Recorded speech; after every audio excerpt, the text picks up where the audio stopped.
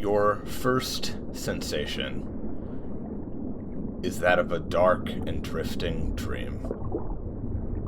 A warm, formless blackness that stretches on forever. You sway in a weightless, gentle current without purpose, without direction, as though you're anchored to the bottom of the ocean all alone. There's an occasional shift, a momentary lapse in your eternity, but it's always warm and never jarring, never unpleasant. There are moments where you can feel the slight pressure behind your eyelids, the lethargic pulling of your limbs, but they are single, silent echoes in a sea of simple comfort. You are a bubble, lost in a current.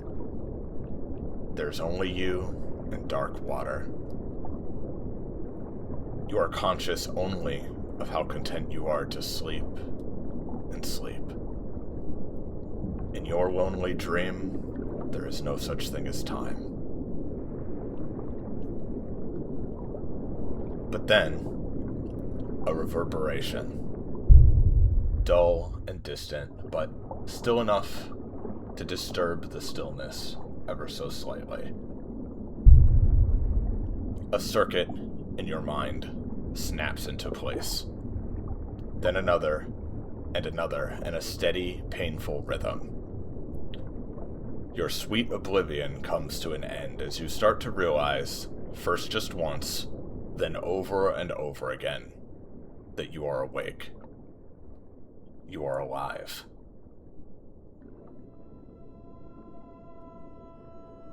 And so, your first real sensation is of the harsh, bitter chemicals pouring into your stomach via the rubber tube pushed all the way through your esophagus. A reflexive shudder causes your arms that you can only now feel to shoot outwards, and they ram painfully into an unyielding, smooth, cylindrical wall. Your eyes, long glued shut, would have snapped open by now, if not for the firm, fibrous stitches holding them tightly in place.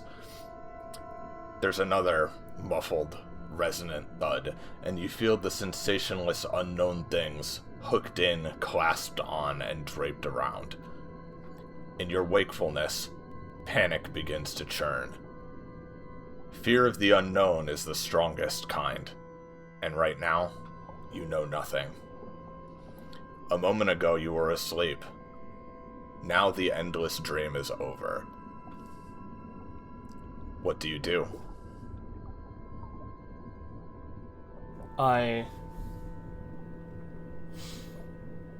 As I'm waking and panicking at this sudden jolt of sensations and feelings, touch, and this sense of claustrophobia, I writhe around in this strange tube. Is it filled with anything aside from myself, like water or other liquids? It definitely feels like you're submerged in a liquid. Okay.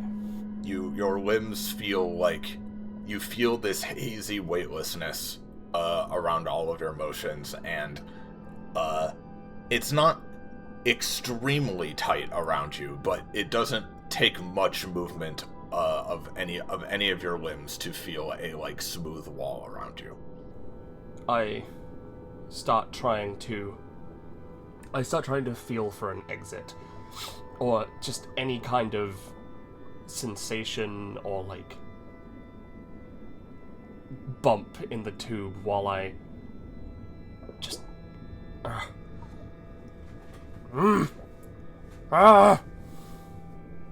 as I start writhing and starting to almost scream through this tube. You most certainly feel, now more than ever before, just how thick and uncomfortable and just awful this tube is and tastes inside of you, and you writhe against it. You writhe just generally, moving around within your confines, and as you do, you, either because one of your limbs manages to just push against something in particular, or just from the movement itself being detected, you hear a, like, dull, muffled sound, followed by the sound of what sounds like a kind of squeaking, like it's like a squeaking, stuttering sound of something opening. And you feel, with that, the liquid around you start to, like, up until now it's just been, you know, around you, but now it starts to swiftly flow, like, downwards, kind of pulling against your body. You feel a current, like, as though it's draining out somewhere. But whatever it is that's opening seems to catch partway through, because it only lasts for a moment before getting jammed or just stopping. And you're still here, submerged in this darkness. As the water is draining, I grab the tube and start trying to, not too forcefully, but still wrenching it out of my mouth and esophagus. You feel multiple, like, long wires or just some kind of restraints around your arms. They don't fully limit your range of motion, and you can grab the hose, but it is not comfortable. As you grab it and start pulling, you pretty quickly start to gag, like, as though this long dormant reflex is awakened within you, and you start pulling it out, and after several long seconds of just fighting and gagging and wrestling against this thing that's still, even now, trying to just spew more of whatever it is inside of you, you manage to wrench it out, and you feel just this really sharp ache in your jaw, as though, you know, just from the numbness of it being held in one position for so long, as your mouth finally closes, now free of this. And it's around this point that you also feel that around the top of your head, you start to feel it. You start to feel the top of your head break the surface of whatever this is, as it's draining out of this container that you're in. And now that the tube is out of you, you quickly you start to realize you don't have another means of breathing currently, and you probably take in a couple of grotesque breaths of this disgusting tasting liquid. As my head starts to breach the surface, and I start almost drowning, I manage to just about get my face above this liquid and start just gagging and coughing.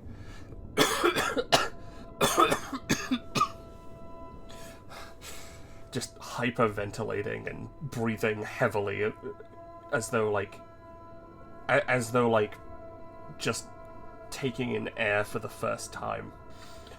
I start trying to pull on the wires or restraints of on my arms, and to try and get myself free, and potentially try and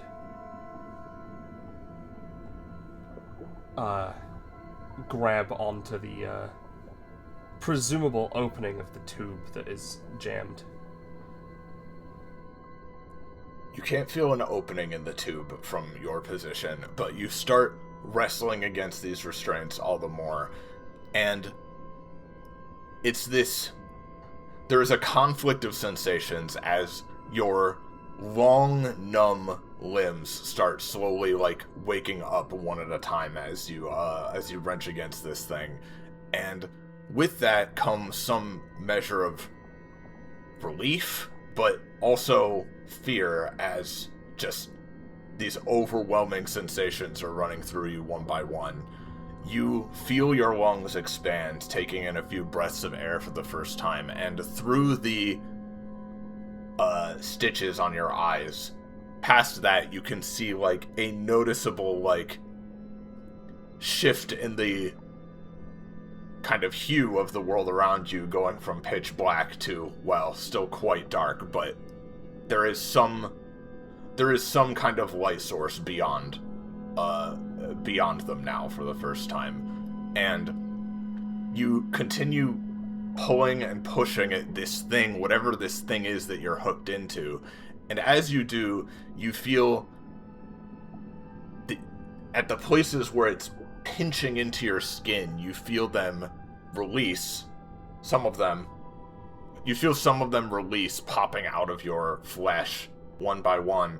But you also start hearing and feeling this kind of metallic, squeaking, wrenching sound as whatever it is you're in, whether by design or no, is kind of starting to collapse along with your movements. And it's finally, as you, with one last just thrust, like a last desperate just movement of a chick trying to emerge from its egg, you suddenly fall, and there's a loud crunching, collapsing, and shattering around you as you break free of this thing.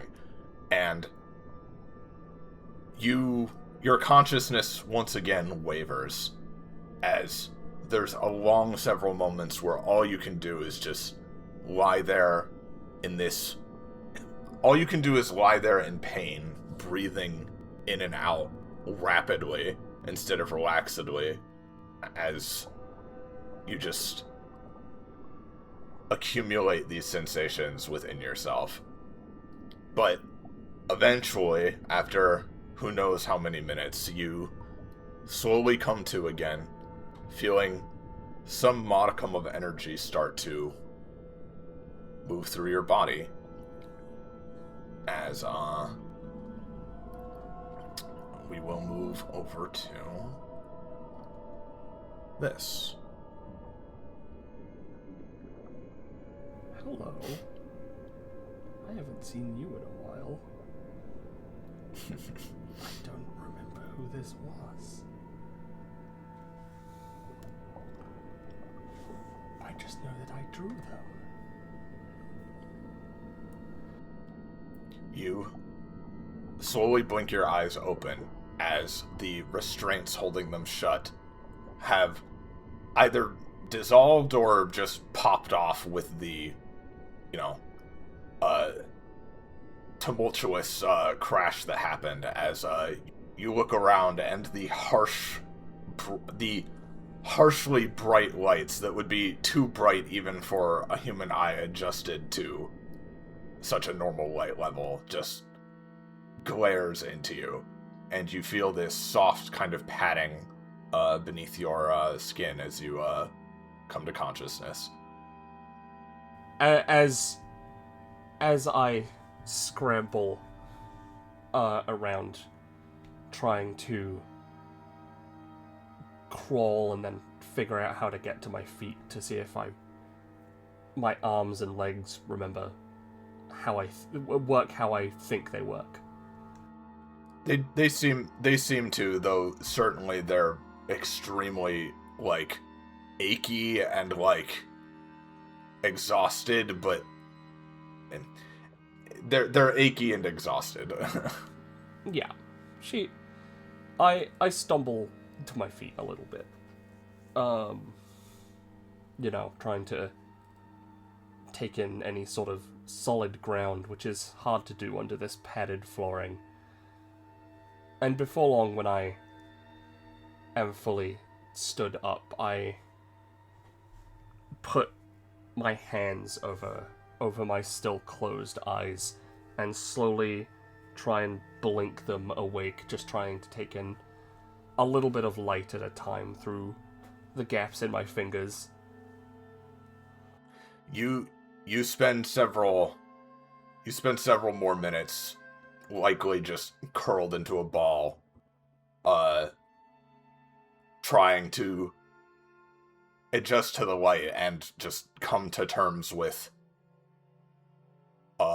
whatever it is that you are and whatever it is that might be going through your mind. The room is quiet, save for the faint humming of lights that are presumably somewhere, though you don't see literal light fixtures in this place if you were to look up. Yeah. Well, as I said before, she's managed to stand up at this point. As she's looking through as she's sort of figuring out her eyes, and she's looking around. Well, I guess do I remember anything? Any memories at all? You try to search back within your mind to see if you recall something. And I'm gonna ask you to roll a d12 for me. D12 is...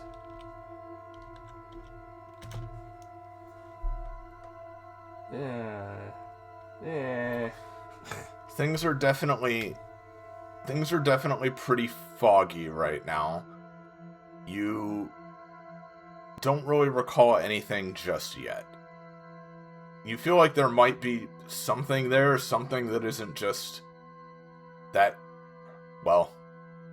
darkness. You mainly just remember that darkness and being drifting within it for a very long time. You remember how vast and infinite it felt.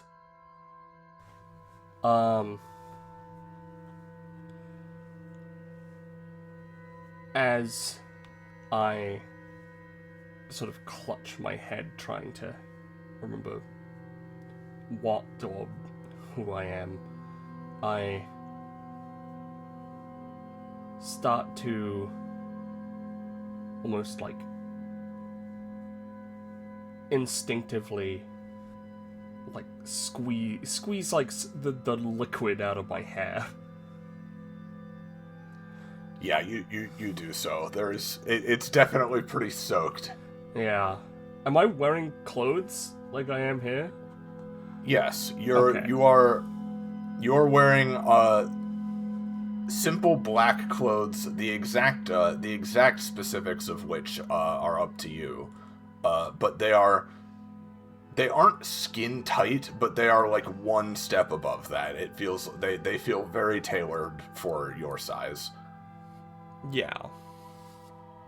They don't have any pockets or well, no, they'd probably have like there'd probably be a couple pockets. But that's about it in terms of features.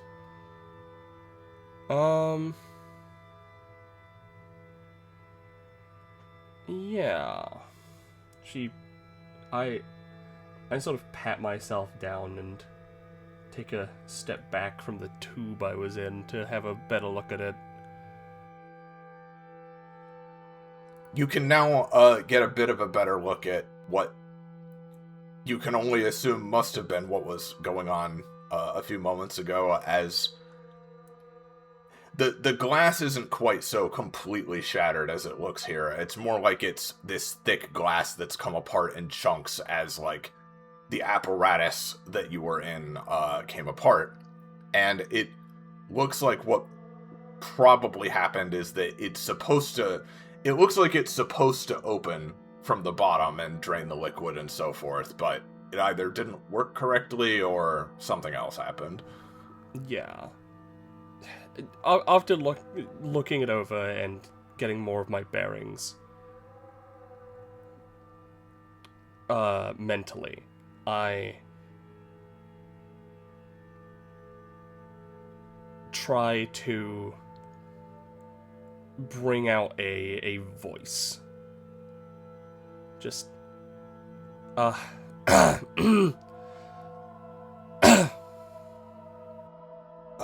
it takes a few, it probably takes a bit, and your throat, too, for obvious reasons, is quite, is in a little bit of pain, but yeah, you can speak, you can make noise.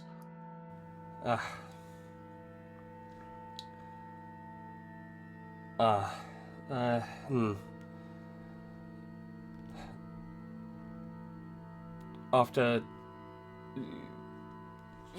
I look around and sort of call out to almost to no one, but to sort of in general, I suppose. Taking a deep breath.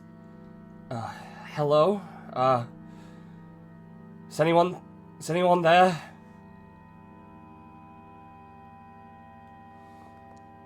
Only silence. What's this thing down here? On the wall. This thing, appears to be one of a few different, objects or features that are positioned around the walls of the room. This looks like a kind of, this is kind of a dark colored, visor that looks like it's something where it's something that resembles one of those things you'd see at like an eye doctor, where you can kind of push your head into it for the sake of like them examining your eyes or trying to see something. Yeah, okay. Yeah, I'll put my eyes up to it. Why not? My eyes have already been stitched together. May as well. May as well put them in more danger. See if there's anything else. Yeah, there. as soon as you push your head into this thing, a restraint clamps over your head, and it doesn't hurt, but it's holding you in place for a moment in a way that is very unpleasant, as your eyes just stare into these empty dark lenses for a moment before you hear some mechanical clicking sounds as they seem to zoom in, the lens becoming a bit clearer for a moment, and these bright flashing lights go off in first your left eye and then your right, just flashing rapidly a few times in turn. And reflexively, you probably shut your eyes against this, but after a moment, it stops and the clamp releases itself, and as it does so, the entire device kind of like folds itself up and retracts into the wall. I start sort of blinking and trying to get the sort of flashes of light out of my mind. No. Okay. Let's try acting more deliberately. As you blink your eyes and look around, you see too there seems to be something on on each of the four walls around you. There's something on the left side of the wall next to what looks like this seems to be a fairly large just like metal hatch that is very securely closed. And then over here on this wall there are a couple of levers. And then on this wall, right next to where your tube was, there are a couple of like holes in the wall.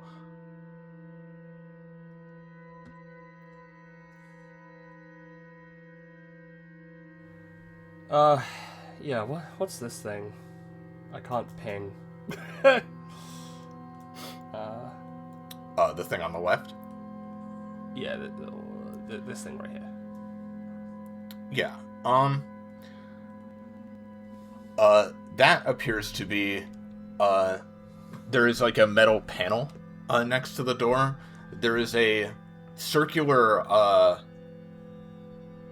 there's a circular speaker, with a bunch of very, very tiny little holes, that signifies it such, with a large button below that.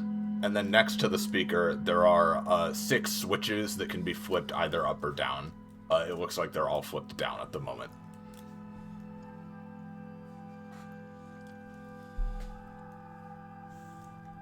Alright.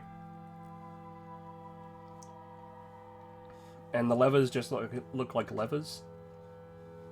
The levers look like 2 kind of just bulky, levers, yeah. Those are both flipped up. Alright. Can I look through the holes at a distance? Looking through the holes, they both appear to be fairly deep, but also fairly dark. You can't really see anything in them. They both look just wide enough that you could reach your arms into them. Yeah, I bet they do.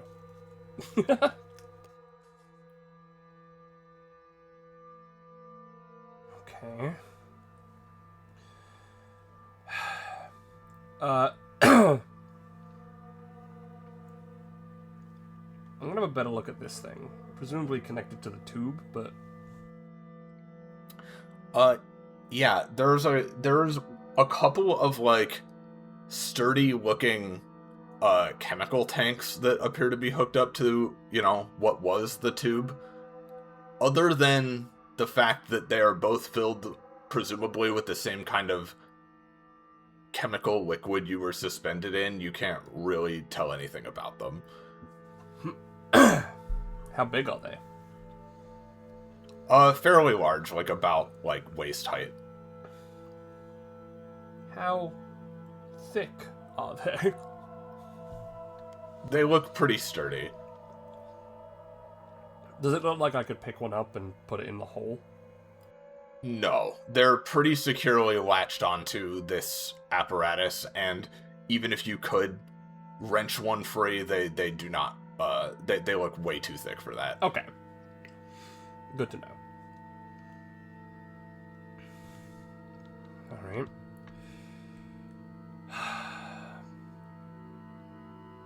I'm gonna resign myself to hoping for the best. Nope. That's a locked door.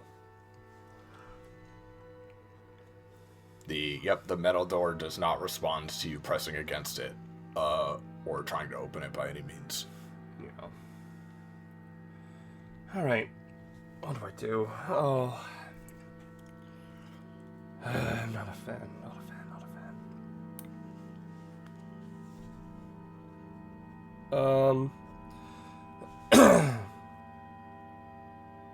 Is it any distinguishing things about these levers at all? Any labels or anything that makes them different from each other? It doesn't look like it. They're as simple as it can be. They can either be up as their resting position, and they can be pulled down. Alright, I'll pull the right one down. You go to start trying to pull the right one down, and it's fairly heavy. There's a little bit of resistance. As it moves down, the left lever moves down at in exact tandem with it. But you can only get it about halfway. It's pretty heavy with just one arm. I guess I'll use both arms to pull them both down at the same time. You do so, and even so, it still takes a little bit of strength, especially given how exhausted and achy your muscles are, but you manage to push them down fully, and you feel them click into place, and a moment later they retract into the wall, similarly to the visor, in the same way the visor does. Alright. Yeah.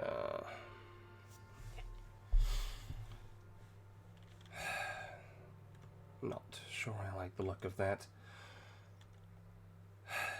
Nothing else has changed aside from the click. And that, as far as I can tell. Nothing's changed except that they have now removed themselves from the wall. Alright. We're gonna look at these levers then. Yep, these appear to be much smaller, just like switches you can flick up or down. Let's... Along with a single... 6? Yep, and there is also a single, like, big button right underneath the, like, speaker itself. Alright, let's flip one switch. The 4th switch. Nothing appears to happen. Button? You press the button, and from the speaker...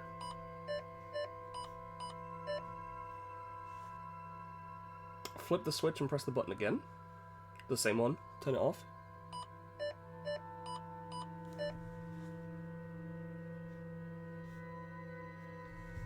Press the button one more time.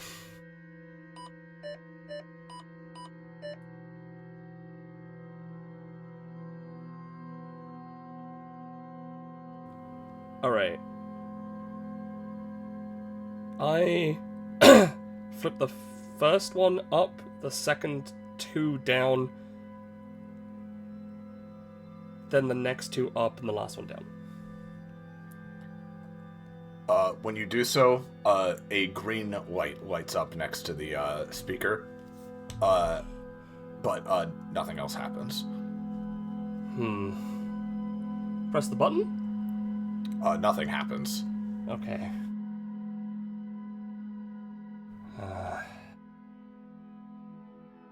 I'll try the door again. Still seems shut. They really want me to do this.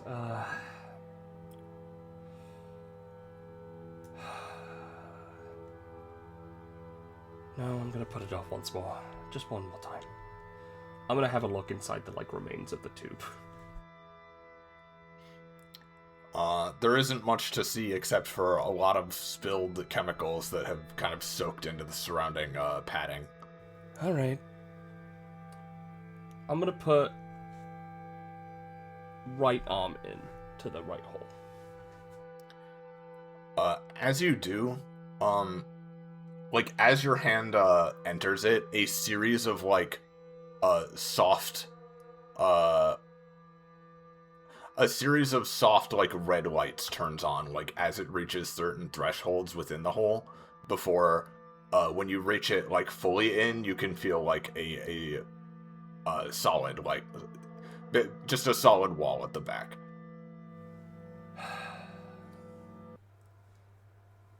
This is going to suck.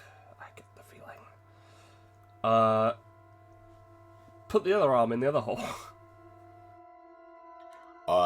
You put your left arm in the hole as well, and similarly, some lights turn on, and you feel the solid wall at the back. And the moment all of the lights in both holes have flicked on, you feel a jolt of pain as a bit of, like, electricity pours into your fingers. Fuck. And assumedly, when you feel that, you jerk your arms back out of the holes. And when you do, the lights turn off, like, you know, in reverse sequence from how they turned on. And then they all light up green, and the 2 holes disappear as the padding seems to almost just morph around them, closing them both. And a moment passes before you see 8 smaller holes in a row open up along the wall, along with 2 slightly larger holes beneath this row of 8. Alright, fine. I'm gonna stick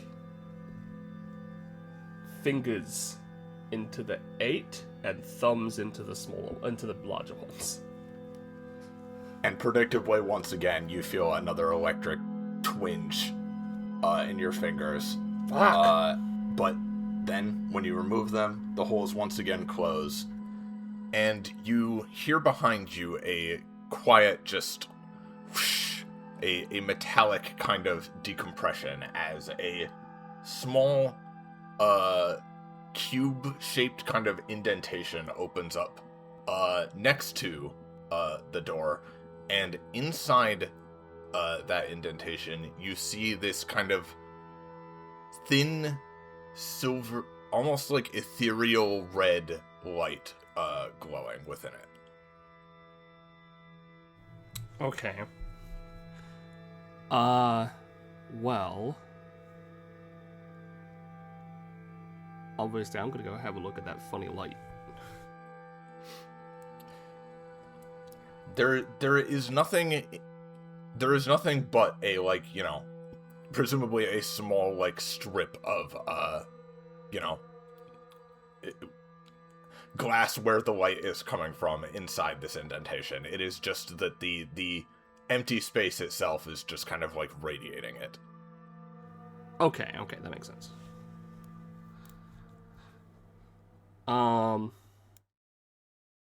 And this indent is, like, roughly, like...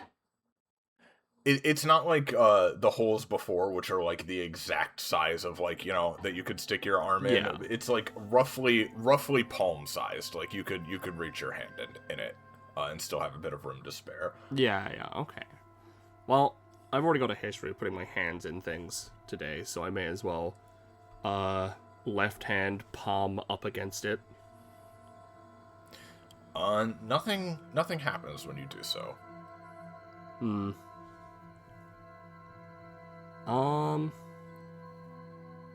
And it's just like a weird indentation with a light that emanates a light. Yep. Poke it. Poke. With your left hand again? Let's go right hand this time. Why not? Well, when you poke it with your right hand, you flinch slightly. It's not like a loud, shrill sound, but you hear a kind of soft, like, beep of acknowledgement. And it's, you know, you kind of reflexively jerk your hand back, though this time you thankfully don't feel anything. But when you do, you notice, for the first time, that across your right wrist, there is this kind of, like, this marking, like a birthmark, but it's a little bit too, like, it's too regimented, too, like, designed, too intentional for that. It's like a series of, like, black, squares arranged in a very, like, specific pattern, with that just kind of, like, almost like a constellation, but slightly more complicated, just, like, overlaid with your skin. Yeah. And a moment later, as you acknowledge that and take that in, there's a louder kind of hissing noise as slowly the door in front of you, its locks and hinges lift into place, and you can now go through it. Yeah. Well, okay, that's good. I think I'm gonna worry about this. What I'm assuming for the time being is like an identifying marker or something that whoever You're gonna worry about it passively. Yeah, just worry about it passively, because it's concerning. But it doesn't seem like actively worrying right now. It's just I don't know what it is. There's not much to be done about it for the moment. Yeah, exactly. So you're gonna head through the door? Oh yeah. I, sort of stretch and curl my fingers, sort of crack them a little bit. I'm fine. It's fine. Yeah, I'll go over to the door and click it open. Yep, it has, as stated, the metal hatch has grown open, and you can now see into the next room. Oh, boy.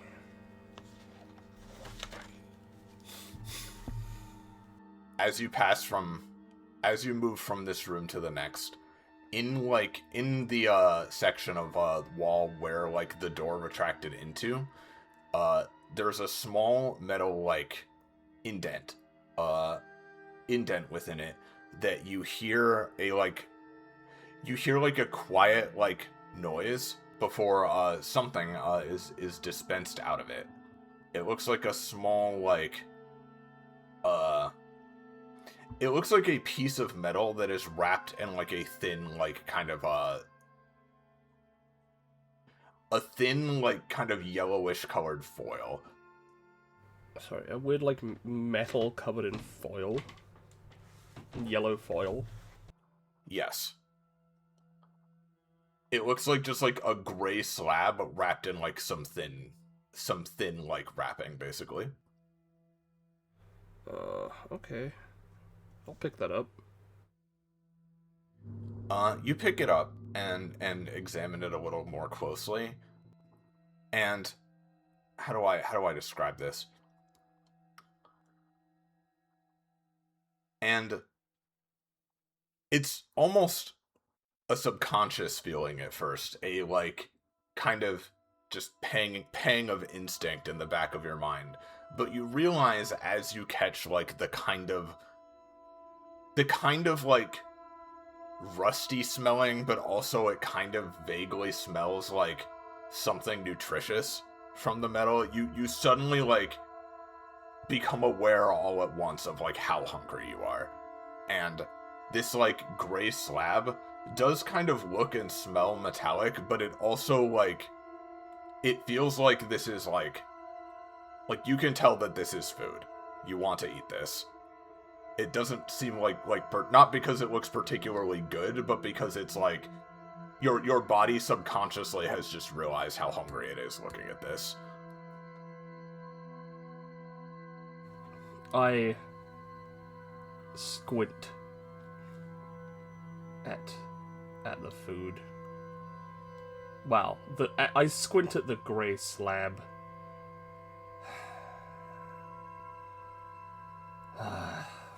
Alright. And unwrapping it, I just devour it. It tastes. It has the taste and texture of beige. It's like nothing. It's less than nothing almost.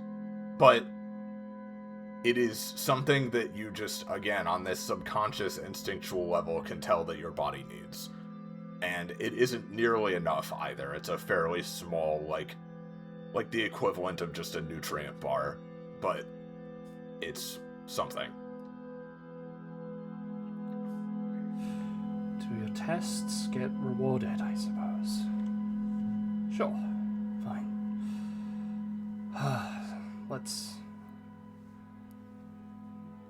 Let's try this out. If I want to get out of here. Wherever here is. Yeah, I'll pick up this screwdriver. It's right there in the middle, may as well. You do so. You pick up the screwdriver. As you do, you see it looks like a fairly ordinary, screwdriver. It does have a small symbol on its handle. But no other but it doesn't have any other identifying markings like a serial number or like a logo or anything like that. It's just this symbol. The symbol looks like 2 circles with like 3 lines cut through the circles. Circles horizontal, vertical, or like overlapped? Just touching. Just touching. Horizontally or vertically? I want to draw it. Horizontally. Okay. Okay, sure. So the lines would kind of be coming through vertically, in that case.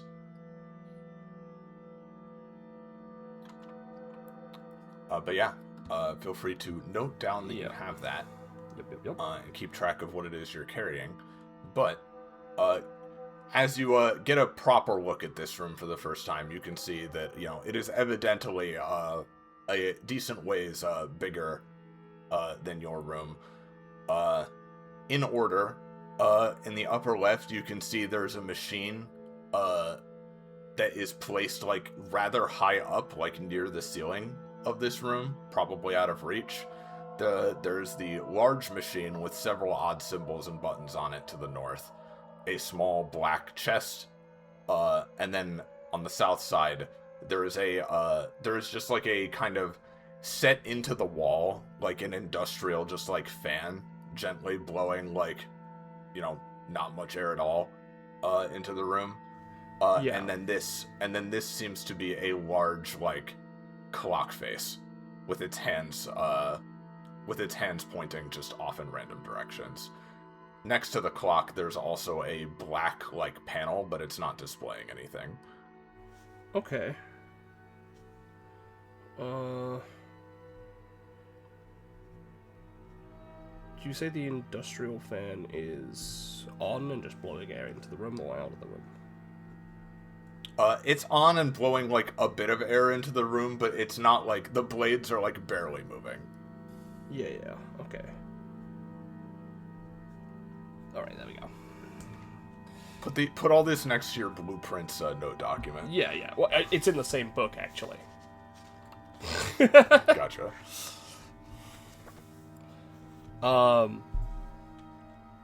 Alright. Well, first things first, let's see if there's anything about this treasure chest.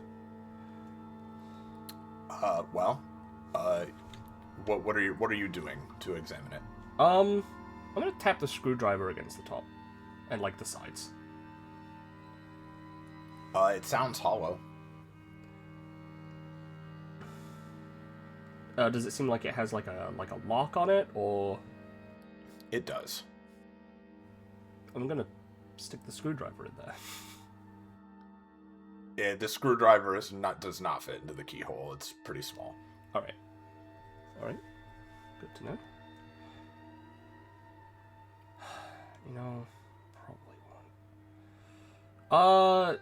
Just to get this out of my mind, I'll ask, because I'm still looking at those funny chemical tanks. Did it look like those could be unscrewed from their positions? Not really, no. They're kind of just, like, set into this. Alright.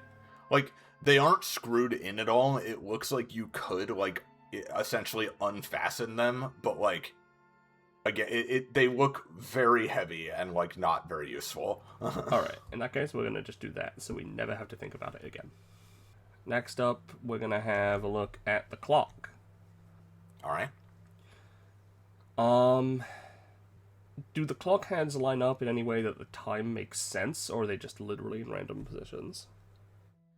I'd say that like one of the hands is longer than the other, as though it were a minute hand. That one is pointing at the 4, and the hour hand would be pointing at the 7. Does it look like I can put the screwdriver into, like, the middle of the clock hands and sort of turn them? No, it's in one solid piece. Okay. You could try moving the clock hands, but there's no, like, there's no place to insert a screwdriver. Okay. In that case, yeah, I'll try moving the clock hands, just, like, manually. Yeah, you can move them around. And they move like I would expect them to move? Yep, you can move them around in a circle and such. Right. But nothing really seems to change in particular. This panel next to the clock isn't lighting up or anything. Alright. That's fine. Yeah, I'll set it to, like, 8 o'clock and then stop. Because it should be, by my count, 7:20. So I'll set it to, like, 8 o'clock. Alright. Let's see. Well, what's this panel all about, actually? I saw this one. This here? Yeah. That appears to be... There seems to be a, like, slight... Like, it's not the most noticeable, but there is a slight indent in, like, the padding of the wall, and it looks like there's something inside it.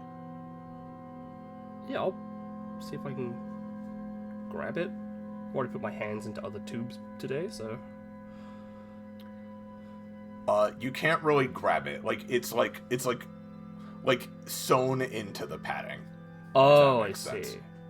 Can I use the screwdriver as like a cutting implement? You could. It looks like it would probably, like, you essentially crouch down and you start trying to, like, work the screwdriver into the padding, and it does a little bit. It's pretty thick, so it would take some serious, like, doing. It would take, like, several... It would probably take, like half an hour at least. But theoretically, I mean, it is sharp enough to poke through. Yeah. I'll come back to that after I look at everything else, just to make sure I'm not missing something.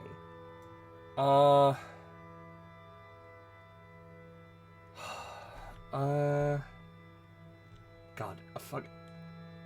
Are there actual electrical sparks going off here? Like, very, very minuscule ones, yes. Okay. This cord is severed, and there are electric sparks, visible, but, like, not like, you know, it's not like a live power line going crazy, but it is sparking a little, yes. Alright, okay. Yeah, I'll connect that shit up. You try to, but the wires seem split enough such that, like, you would need to affix them together with something and probably touch the, like, exposed wiring in the process. Alright, I have an idea about that, but we'll keep that in mind.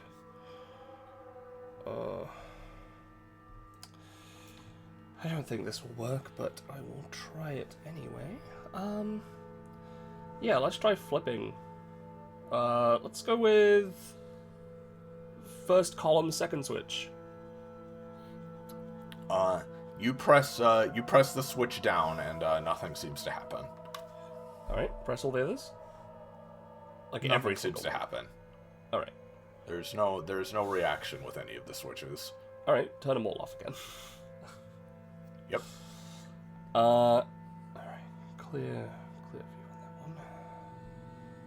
And this is too high to reach up here? Yeah, that looks like it is, like, it's above your head. Yeah, you can't quite reach whatever is going on up there. It looks like something where you can you're not really sure what kind of device it is from this angle, but it looks like it has, like, a keypad of some kind.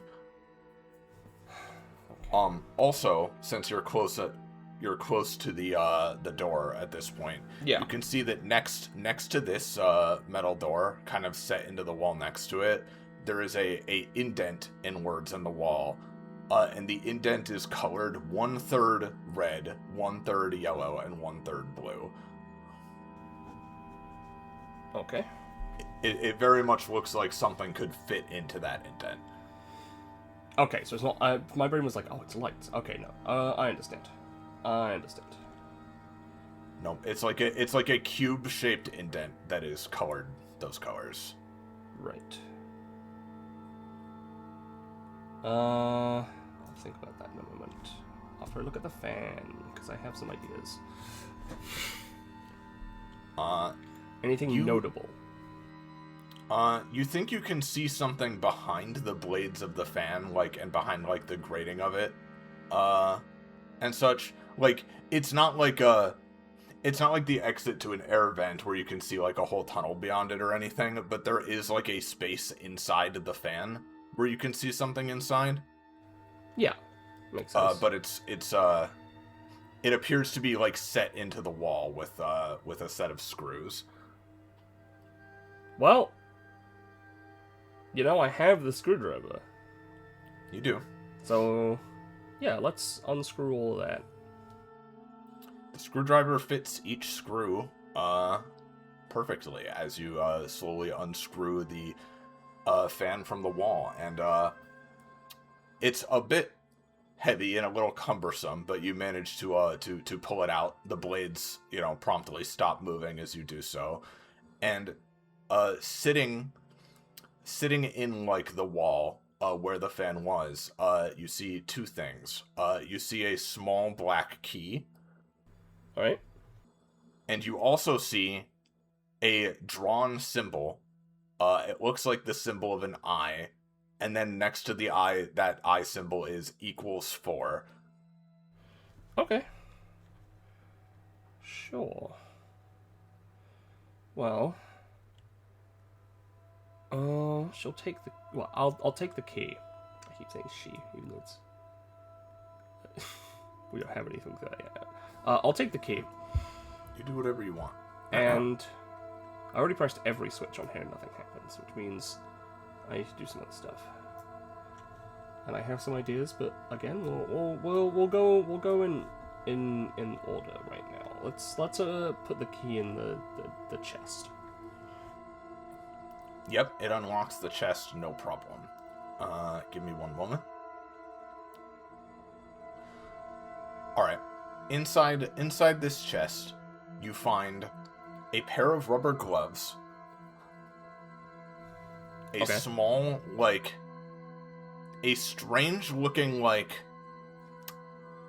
metallic coil. It looks kind of like a spring tightly wound around, a just, set of, small, black fixtures inside of it. Right.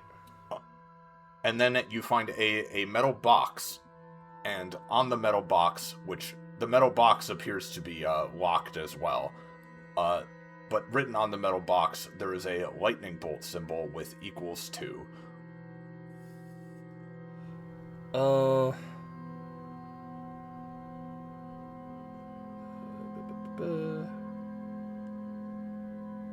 Okay.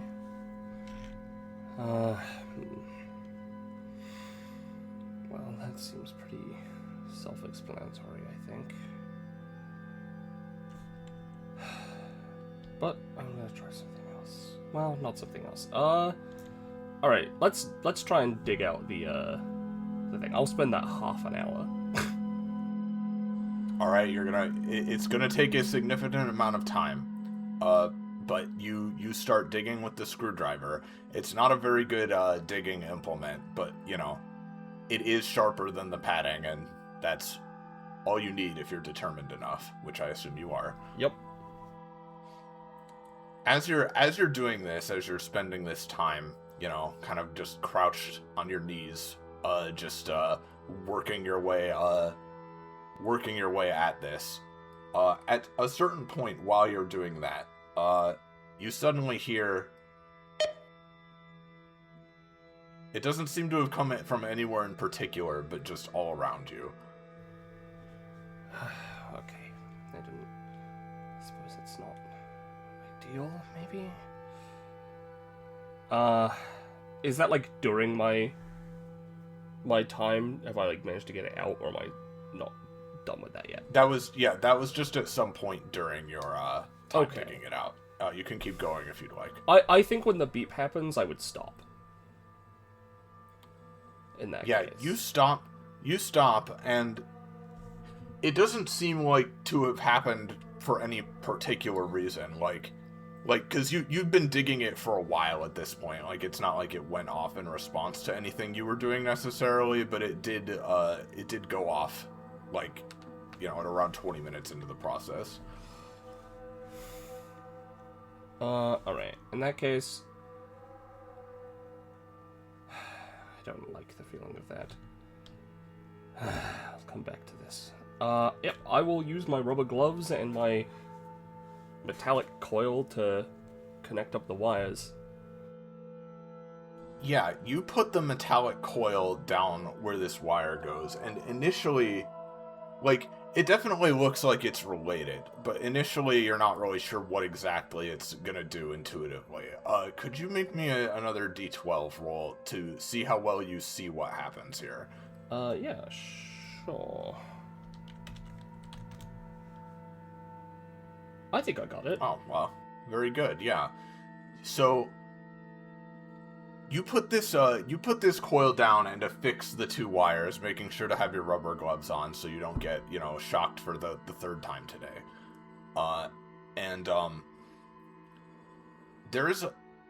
It's very quick, so it's only because you're explicitly, you're not blinking, you're looking and paying attention at the exact moment where you do get it to, happen, but at first you're like, well, how is this weird little coil gonna affix these 2 wires?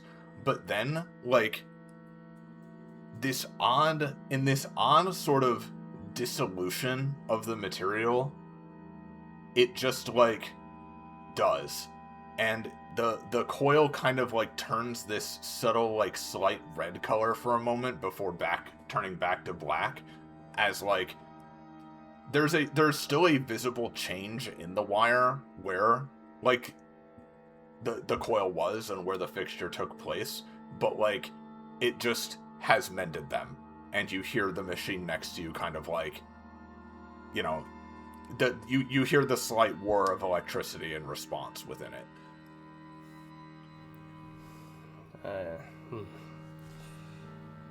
Very strange.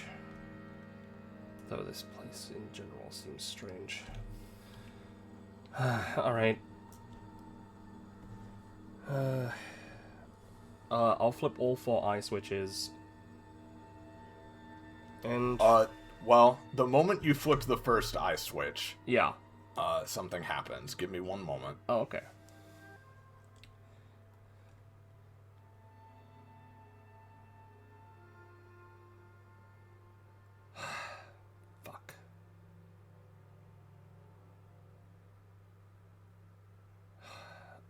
I'll switch another one just to have a see. Another one of the eye switches? Yep. Nothing new seems to happen. Okay. Is it now just too dark to see or just very dim? It's almost too dark to see. It is extremely dark. Though do you look around at all, or are you just focusing on the switches? I was gonna ask if I could have a look around. Maybe if you have a look at the clock. You look towards the clock, and you don't see anything. Frankly, you don't see anything, let alone something different. But in so turning around, you notice that there is something glowing from above you. Okay. That's good. I just wanted to make sure it wasn't the room where it was that one fucking clock puzzle. Yeah. Alright, yeah. Let's see. Yeah, I'll look at the glow. Yeah, you look up and you see written in some kind of glowing paint or substance on the ceiling, you see an hourglass symbol followed by =1 next to it.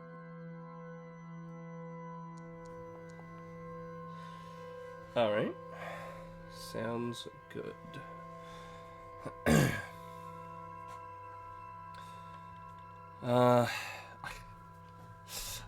I keep putting my hands on the keyboard like I'm going to move around in blueprints. That's what. I'm bad. My brain is broken. Yeah. As I see that, I look around to see if there's any more fluorescent writing or lighting anywhere, including inside the fan hole and under the box. You don't see any more. You don't see anything else glowing in the dark over there, except you do see the kind of area around where you've been digging with the screwdriver light up a bit more in the dark to make it a bit more noticeable, but you of course, noticed it anyway. Yeah. Okay. In that case...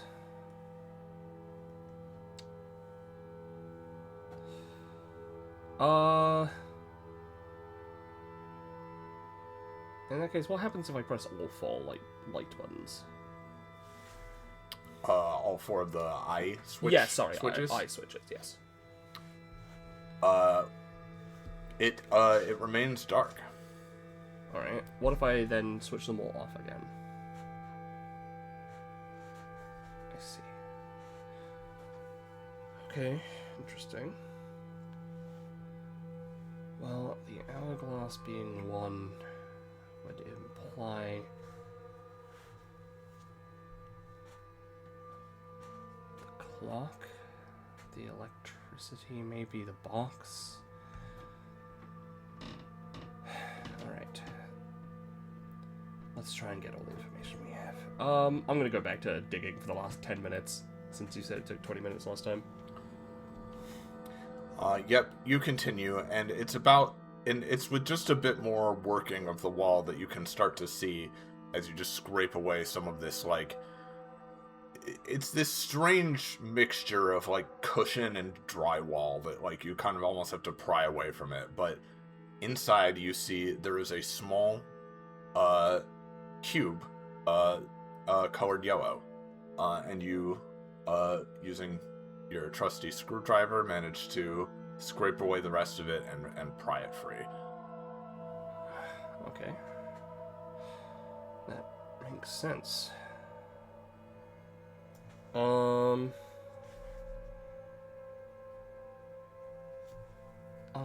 keep hold of that until I put the rest in, I think.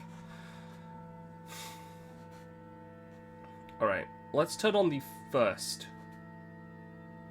hourglass switch. Alright.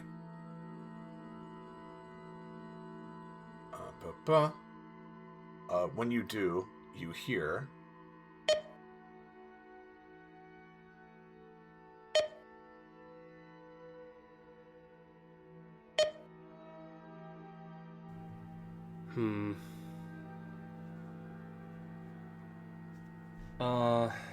Turn it off, try switch 2. The same thing, a rhythmic series of beeps. And same for 3 and 4.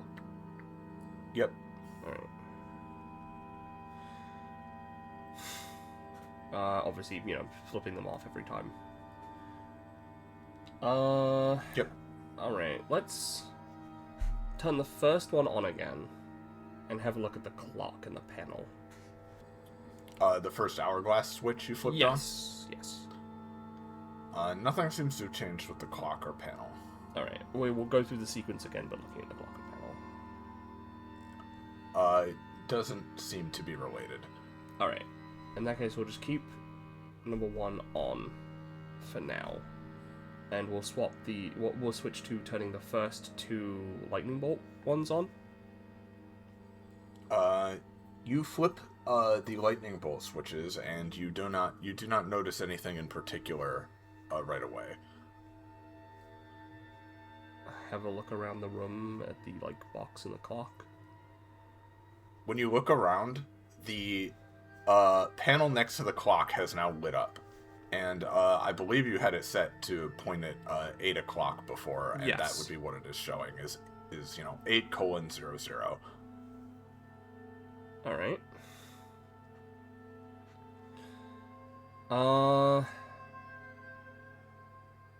Alright, let's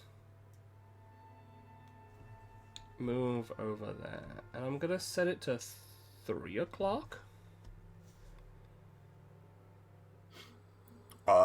As you move the hands around, you see that the panel's display is changing in tandem with how you're moving the hands. And you move it to 3. Okay. And nothing happens?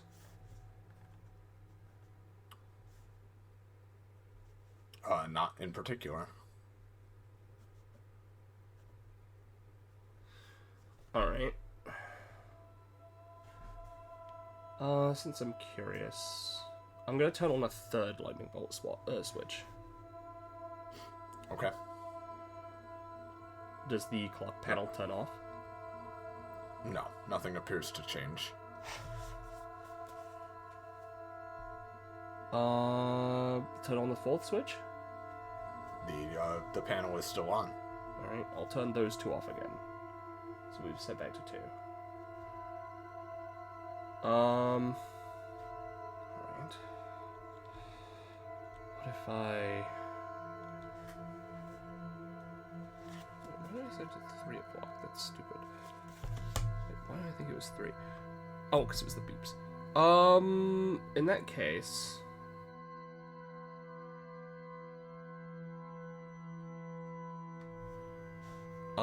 I'll set the time to 2 o'clock and then 1 o'clock, going backwards. You do so. Nothing appears to change, except the panel along with it. Yeah.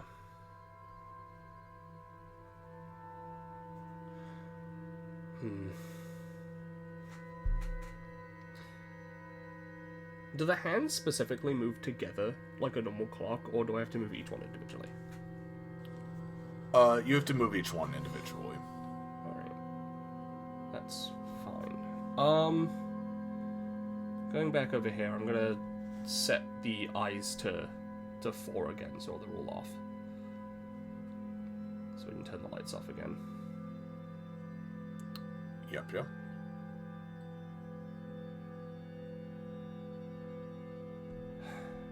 And does that seem to do anything to the clock panel or the box with the things set up in the way they are? No, you just see the red numbers on the panel, just kind of slightly lighting up the darkness, but that's about it. Alright, let's try this. I'm gonna put the yellow cube into the yellow slot. It seems to fit. But there's still space for the other 2.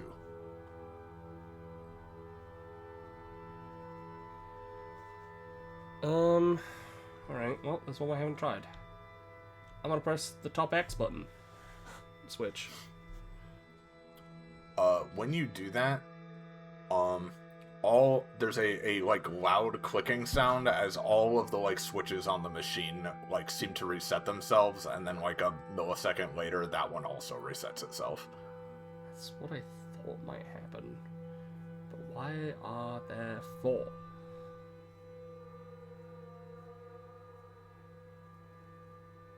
Alright. You don't have to mess with the map if this would do the same thing. But I'll set all the switches back up and then click the second one, do it again for the third one, do it again for the fourth one. And how exactly are you setting the switches up before each of these? In the Hourglass 1, Lightning 2, Eyes 4. As in, like, the Lightning Bolt has 2 switches flipped, and the Eye has 4 switches flipped? Yep, and the Hourglass has 1, and it's in order of top to down. If that matters. Yep. You do this, it takes you a few seconds, but when you hit the 4th X switch, specifically, and they all reset themselves again and click back into place, there is a whirring noise from within the machine as a small slot pops out of it, and in that slot you see a small black nail file. Ah.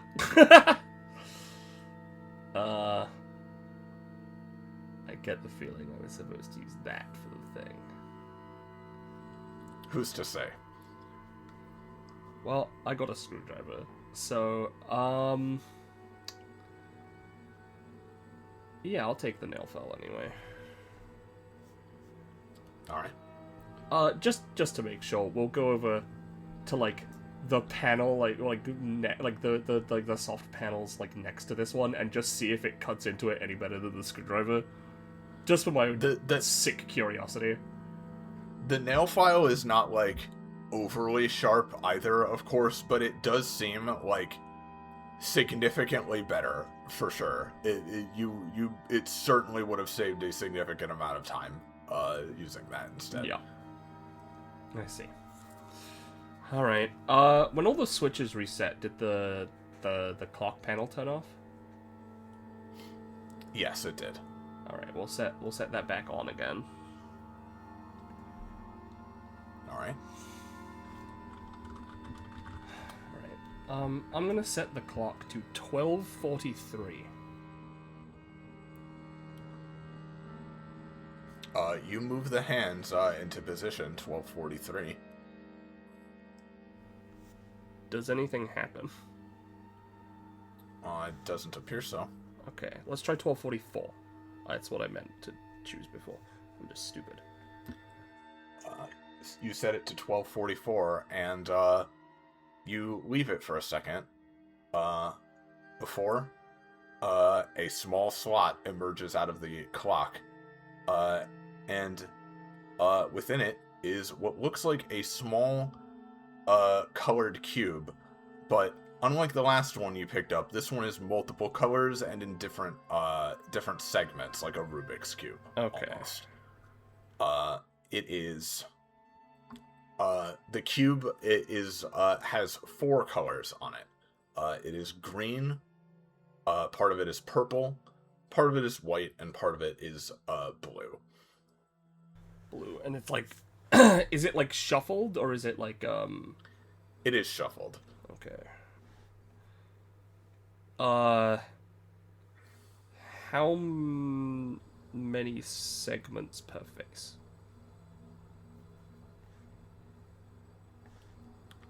Like, is it like a normal Rubik's Cube? Say again. How many segments per face? Like, is it like a normal Rubik's Cube where it's a 3x3, or is it like a 2x2 because there's only 4 colors? It is it's more like an 8x8. An 8x8, okay. Alright. Well, does it sort of shuffle like a Rubik's Cube? Like, can it turn like that, or, Yeah, you can turn, its segments to different colors, yep. Okay.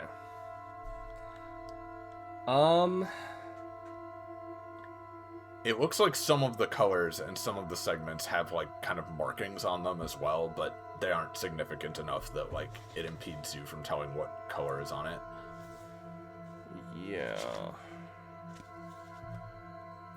Can I try just... Because this is pretty easy for Rubik's Cubes. Can I try, try getting one color face? Like, one of them completed, basically? Yeah, one face as a completed face, yeah. Yeah, give me a roll. Yeah.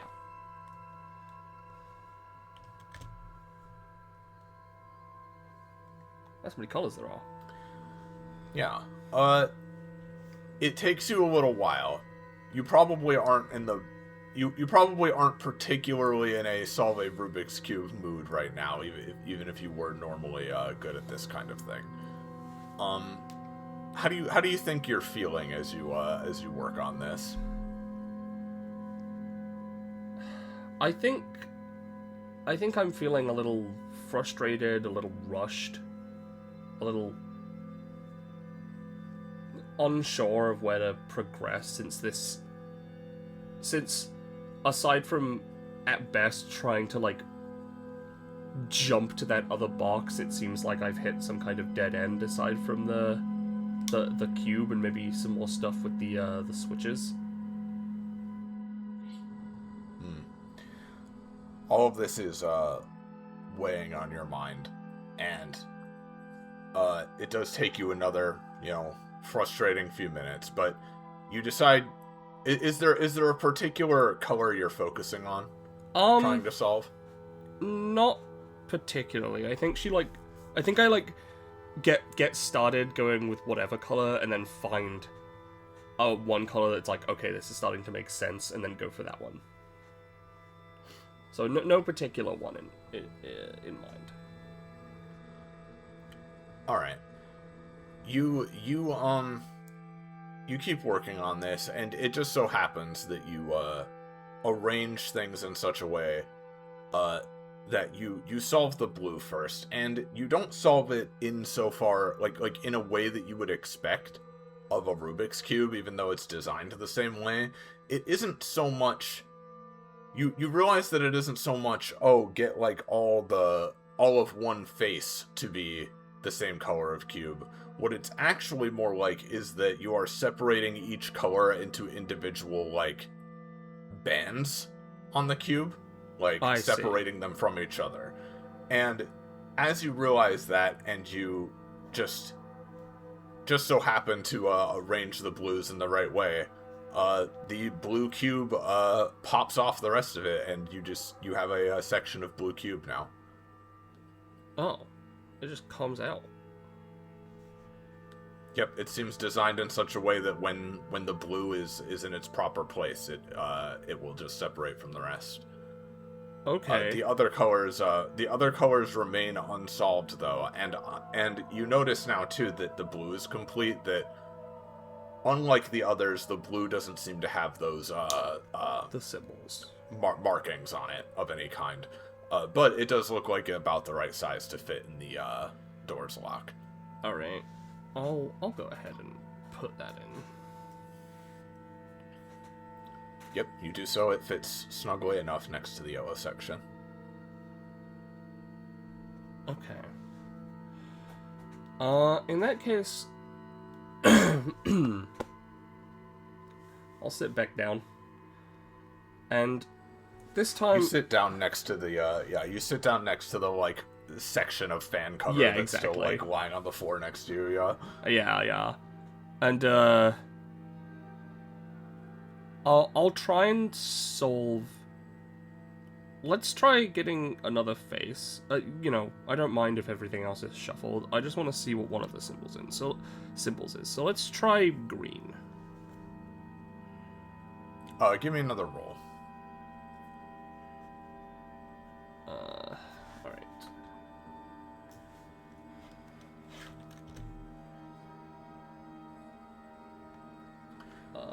Did that come through?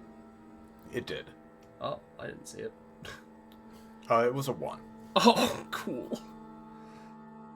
Now that the blue section has been separated from the rest of it, it somewhat mercifully that has like limited the overall possibilities quite significantly. It's now more along the lines of like a normal Rubik's Cube level of thing, and you start arranging it, and you're really distracted. It's not going great. You feel pressured, as you said, and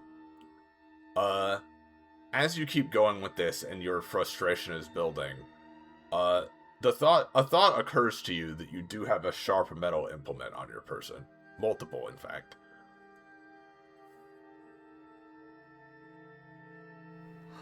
Yeah, see, I was wondering if I could just break the cube and, like, quote unquote switch the stickers. But I wasn't sure. Well, yeah. It's up to you and what this character would do. I think if you'd like, you can just keep powering through until you eventually get it. I think I'll put the screwdriver and the nail file in my lap, right? To threaten the cube. Okay, yeah. And I will show it to them.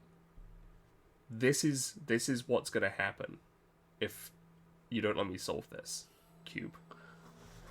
Gotcha. Well, the cube doesn't respond. But I know you feel it like doesn't. You've gotten the message across. Yeah, exactly. So I'm gonna try once more. I'm gonna try for green. And if that doesn't work, well, the cube's been warned. Exactly. You get back to work. The cube has been warned, and you're still just not having a great time. Again, there's a certain mindset that happens when you keep just trying something over and over again, trying to brute force it in your head. And when it's the type of thing like this that requires requires active thought rather than just passive effort, it tends to just make things take even longer. But eventually, it does take you a good several more minutes that you're spending in this weird room by yourself, but you do finally manage to arrange the not only green, but the rest of the colors into their proper segments. And unlike the blue, these don't immediately snap off or fall apart. However, you do see that now that they are properly set in their positions, that the symbols and markings on their sides form into a series of numbers. 1, 5, 8. Okay.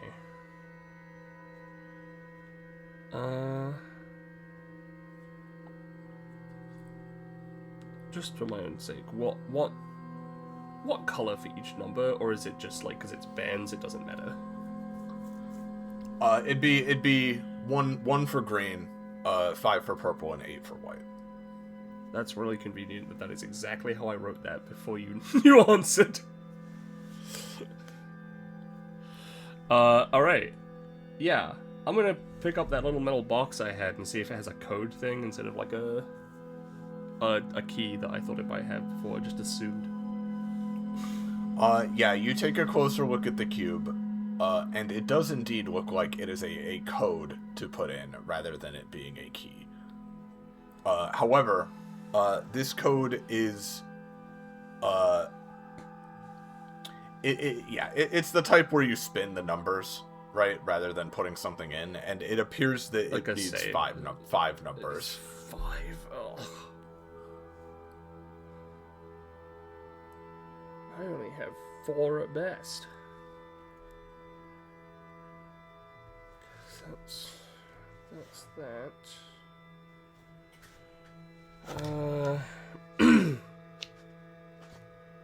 Let's see.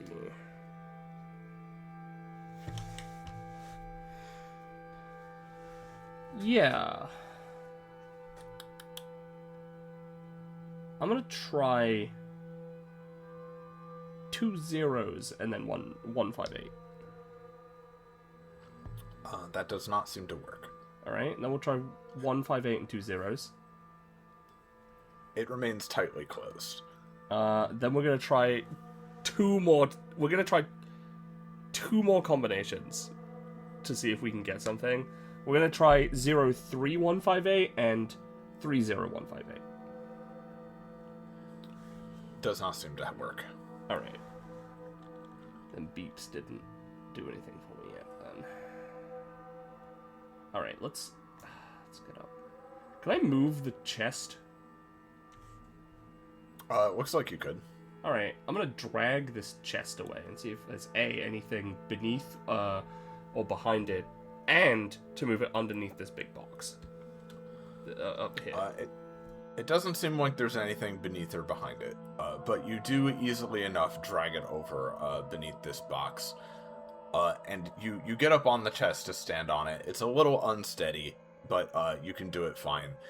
It still seems like a little out of reach. Like you can physically, like, if you really stretch on your tiptoes, you can like touch your fingers around like the top. You can basically like grip the top of the box, but you can't press the numbers on the keypad.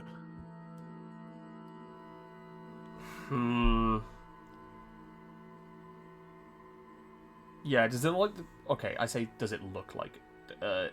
does it seem like the keypad is...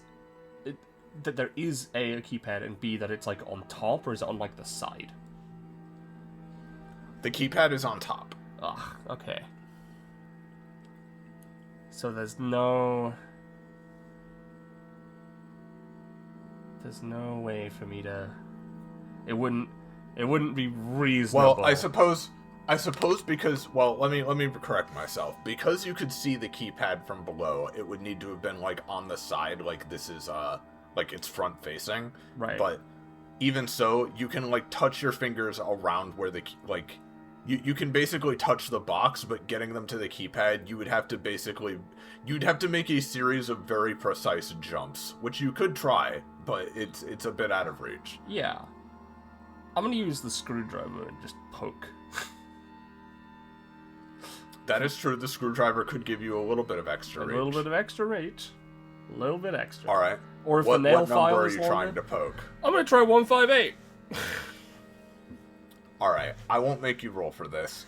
It takes a minute. You probably need to make a little hop and hit the clear button a couple of times. Yeah. This does not feel like the intended solution behind, of whoever may have designed this nefarious place. But even so, that hasn't stopped you up until this point, and it doesn't stop you now. So you press the screwdriver into the buttons, eventually hitting 158. And when you do, the machine, you hear it whir to life a little bit, and there's kind of a buzzing sound as something like internal happens within it, and then the cover of the machine opens, and you catch a brief glimpse of, like, what's going on inside it exactly, as it looks like these, like, black, like, struts and supports are, like, lining the inside of it, that have just finished moving these small mechanical, like very, very small little mechanical arms back and forth, and assembled something as the supports retract out of view, and sitting inside this machine, as though it's just come out of a microwave almost, is a red cube of the same size as the blue and yellow that you created a moment ago. All right, can I grab it, or is it, like, too awkward to grab? If you make a little jump and, like, probably hang off the machine for, like, a split second as you, like, grab it, you can do that from the test. Yes. All right, I'll do that. I'll try and still use, like, the screwdriver to, like, sort of push, like, pull it in towards me. Yeah, it doesn't seem fragile. It is a solid red piece of material, and you pull it out. Yeah. All right. I look at this. I look at the box. I'm gonna keep the box and all the other stuff on me. I don't think this is how I was supposed to do this, but fine. A moment later, this device closes itself again. All right. I'll slot it in.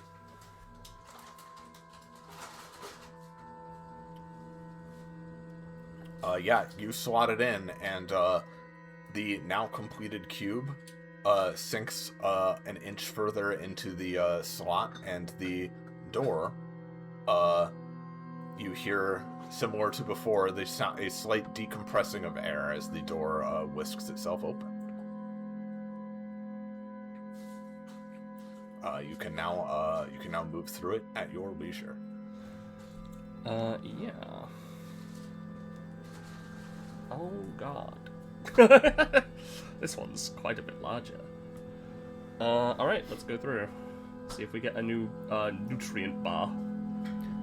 You do, as you step through, another beeping noise issues from the door, and another very, very regrettably similar slab of, like, metal tasting thing comes down, and yeah, you can eat it if you want. You're maybe not quite as hungry as before, but it's definitely still a thing.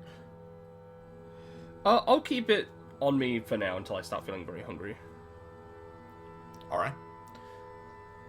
You look around this room and see several things of interest in all likelihood. So you can do as you please. Yeah, let me just take a little note. Let's do a little draw of the room, as I've done for all the others.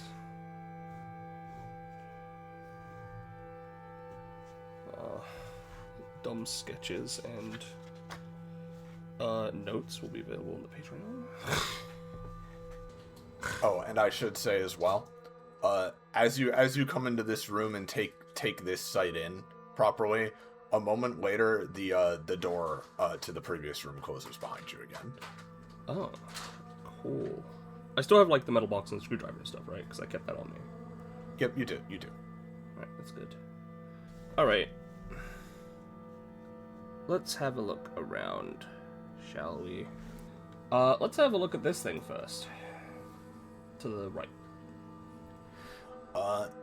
You come up to this thing. It appears to be a metal panel on the wall, just lying flat with it, that has a bunch of metal, small metal rods sticking out from it in kind of a grid-like pattern. Okay. It does not look like you can, it doesn't look like you can manipulate or do anything with any of the rods. It looks like it would be like a thing you stick something on, if anything. Okay, that makes sense. What about this paint and canvas? This appears to be a canvas with some paint next to it. The canvas is kind of set into the, not fully set into the wall, but hooked into the wall, and below the canvas there is what looks like a big, kind of like a big soft circular button, question mark, but otherwise it's just a canvas with some paint by it. Alright. We'll take it all in one by one. What is this? What is the sphere? The sphere appears to be a big metal sphere hooked into this wall via some pipes. You can kind of see there's some glass. The sphere is made of a thick refracted glass. You can that lets you kind of see what inside it, but not fully. You can see that there's something in there, but you can't really make out any details. That tracks. What about this middle thing? It looks kind of elevator-y. The middle thing is a large metal platform that is big enough for you to step on and stand on if you'd like. You currently could. It is down at the moment. Okay.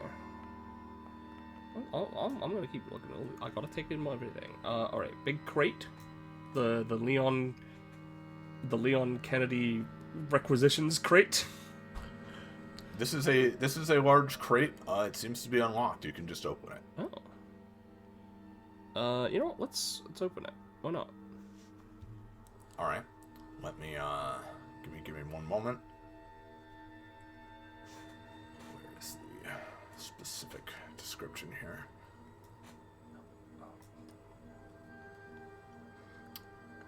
Yeah. So inside the crate, you find this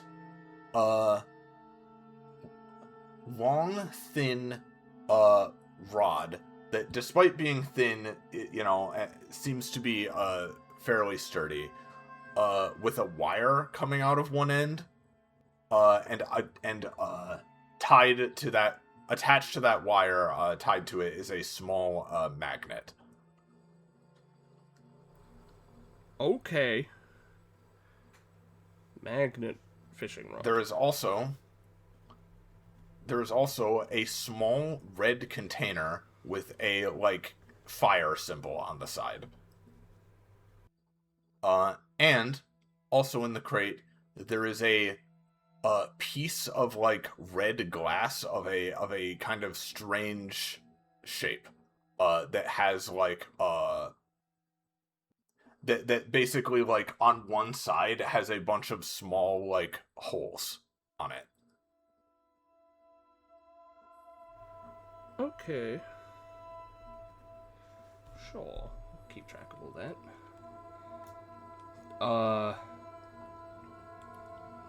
Okay. Strange, but fine. Bucket of coal?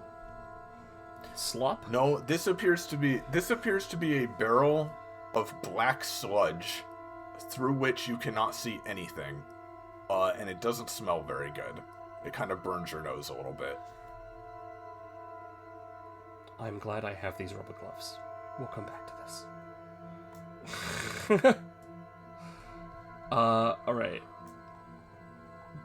what is this table with these weird things? This is not a table. This is a large, mostly empty glass tank with a little bit of, just like 3 or 4 inches of like water at the bottom, and in the water, just like there are these little robots, and the robots look as simple in function as you can get. Like it is literally just like there are these small little kind of fish-shaped robots that have these little tails that just like they are programmed like seemingly at random to swish back and forth, and the little robot fish are swimming around in there, frequently bumping into the glass and each other and so forth. But also in the tank, you see that there is a yellow piece of glass similar to the red one you picked up, but a different shape. Does it have like an opening at top? Yes. You would need to kind of like... You would need to like kind of do like a vault to get in, but you could hoist yourself up into it if you wanted. Right. I'm gonna reach over the top and just put an index finger in, still rubber gloved. It is the tank is deep enough that you can't do that without fully hopping yourself in. It's the water is very shallow. Alright, well I have some tools that might help me with that. But maybe there are more. Alright, big computer. Yeah, this computer is on, and on it has 3 screens, and on each screen appears to be like a very like simple like kind of just separate function, and two of them are kind of like grayed out, like you could see what's on them, but like they're just grayed out, and the third one the third function basically has a symbol of like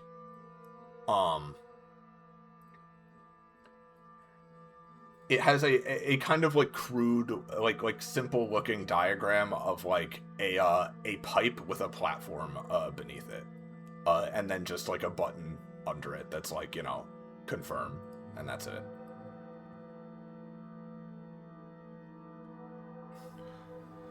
All right, we'll come back to that in a moment. The ominous green and blue button. Oh, blue. Green and red buttons. I was thinking about. All right, Yvonne, calm down. All right. Yeah. So, yeah, there is an ominous green and red button in this wall. All right. No notations. Nope. All right, and the final gray thing here. This appears to be like a panel that looks like it's tied, based on its position, it looks like it is related in some way to the door you just came in from. But the panel is like closed, with a fairly large, series of like bolts that they're not screws, they do not look like they can be unscrewed. You need like a big thing that can grip the bolts and forcibly, force them off. Alright, sounds good. That's all my notes as well. Speaking of screws, though, I was also gonna mention, but I got caught up looking at stuff, that on this computer as well, like on the actual structure of the thing, there is a small compartment that looks screwed in. Yeah, I will open that. Or at least try to. We'll see how it goes. You take a moment. These screws are definitely in a little bit tighter than the fans were, but without too much trouble, you manage to get it off and pull the compartment out. And almost it almost looks like what it would be like a slot for a disc of some kind, but it's not like there. But it isn't. It's just like a little drawer almost. You see a green piece of glass that looks like the other colored pieces you've picked up and seen. Alright, we'll take that. Do they sort of fit together with the red one? It doesn't... Not necessarily, no. They're just of these different kind of weird shapes, and they have the Okay. holes in them. Just making sure. Oh, I have a feeling I know where they go, but we'll keep hold of them for now. What are the other 2 screens? You said they're on, but they're grayed out. Does that mean there's nothing on the displays? There would be something on the displays, just a bit harder to see. On the second screen, that's a bit grayed out, like, you can't, like, it doesn't look like you can, like, you know, unlike with the one that's on, you can't, like, click the button, right, beneath it to use them. But with these gray screens, the second one has a kind of, it looks like a diagram of, like, it looks like something on a ceiling with, like, water coming out of it. And then there are a couple, like, buttons underneath that one. And then the, third one just has the, it has, like, the symbol of, like, an opening door. But that's it. Okay. I'm gonna look at the ceiling as well. On the ceiling, you see, there is a long, sort of glass tube stretching from the south side of the room to the, north side. And it looks like that in a couple places, that are relatively close to this, like, center platform, as in, like, you know, like on the horizontal axis, so to speak, there are a couple places where the tube is, like, not aligned, so, like, it's disjointed from itself, but it looks like they could be rotated back into place fairly easily. I see, I understand. I get it. Alright. Okay. Okay. In that case, let's...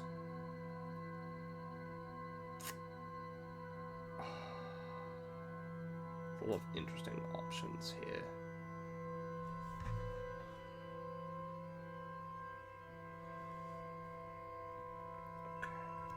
Okay. I'm going to get on the platform and see what happens. Just to test. Yeah, you walk onto the platform, nothing seems to happen right away. Alright. Good to know. I think it'll be stupid to do this, but I think I have to do it. So I'm going to go over here.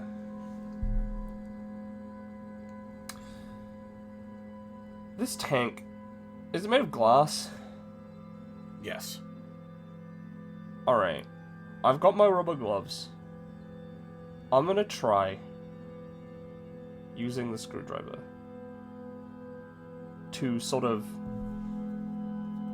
stab at, like, the top parts of the glass and sort of, like, try and make like a U shape, right? It's like sort of like scratch it into the glass.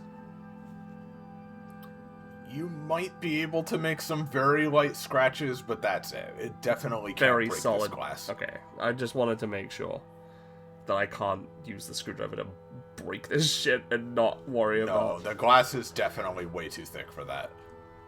Alright. Does it look like I could vault out of the tank once I'm in? Yeah. And then in exactly the same way, yeah. Alright, okay. Let's see.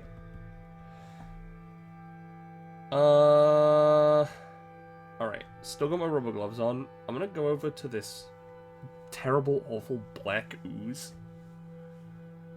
I'm gonna pick up a tiny pinch of it. So, it's less that you sort of... You can't really pick up the sludge, because it does seem like liquid.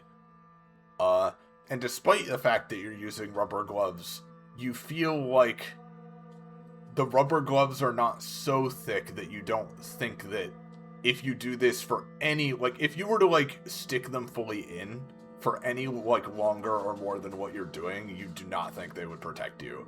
But you get just a little bit of it on, like, the fingers of the gloves. Yeah. And, like, they are, like, soaked black, yes. Yeah, that's what I want to do, and then I want to try and throw... You're gonna flick it into the tank, basically? Yeah, like, flick it into the tank. Are you flicking it, like, at anything in particular, or just, like, down into the water? At a fish. Give me a roll. If I could hit a fish. Let's see. We'll see. Alright, a 10. Yay. A 10. That's yes. a fish number. So, this is not a precise art you're performing, and this is more due to luck than anything. But you do manage to drip some of the black sludge down, and when it hits the water, it, like, dissolves into it relatively, like, quickly, it seems like, but enough of it slurps down onto and in the vicinity of one of the fish that, like, it, like, definitely, like, doesn't seem to react well to that. It, like, kind of, like, stops moving and, like, seems to, like, its movements seem to be jittered a little bit, and a bit of smoke and bubbles rise from the moment of impact. It doesn't completely destroy it, because it's just a little bit, but it doesn't seem to react well. Alright. That's fine.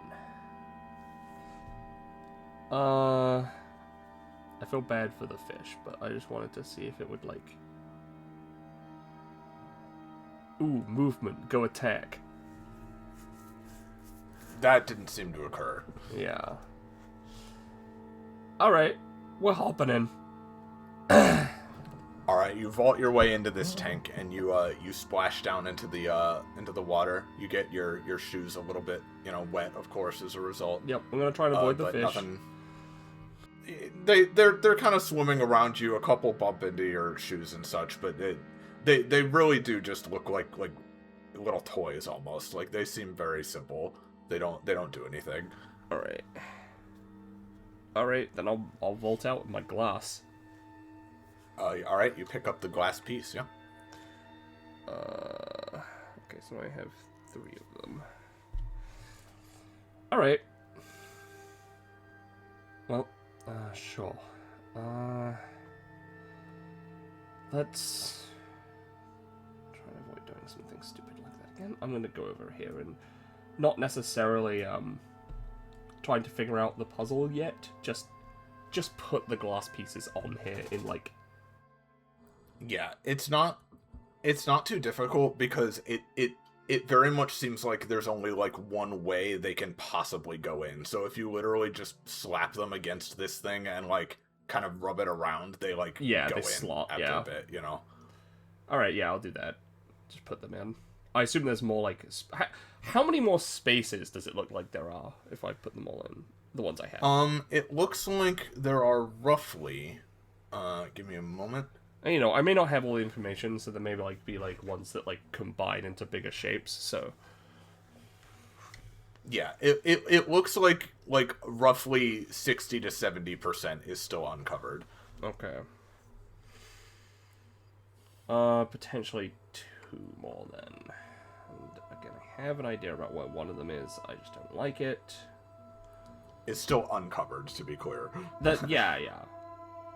Oh, 16... Okay, uncovered. Oh, maybe... Ooh. Yeah, it looks like you're gonna need a few more of these. Yeah, like 6 or 7. 6, 7. Yeah. 6, 7, something like that. Yeah, something like that. Alright. How movable does this barrel look? It looks movable, but you would need to be quite careful to avoid spilling it, because it's pretty full and quite heavy, presumably. Alright. But you could move it. Alright. Do I think it's really stupid to do this? Would I fuck over the entire puzzle if I did this? Probably not. I think we just... By the way, by the door leading forward, Yeah. You see that there is a blue keyhole. Alright, good to know. Alright, I'm gonna try and very carefully move the barrel towards the crate, open the crate, and try and tip the contents in. Well, I will say you can edge the barrel towards the crate for sure. You can tell just by looking, it definitely is not enough space for all the liquid that's in here. That's fine. As much as I am allowed to put in. Okay. You pour some of this black sludge into the crate, and immediately there is a loud, like, extremely loud, like, almost screeching, like, high-pitched hissing and spitting as this sludge hits the crate, and, like, it's not like it instantly, like, the crate instantly explodes and dissolves, but it is rapidly, like, rapidly and evidently not holding it very well. Like, if you pour any more in, the crate is just gonna fall apart and it's gonna leak out. Alright. You can keep going. That's not me telling you to stop. You can keep going if you want. I'm just saying that the crate definitely does not look like it can hold this. You've already compromised its identity as a crate by even pouring this much in. It is very heavily riddled with holes and very, very foul-smelling burning metal. Alright. Well, now I feel bad for the crate, but... I'll move this over here. So this barrel is, like, made of wood. Yep.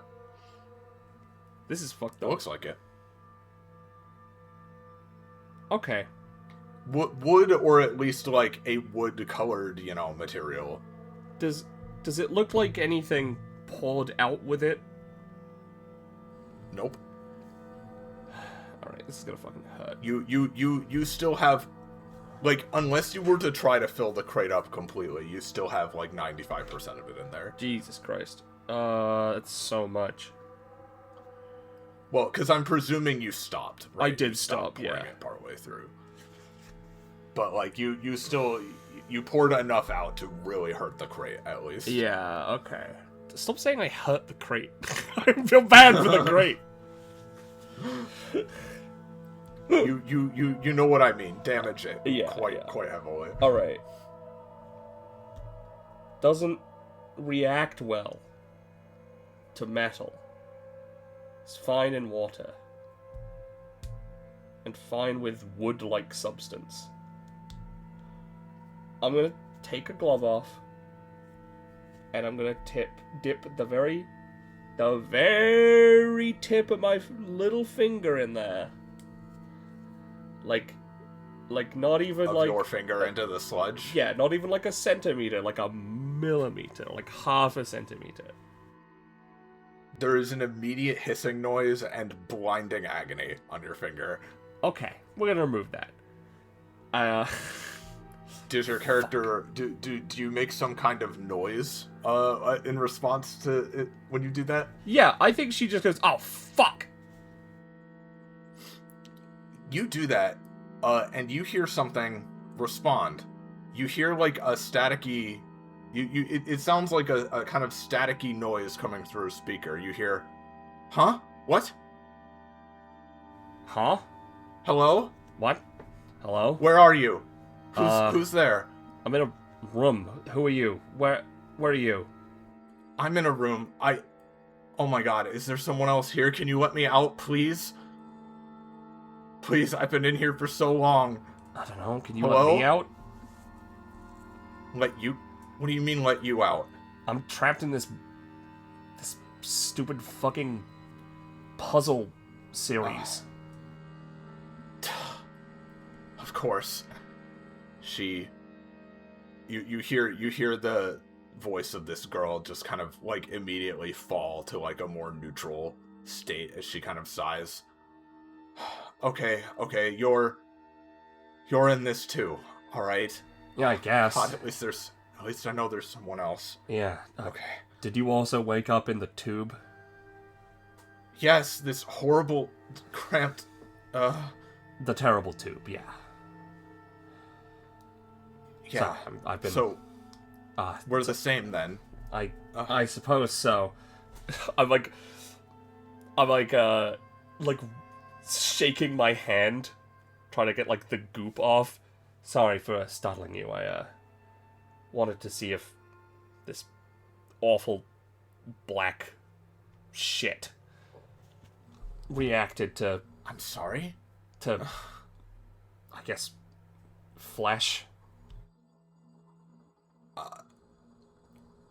Well, I don't have any. I don't think I have any awful black shit in my room. Yeah, it's like a barrel of sludge, and it smells bad, and it hates metal and flesh and rubber. I guess that means we have different puzzles too. But fuck, Yes. that means I can't ask you how to do this stupid. I've I've been stuck on this. I've been stuck in here forever trying to figure out what to do, and I just can't. Well, What? Can I hear where this is coming from? It kind of just is coming from everywhere. All right. Well,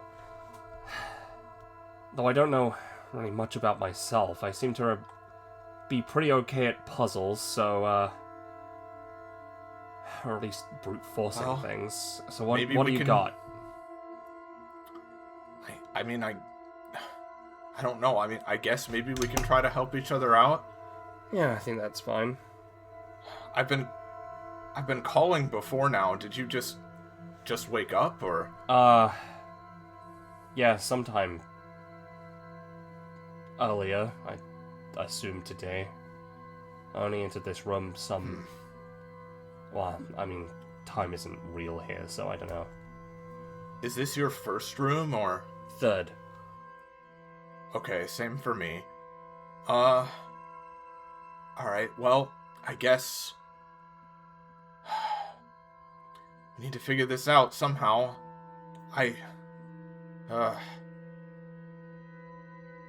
Sorry, I bit overwhelmed. Didn't think I'd hear another voice ever again. That's fair enough. I guess I wasn't thinking about it, if I'm completely honest. I didn't even consider that there would be other people here. Just thought about trying to get out. I tried yelling at, I assume there are cameras in here or something. I tried yelling to see if anybody would come, but I don't see any cameras, and there's just nothing. Alright, well, I'll help as much as I can. I'm kind of in a situation here myself. Yeah.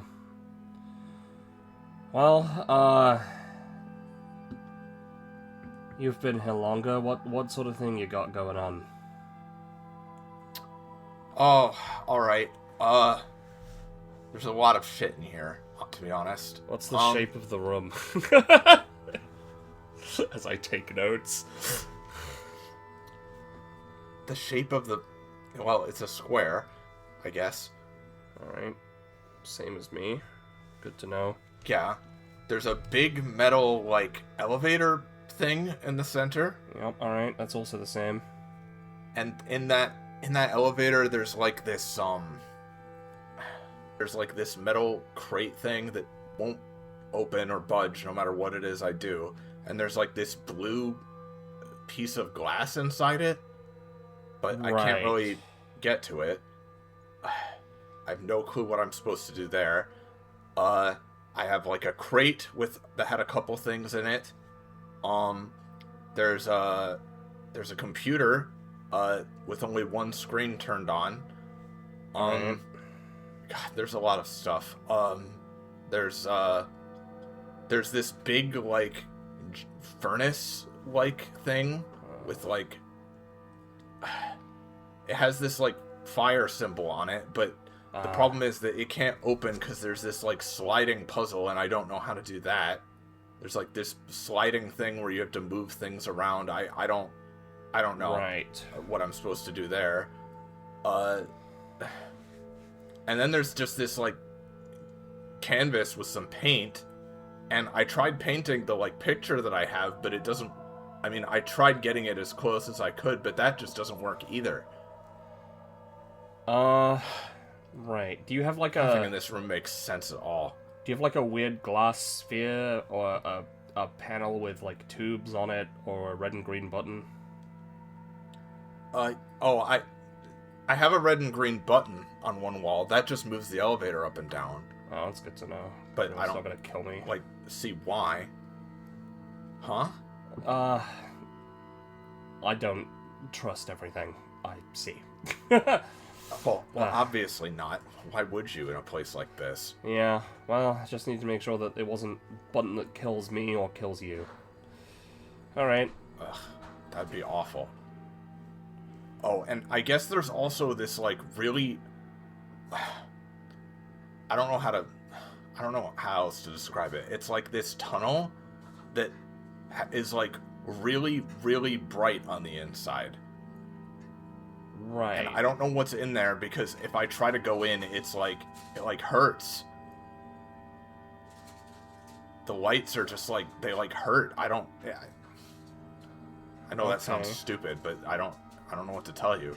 No, that's fine. That makes sense. Alright. Well, I'll let you know. I also have a computer with one screen. I don't have a furnace. I have an aquarium with a little robot fish in it. Oh, yeah, there's a glass tank in my room. There's nothing in it, though. You said there's fish? Yeah, and a piece of glass. God, I could go for some fish right now, she mutters. These ones are little machines, so... Ah, of course. I hope they let us out of here before we starve. Well, it seems like doing a puzzle gives you a nutrient block. Yeah, but those weren't really enough. No, not really, but...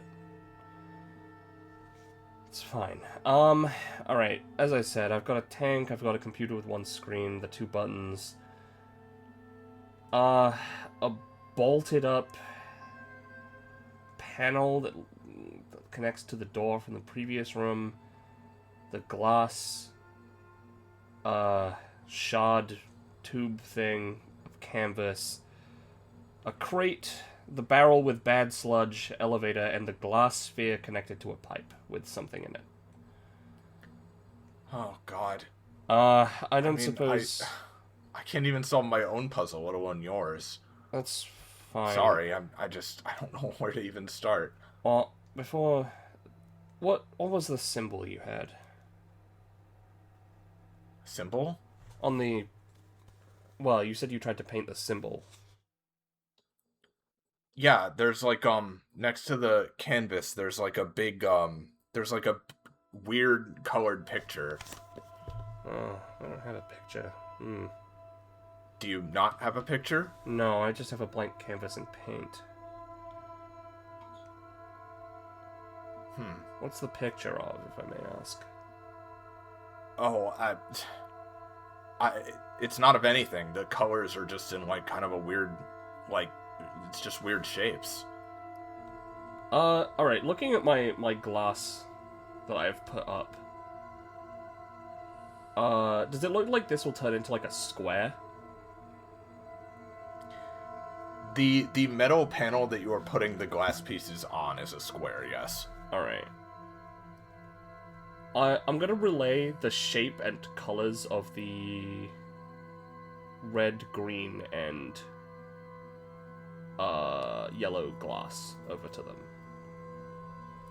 Like, in their positions. Just you.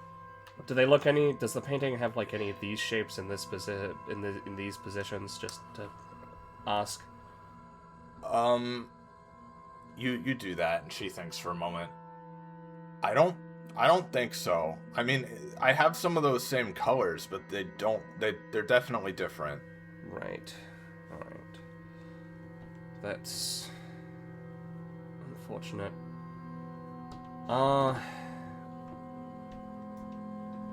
Okay. Well. I'm gonna look at my small container with my fire symbol on it. I forgot I had that. I'm gonna have a look. Yeah, you take a look inside. It smells like a chemical of some kind, like maybe like not quite gasoline, but not quite oil. Like but it smells like some kind of strong chemical.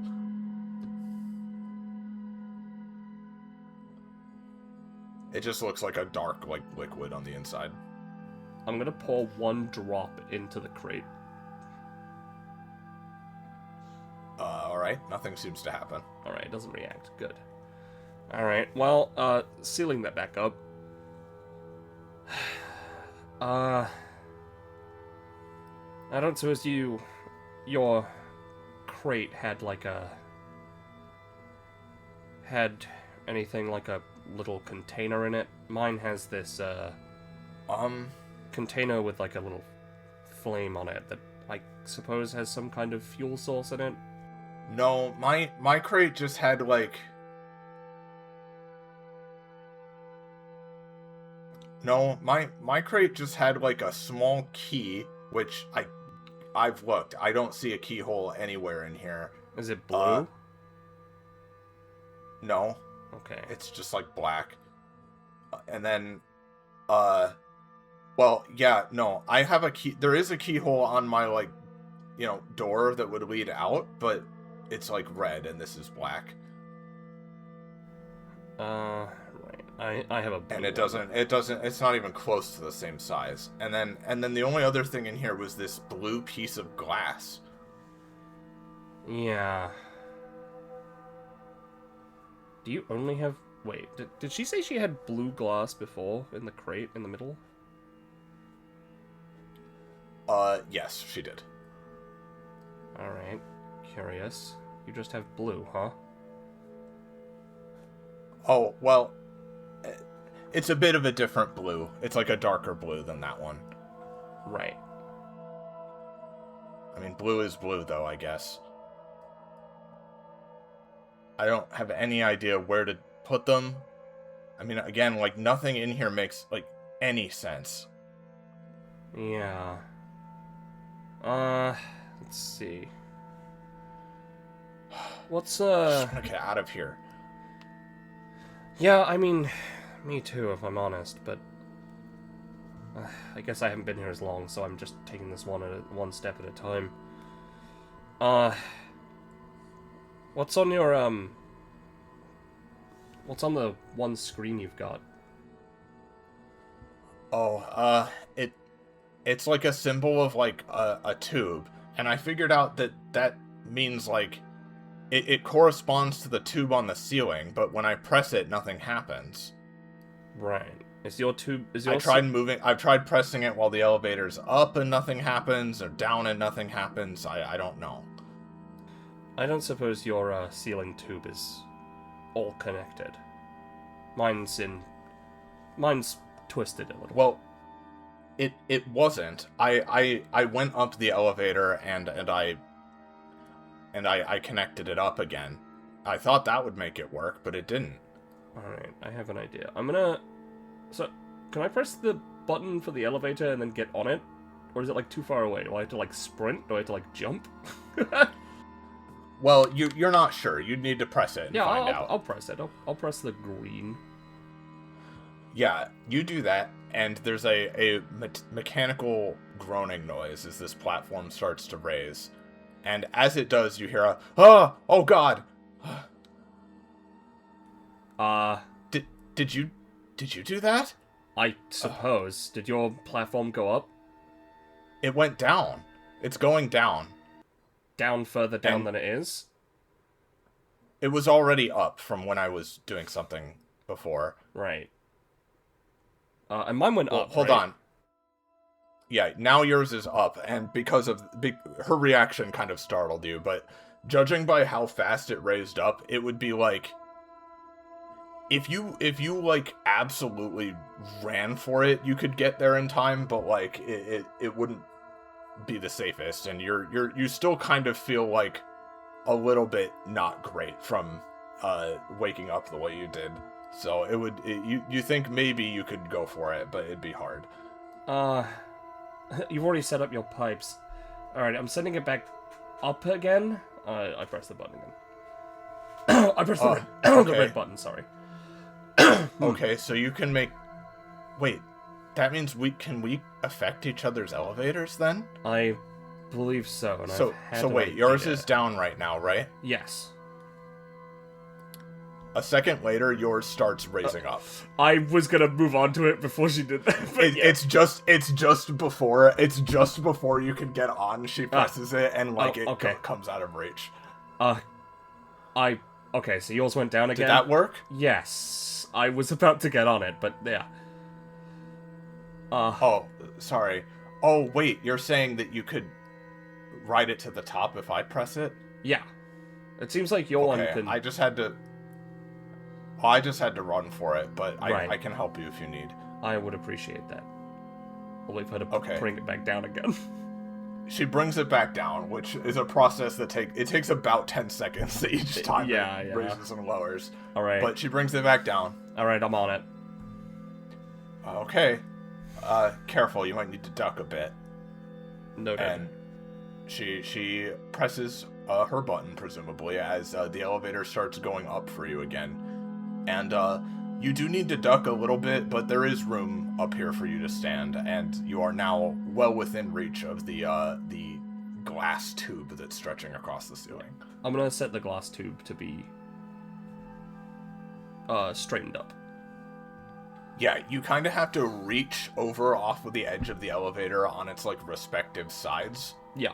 But you know, other than other than doing a bit of a precarious lean, it's not that difficult to do. Yeah, she's not too worried about it because of the soft padding floor. Exactly. All right. It's there for your safety. Exactly. All right, I'm ready. Take me back down. All right. And she does. All right. Now I'm gonna try something, and I want you to look at your tube for a moment. Okay. Tell me if this does anything. I'm gonna press the button on the screen that I have, and see if she reacts. The tube button. I don't see anything. Maybe if I...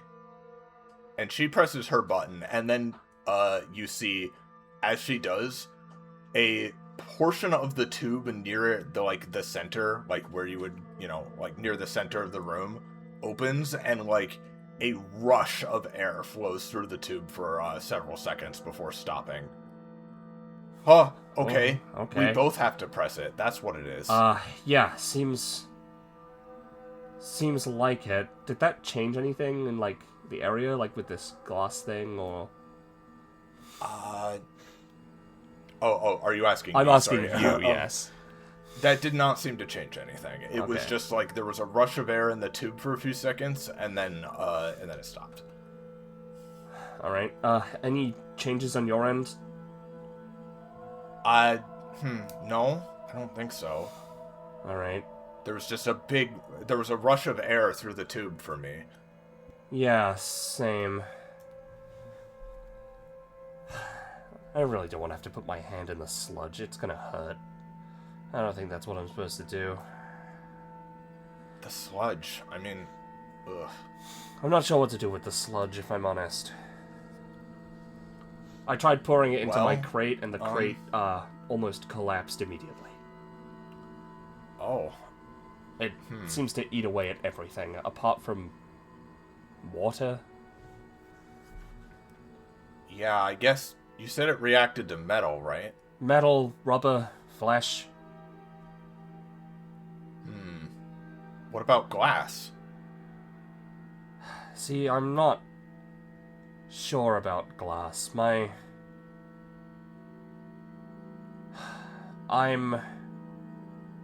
reason I'm concerned about it is because I think there might be a shard in there that a piece of glass in there that I need, but I don't want to have to dump this onto the floor. Well, no. I was asking because didn't you say you had a big glass tank in there? It's pretty... I had to vault over it. I don't know if that's going to be easy to... Well, I have one too. Lift that barrel. It's a pretty heavy barrel. Alright. Just trying to figure this out. I mean, I don't know anything about my own room. Based on me moving the barrel earlier, does that seem feasible for me to drag it all the way over to the fucking tank and tip it in? You would need to be exceptionally careful, even more so than when you were pouring it into the crate. You theoretically could, but you would definitely feel a lot more comfortable about it if, like, you either had, like, you were either a lot stronger and could just lift the crate really easily, or if, like, you had some kind of leverage to stand it on, or like something like that. I don't have anything like that. Alright. Can I just take a closer look at this pipe and glass sphere setup? Is there anything you take weird a closer about look. it? Like anything of note?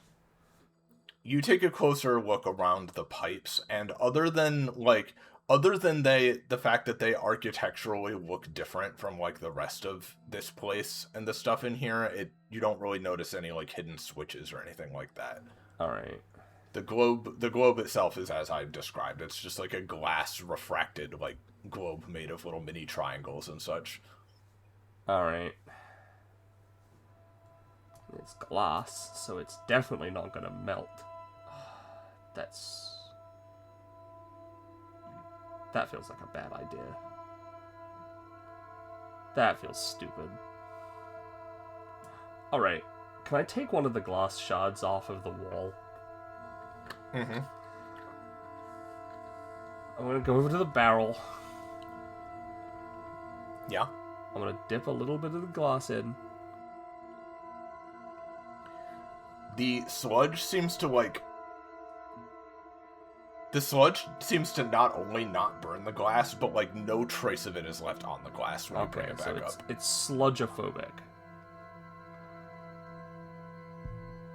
If that means I can't use it as a... At the very least, it seems like it does not stick or adhere to it at all. Okay. So if I were to put it in holes up, would I be able to lift it out? And, like, if I put, like, because I don't know how big it is the thing. I like, lift it out, would there be, like, sludge in the holes? No. Okay. Like a completely negligible amount, perhaps. Well, this thing reacts with metal pretty wildly. That's true. I mean, yeah, I guess if you wanted to... Like, if you're talking about emptying it that way, no. No. But, like, if you're talking about, like, getting a little bit of it I to just do want a something, little that bit. could potentially be... That is feasible. Alright, yes. so very carefully, I'm gonna do that, grab it, move all the way over here, and start trying to get rid of the bolts.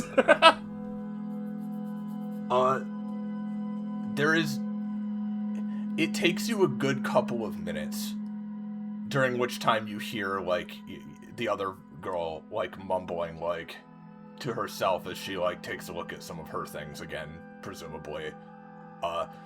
And you, it takes, like, a few minutes to even, like, manage to pour this out of the holes properly, because this is not like a cup, you know? Yeah. It is not a good implement for this. You eventually manage to get some of the sludge to come out at the angle you want it to, such that it hits the bolt. There's, like, a little bit of, like... There's, like, a few little trails of steam, but, like, you think you might die of old age before you get it to break off that way. Like, it is just not enough sludge to really, like... It's not enough sludge, and these bolts seem especially sturdy and thick. Does it react with the floor when it, like, goes onto it? Because presumably it goes onto the floor as well. Do you drip some onto the floor? I mean, probably. There's no way I can... I don't think just it's... in the process I of think this? in the process, there's no way I didn't, like, mess up and get some of it in there. On there. You notice it, like... hit the padded floor and kind of like get absorbed into it a little bit like a sponge, it leaves a little bit of like a stain behind. So it's not just like gone, but it's absorbed into it. So you can like step on it without worrying. What the fuck? That's kind of messed up.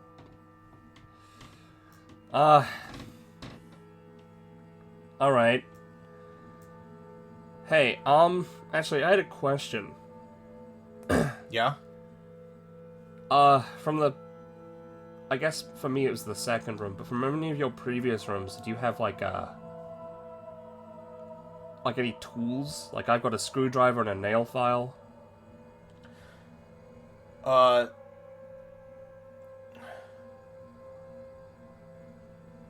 Yeah, I got a screwdriver. I didn't get a nail file. You used it to unscrew the fan, right? Or was yours the same?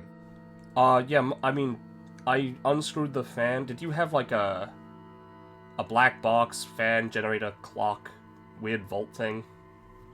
Yeah. Okay. Yeah, I got the nail file from that generator thing. Did you actually turn that on? How? Yeah. I never managed to figure out how to turn that thing on. How did you get out of the room? Well, I just tried every time on the clock until one worked. And then I used the screwdriver to dig out the yellow part. Yep. And then I put in the code for the red part. How did you... I didn't... She almost kind of sounds like self-conscious all of a sudden. I managed to get the machine on. Yeah, I didn't know if there was a way to tell what you were supposed to do with the clock. Yeah, the rubber gloves and that weird, like, metal coil thing, connected up the wire to turn on the generator. What? How? That doesn't make any sense. Yeah, no, I'm not sure how it works. It just did. It sort of connected whatever. the wires, I don't know. Yeah, no, and yeah, the whole generator thing just gave you the code for the clock. Did you open the metal box? The like, chest? Inside the chest. Did you have a metal box in there? No, I didn't. I just had, like... The gloves and the I just coil? had the gloves and the coil, yeah. Huh. What's this box for?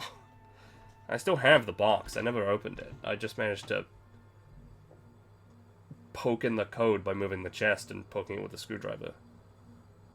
Okay, well, other than some minor differences, it seems like we had kind of the same room. Yeah.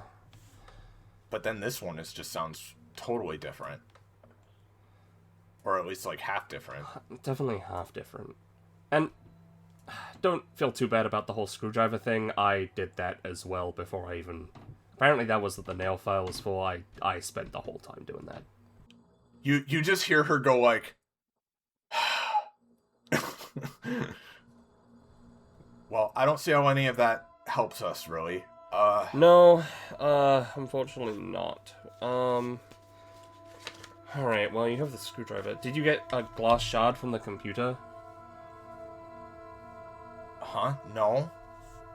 I found a little, I guess screwed down drawer. Oh, mine has, like, Mine has this, like, thing on the side that's, like, bolted down with, like, a bunch of different, like... How do I say this? It's like a weird little, like... It's like a grid of little, like, bolts. And I can't turn any of them.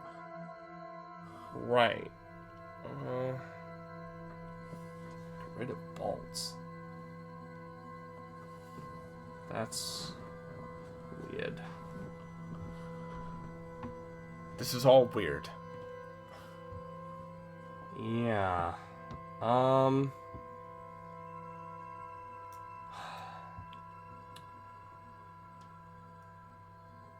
Oh. So what do we do? Okay. I've had an idea. That I want to test. I'm gonna see if I can, like... Yeah, okay, this works. I'm gonna hop back into the tank and grab a fish. Alright. And then hop out. Yep, the little tail-like appendage is just wriggling back and forth, futilely. Alright, could you, I'm on the elevator, can you send me up again? Yeah, sure. A moment later, the elevator slowly rises up again. Alright, I'm gonna lean over, open the tube, put the fish in the tube, and close it. Yeah, no, that would work. Yeah, you put the fish in the, in the tube. There's no way to, like, close it, but you can, like, set him in there. Yeah, well, I mean, like, close the tube again, right? Because, like, it's on a twisty, so I can twist it back close. It's not on a twisty. It just, like, opened when you both clicked the button earlier. When I came into the room the first time, though, they were, like, misaligned, right? Oh, yes. I guess I didn't realize that it had like another hatch. It's like an entire section of the tube that is misaligned, more so than it being like an opening you can interface with. Oh, okay, well, but point being, you got him in there. Okay, yeah. I got him in there. All right, get me down again. Yep. And she sends you back down. All right. Let's press the button again. All right. Yep, and you both do so, and there is a rush of air as you see the fish suddenly violently sucked through the tube and somewhere else. And a moment later, hello. Do you see him? I think so. It's a little toy. Little fish? Yeah, I think he kind of broke on impact. Part of him's kind of jutting out. Okay. Well, put him in the tank just to, I guess, let him die happy. What? I don't know. Listen, I've gotten very attached to inanimate objects for the past bit I've been here. I think I've kind of had the opposite. Right. Anyway, that's less important than what this is. I think we can send stuff to each other. Yeah, okay. So... I guess that makes sense. So... Let me think. Maybe you could send me, like, a solution to this stupid slide puzzle, or, like, something to get the bolts off, or... Oh, right. I was gonna ask about the slide puzzle. What does the slide puzzle, like... Like, how many slides does it have? It's like a... like 25 minus 1, so 24. It's like a 5x5 thing. That's a pretty big one. I really hope... I can see it's supposed to form, like, a little, like... Not like a picture, but there's, like, a symbol on it. I can see how it's supposed to fit together, but I have no idea how to do it. I'm so bad at these things. That's fine. I'm not exactly great at them, but I might be able to help with your furnace problem. Okay. Alright. Because I have, a little... I'm not sure what it is, but it sort of gives me this impression of fuel, I suppose, and it's got a little fire on it. So I'm wondering if I can send this container over to you. Though you... Oh, yeah, I mean, there's a fire symbol on this, like, generator, yeah. Yeah, that'll probably help. Why didn't you mention that sooner? Well, I wasn't sure what it was for until I sent over the fish. Okay, well, yeah, let's do that. Yep, I'm back on the elevator. Yeah, and we, rather than describing every step of the process, you send it over to her, and she goes over to the thing. Alright, looks like I can do this, and then unscrew this. Okay, it's really simple. And a few seconds later, you hear, it's pretty quiet, but you hear like a slight, like almost like the quiet hissing of like gas you might hear when like, Yeah. you flip something in a house or something. And a moment later you hear her say, "Okay, I think it's on." Did that do something? I can hear it. Does it? But the thing is that the puzzle on this, I can tell the symbol is supposed to be like not the same fire symbol, but like similar, right? Right. And like I think the idea is that it's like a button that only pushes when you solve it, just judging by like the shape. But please don't tell me I have to do this stupid puzzle. I've been sitting here for hours trying. I think you might have to, unless you can describe its exact state to me. And I can try and work it out. That would be ridiculous. Alright, fine. Let me walk in.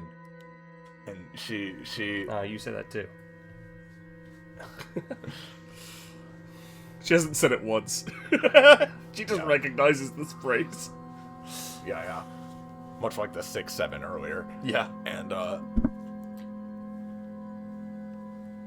this will take a few minutes if you'd like to do some other things in the meantime. Yeah.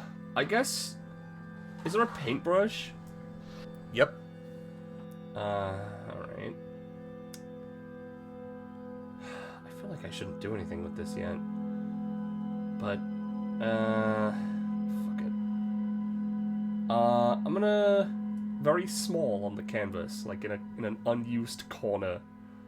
Yeah, I'll draw like a little picture of a fish in blue and see what happens, see if anything happens with the canvas. You paint it onto the canvas, and it looks like how you want. It looks like what you put down. Nothing else seems to happen in particular. As a reminder, there's also a kind of soft, button-shaped, like, fibrous material underneath the canvas that you can also, that is also there.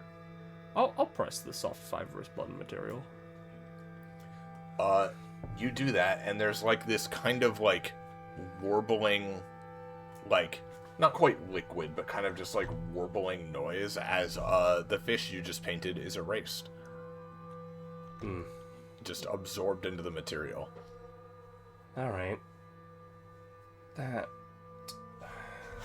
good to know. Fucking, what the hell? God damn it. You're just occasionally hearing muttered swears from the speaker. Yeah. I put that glass shard back on the fucking thing, by the way. I'm just gonna make sure I do that. Yeah. Alright. This thing fucking bothers me. The sludge bothers me the most. But this thing bothers me. But maybe it's connected to the furnace? There wasn't anything under the elevator, right? You did not check. Alright. Hey, unless you're super locked in right now. Actually, no, never mind, I can do it. I forgot, I have the power. I'm gonna press the elevator button. Yeah, great, yeah. Okay. You do that, the elevator is sent back up, and you see underneath the elevator, in, like, the place that... there's a thin circular pillar that's actually lifting it up, right? And you see underneath it, there is this, metal grate, and through the grate, you see, darkness. It seems to lead just, like, it outside of this room somewhere. Alright. I'm gonna really hope this is it. I'm going back to the barrel.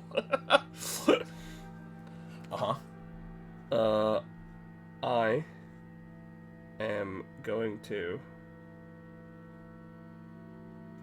very carefully move it, dump it into the grate. All right, you very carefully, and it's you especially need to be careful because this padded floor is not even exactly. Yeah. You have to be very careful where you're putting your steps, but you do in fact, especially with having poured like some of it out, so it isn't literally sloshing around the brim anymore. You drag it over to the grate and you start pouring it in.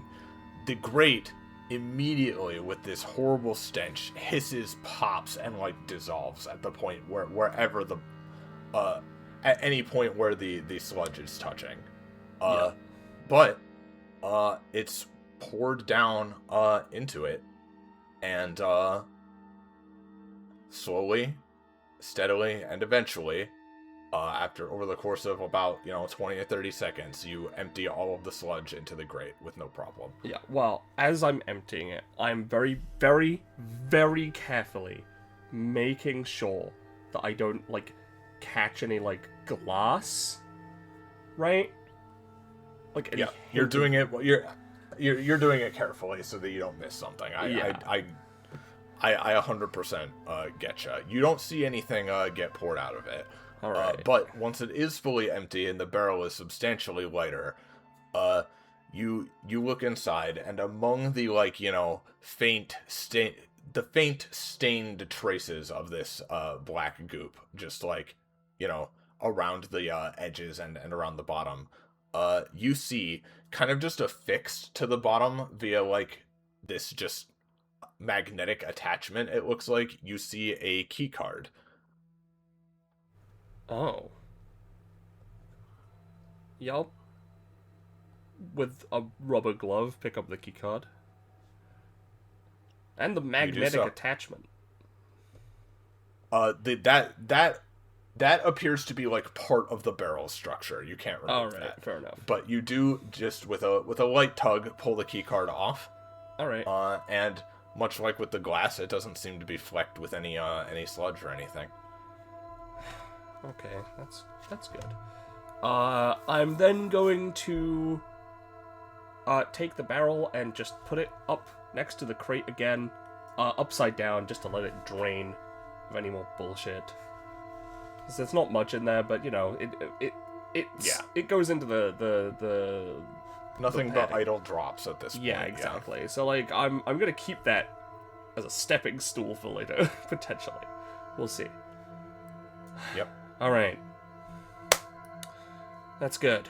We've got something. All right, I'm gonna go to the computer and see if there's a keycard slot. There is. All right. Slot that shit in. You do so, and a second later, there's a beeping noise, and the screen changes to say invalid keycard, and it's ejected back out. Fuck!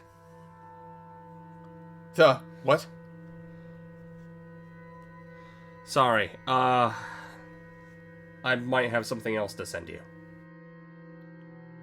Okay, I think I almost have this finally, just... Oh my god, okay. So if I slide this up, this like this... No. Wait. Yes. And finally, you hear a soft clicking noise coming from the generator over here, or your not the generator, your globe device. All right, that's good. As, a moment later, the glass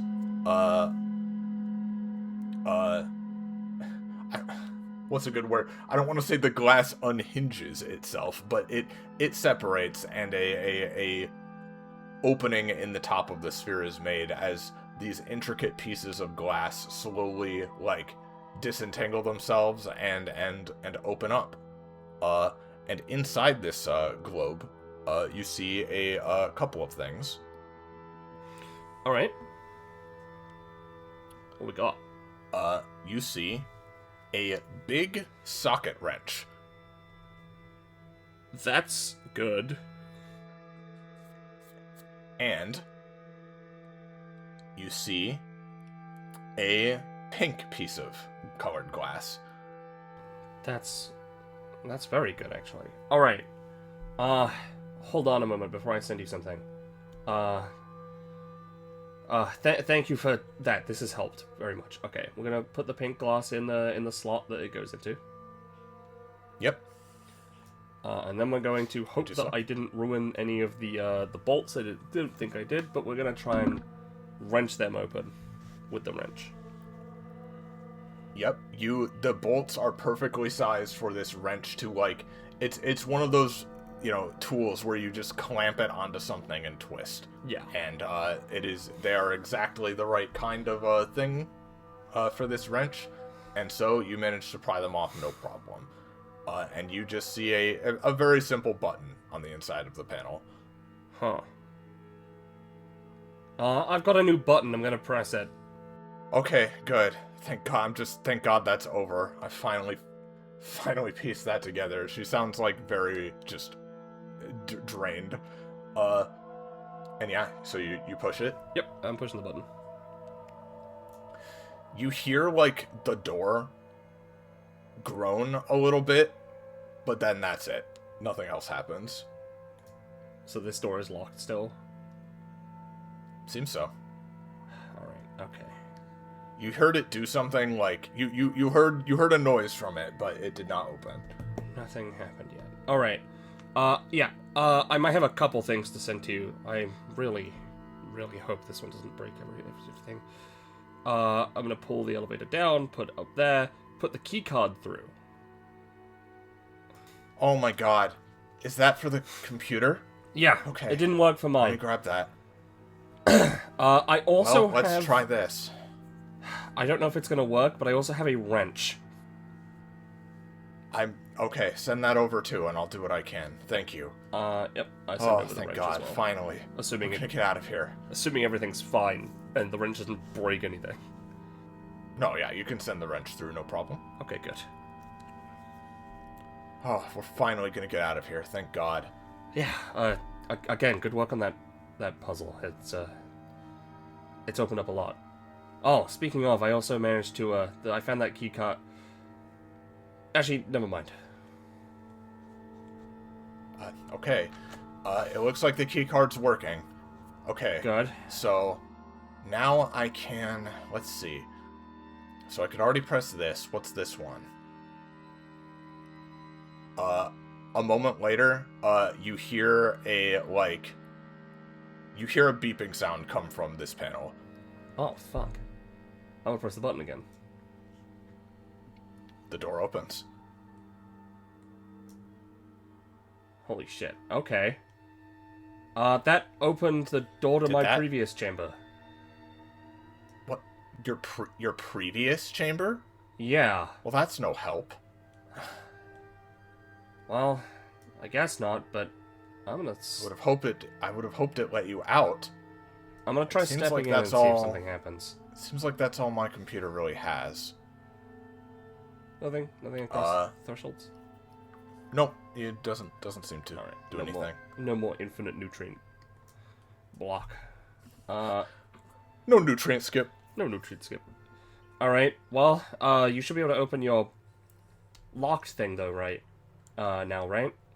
What wrench thing? With the wrench? Oh, right, yes, sorry, I was just looking to make sure I wasn't missing anything. Okay, let me get this.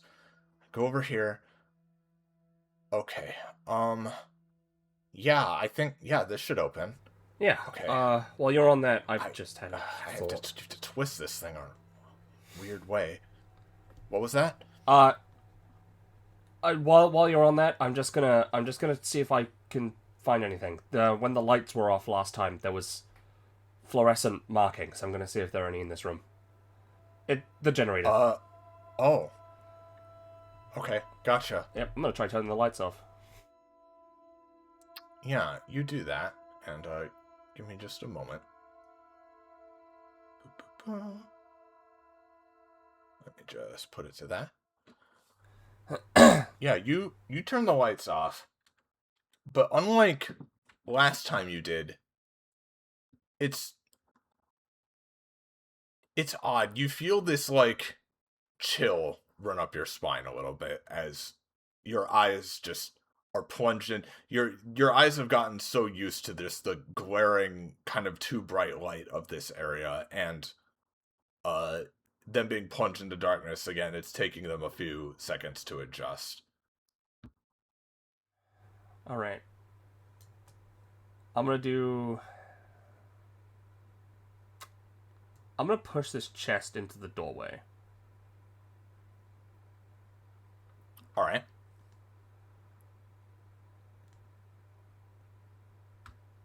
Just into the doorway so that if I just so it doesn't close as easy.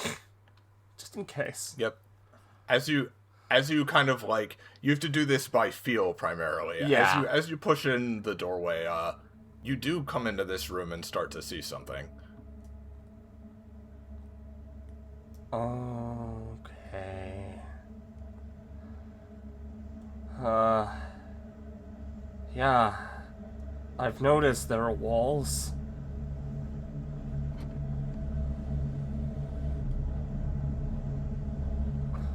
Oh, you can go fuck yourself.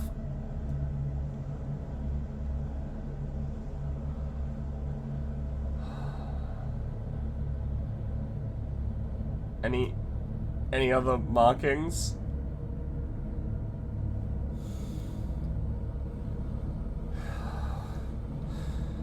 No. I'm fine. Stop scratching.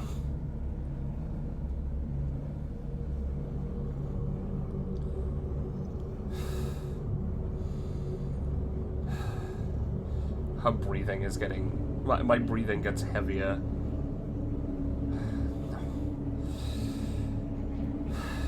No. Shut up. Shut the fuck up. I can't.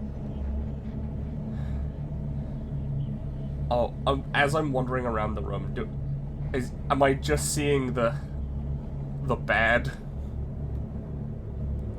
You can't really see much of anything else, except as you look towards the room's center, an even brighter glow illuminates the surrounding elevator as a figure appears. What the fuck is that? Who are you? You doing this?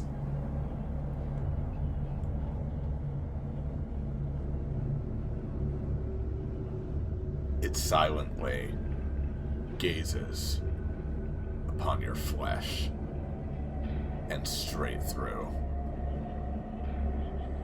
It feels as though 1,000 years have precipitated this moment.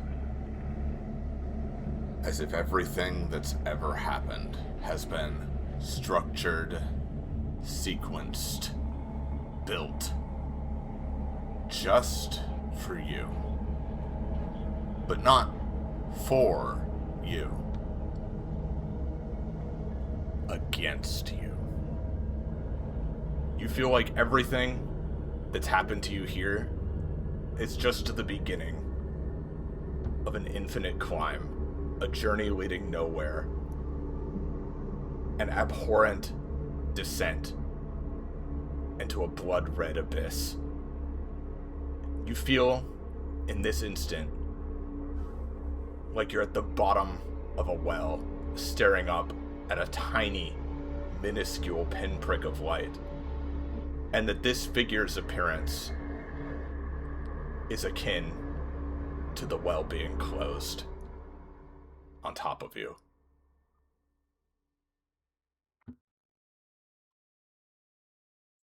But a moment later, you open your eyes and come to your senses, and it's still dark, but things are... You have this thought, and it catches you off guard. Things have quieted down again.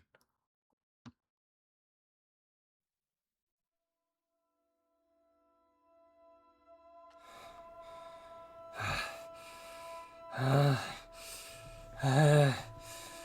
the fuck?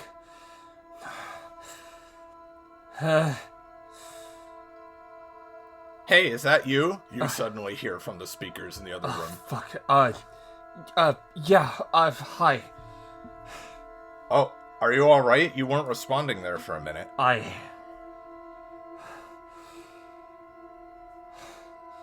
I don't like this place.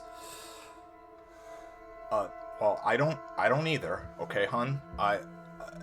It's trying to fuck with me, and I'm not okay. Well, would it help if I told you some good news? Yeah, I think it would. Alright, well, the lights went out a minute ago, and, Yeah. It freaked me out for a second, but I then realized that the light in that tunnel I was talking about was off too. So, I asked, like, oh, hey, are you, you managed to, is that you? Did you manage to get the light off? And I didn't hear a response, but I assumed, it would be fine, so I quickly crawled in, and I got a key card out of the tunnel. I assume it's for you. Since you already got mine.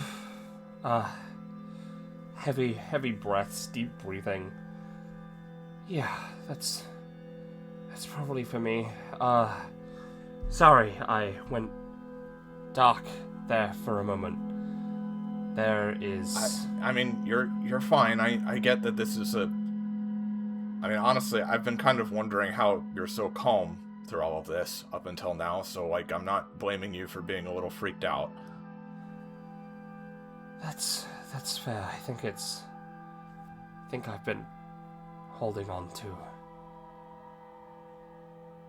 the, I guess, puzzles and progression and not thinking about being in a place where I don't know where I am. Right. Are you in the tunnel right now? Did you leave it? Because I'm gonna turn the lights back on. I don't want to be in the dark anymore. Yeah. No, you're good. Go ahead. All right. Flick.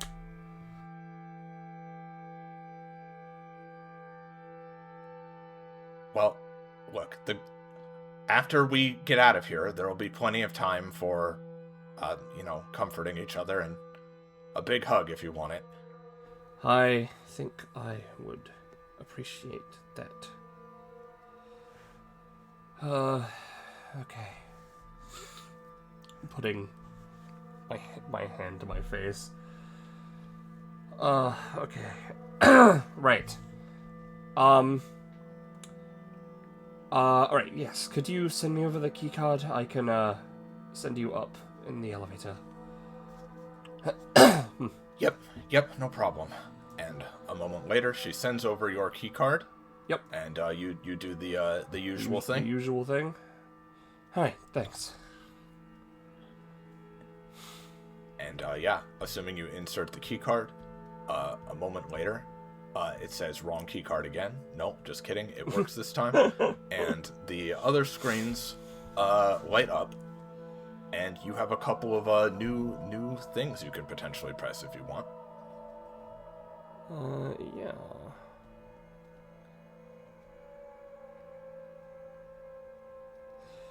And then there's...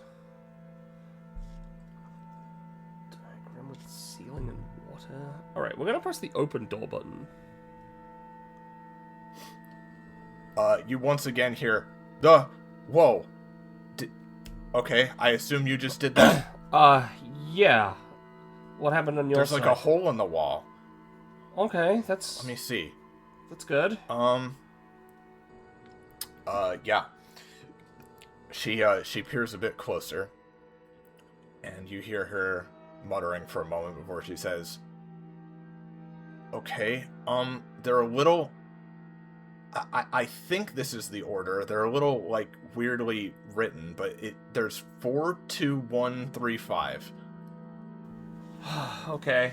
Yeah, I think that's gonna help. I'm gonna put that into the metal box. The one you got from the previous room? Yeah. Yeah, you open up that box, and inside is a purple piece of glass. Alright. Yep, we'll slot that in. Alright, Yep. okay, that's... You okay over there? Yeah, sorry, I'm still thinking about... I don't know if it was a... hallucination, or...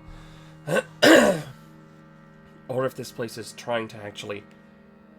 actively get to me, but I saw a lot of...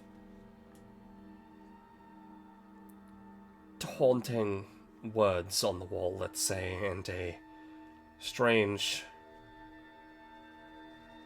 figure with a lamppost for a head. And it did not feel good to look at them. But they're gone, and I don't know if they were real.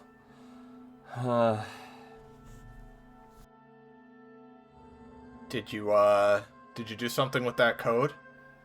Oh, yes, sorry. It was for my box I mentioned that I found in the previous room. Oh, okay. Did some that more... give you something? Yeah, it had more glass in it. Okay, good. I think I'm actually... Let's just stay focused, alright? Yeah. Alright, well, I have another button here. Did you only have 2 screens with buttons, or 3? Just 2. Okay, I have a third one. I'm not sure what it means. It looks like a diagram of a ceiling with water. Yeah, and this one in particular has two buttons underneath it. Let me actually double check. Sorry. Yeah, one of the buttons has like the kind of diagram of just like a human figure, and the other button has like a smaller human figure with like an arrow pointing to them.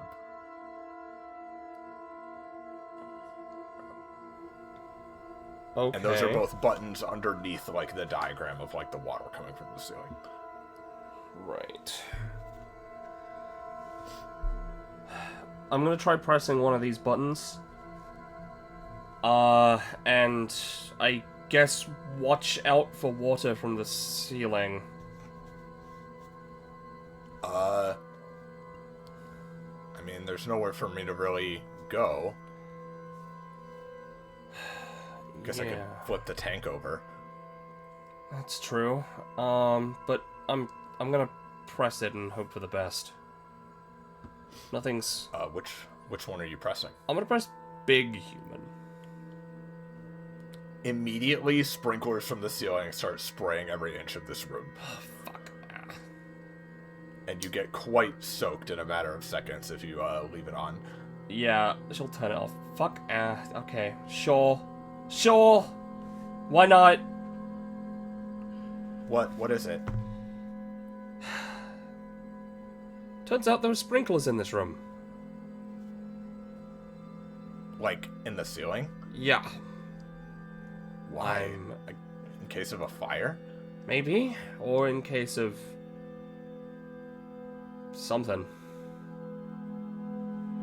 Alright. That's all it does, huh? Alright. Yep. Seems so. I'm gonna press the other one. You're pressing the one with the arrow pointing to it this time? Yep. God! Okay, you weren't kidding. Alright, please turn it off. Yep, alright. What the fuck does that do for us? Okay, I'm not sure you had to test that one out, but whatever. Well, I wanted to try something. Yeah, great. Well, okay, now we're both soaked, so now what? Well, you have a furnace, so at least you're warm. This thing, it's not giving off any heat. There's no, like, exposed flame. Damn. Which, again, why are there sprinklers then? That's stupid. Okay, hold on. Oh. By the way. Yeah. I got the, I forgot about it because the lights were off and that whole thing happened. But, I need to send you this really quick. And you do the elevator thing, and a orange piece of glass, is delivered to you. Thanks. Where was this one? Sorry about that. It was in my computer. Oh, inside the... Okay, makes sense. I assume you're the one that needs the colored glass pieces at this point. I don't have anywhere to put them. Yeah, it seems so, I think. Did you have any more? You have the one inside that crate, right? And then did you... Oh, right, yes. I'll send that one over too. I don't think we got the one in the crate yet, but I think she had another one, right? Because she had another blue one. She had 2 blue ones. Yeah, she had the one in the crate, which I don't actually remember if she sent that to you already, but no. Either way she does now. But there is still the one that's locked on her, in like a thing on her elevator. Oh, that's the one I thought it was. Okay, so okay, because that was the other blue one. But I'll take the first blue one. She had a dark blue one just in her crate. The other one, which is a lighter blue one, she reiterates, it's like, so it's in this like metal container that's like hooked to the elevator. Like it feels like it could maybe come out, but like it's really tight. I can't pull it out. And it's like in there, and I told you I got like a key, right? And like I thought maybe the key could be used on that, but there's nowhere to put it, so I'm not sure what to do there. It's just stuck. Right. I'm gonna look at my elevator. Feels like it's like stuck with a magnet or something. Huh. Yeah, the key card was magnetized to the bottom of the sludge barrel, so that makes sense. What are you using these like glass pieces for anyway? I have a thing on my wall that they slot into, and I assume I'm gonna have to paint them, maybe? I assume it's something similar to do with your paint symbol. Yeah, I mean, I have the picture, but I tried painting it and it didn't work. I wonder if we have to paint each other's. That would be rough. If that were the case, I mean, I don't even know how I would tell you how to paint this. It's really weird. I guess I could try. Yeah. Do you want to try that, or do you want to try to get this, like, container out? Because I think those are, like, the last things we have at this point. I think so, yeah. I'm gonna have a look at my elevator, see if there's anything going on with it.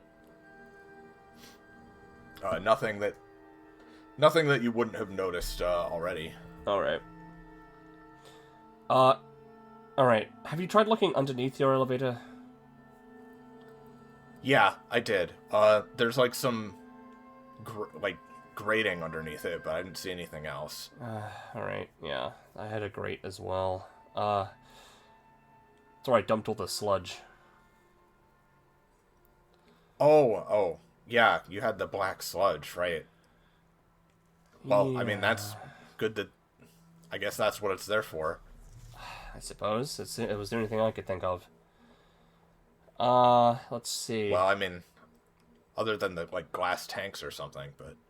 yeah, I thought about it, but I felt weirdly bad for the fish. Even though they're not real, I don't know. Well, I had an empty one. I don't think I could send an entire barrel of sludge to you. I guess not, no. I guess I could have sent the fish, but one fish broke on the way. I don't know. It doesn't matter. Alright, almost so there. Your crate is magnetized to the thing. Yeah, I've tried pulling it out, and it's just really stuck. Yeah. The chamber to your previous room hasn't opened, right?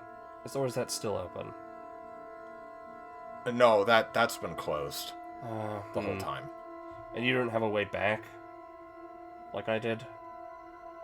I don't think so. You said you had like a panel. I don't have that. Yeah.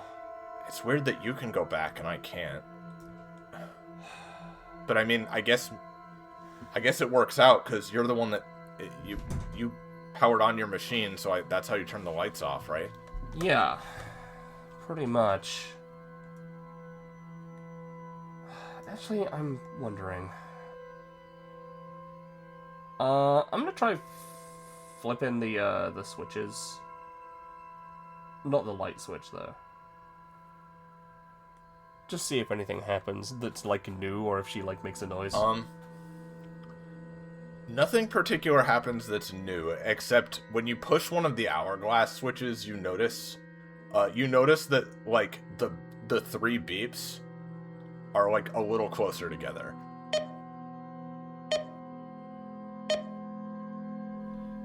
Alright, okay. I think we might be running out of time. That's not good. Okay. Right, let's try and hurry this up, I suppose. I mean, I'm trying my best. I'm not sure what I need to do here. I know. Unless you want to try painting my thing. So, your elevator has the crate magnetized to what? The bottom? Like a It's chain? just it's like right in the center. It's like affixed to the center. Right.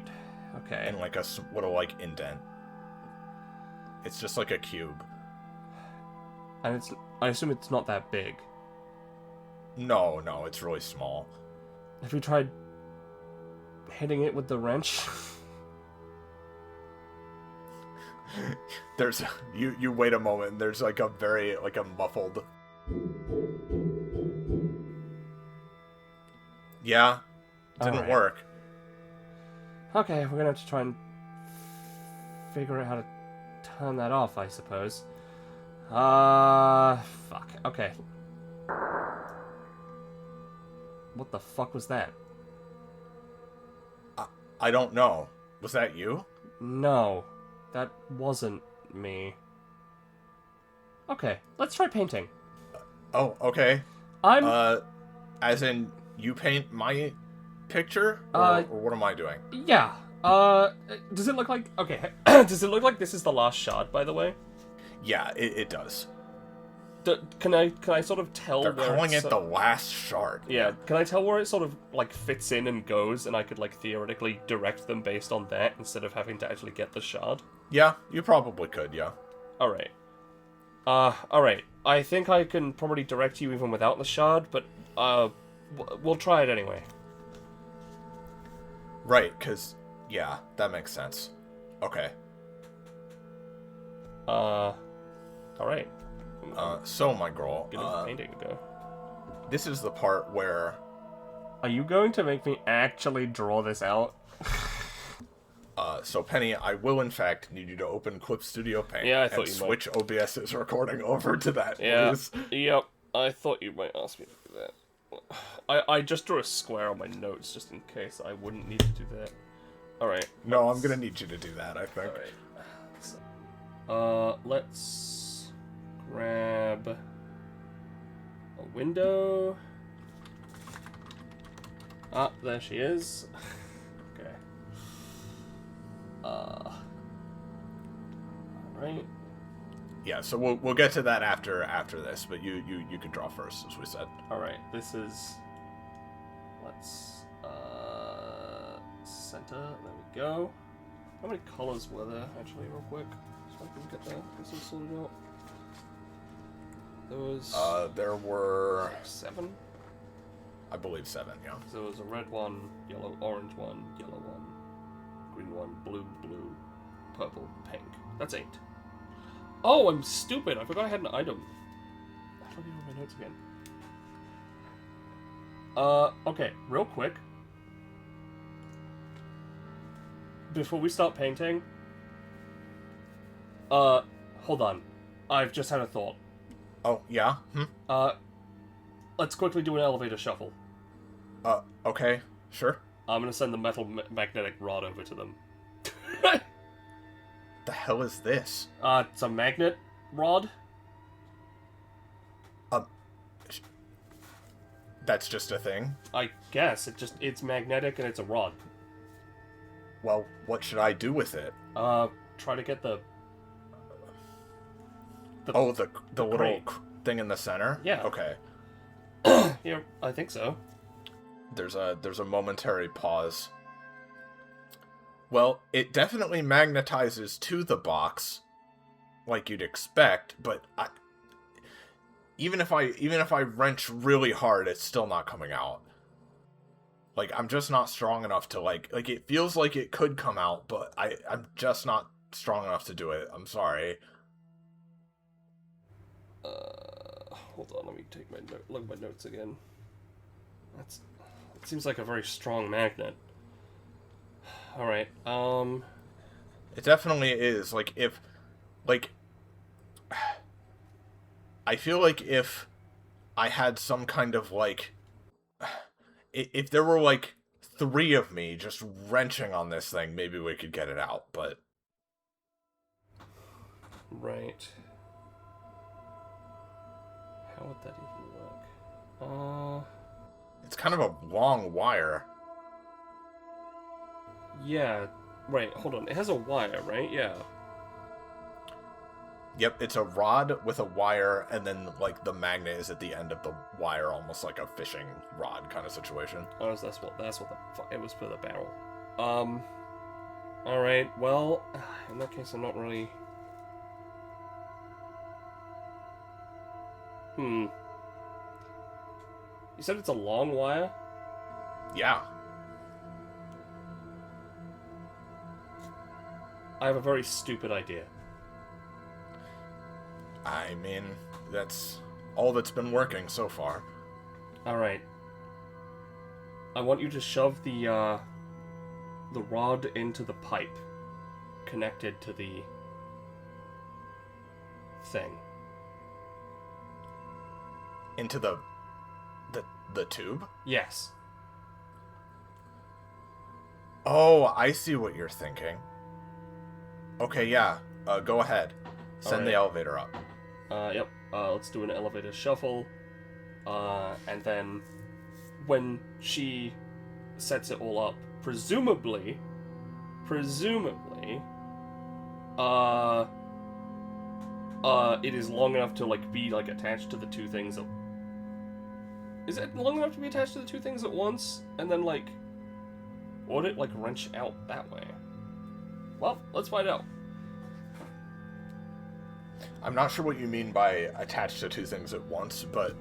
Well, But, I assume you're having her send the rod itself yes, through, yeah? the rod itself or the magnet is attached to the crate.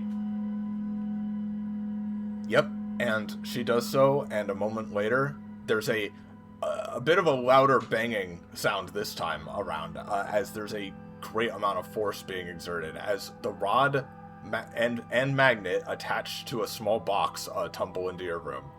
Okay, that worked. Great. Oh my god. Fantastic. I can't. Oh my god. That was such a good idea. Okay. am glad Great it worked. work. I wasn't sure. Oh, thank goodness. Okay. All right. Well, you know what? We probably didn't need to do that, like you said, but you know what? Mystery solved. Yeah. Alright. Slap that shit in there. Let's start. Right. Well, to be clear, the thing with the blue piece is still locked. However, she, after a moment, sends you the key she got. And you can open it. It's fine. Yeah. Yeah. So, you put that in, and you've got it. Hell yeah. You may now, with that, you can unspoiler that image if you'd like. But if you'd like to, now we're back to deciding. Now we're back to deciding who draws what first. How the fuck is that supposed to be described? Well, I don't know, because in this specific case, I did in fact enlist the help of a friend of ours, because if I knew what it looked like, that would ruin the puzzle, wouldn't it? Yeah. All right. So do you want to draw first? Or Yeah, do you I'll want draw. me to go No, first? sorry, I'll explain first. You can draw first. This will be fun. Oh, I'll draw first? Yeah, Okay, yeah, fine. okay. I'm gonna put this onto CSP so that Yeah, you see. so this is like what you're going to describe to me to draw, yeah. Yeah. I assume yours is similarly weird? Yeah. It definitely is. I'm gonna be real. But we've tried everything else, so... There are colors in different places. Like, they're split up. Yep, That's gonna... Like, the same color is split up in different places. This is gonna be The interesting. the glass pieces were at points also split up. I'm just not describing that because, It's hard to, yeah. I didn't... Well, it's hard to, and I didn't know for sure, so... That is valid. Alright. Okay. I was hoping they'd be geometric, but obviously, I can't say that because, like, it makes no sense. Okay. So, Alright, so I have to draw, so, okay, I don't know how you're gonna do this, but we need to figure something out. Yeah. Well, firstly, it's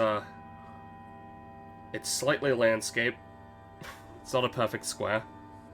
Yeah, it would conform to the shape of your canvases, so don't worry. Yep. Okay. This is gonna be an interesting one to describe. Okay. Maybe just start one color at a time, or maybe go by section. I don't know. Yeah, I'm gonna try and go by section. So, on the left-hand side of the image, there is a large orange blob in the top left corner that sort of in a way resembles cut off. I say cut off.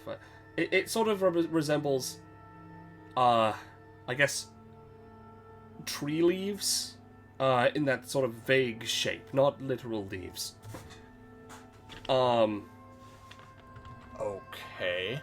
So, like, how many leaves? Well, as though you were just drawing like a blob to imply the existence of leaves. I suppose I could send you every single one of my shards. Yeah, I guess. Mine doesn't have shards, though. Right.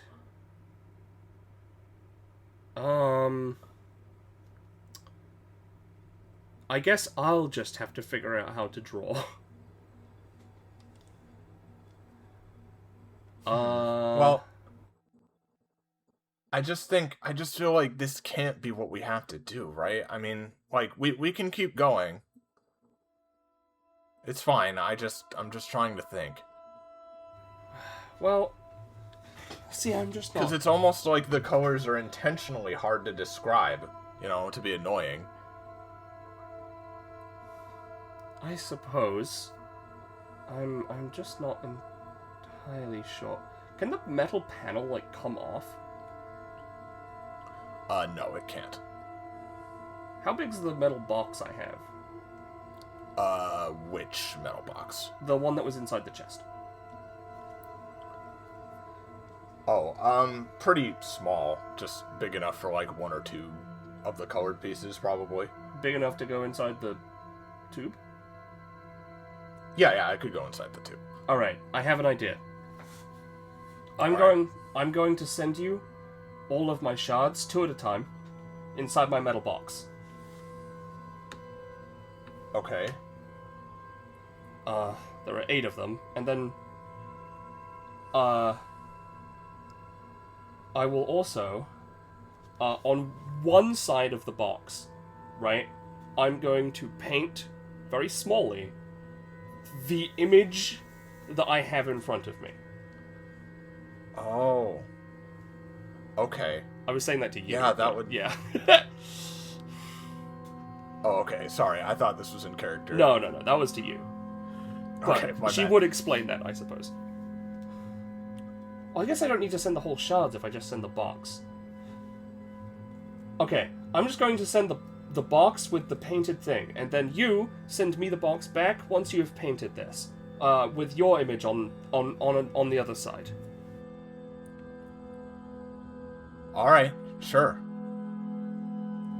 Yep. So I'm going to paint on one side. I'm going to take the nail file, cut off like a strip of fabric from the floor, press it onto the thing so it doesn't mess up during transit. And send the box with the nail file over to them. Yep. Okay.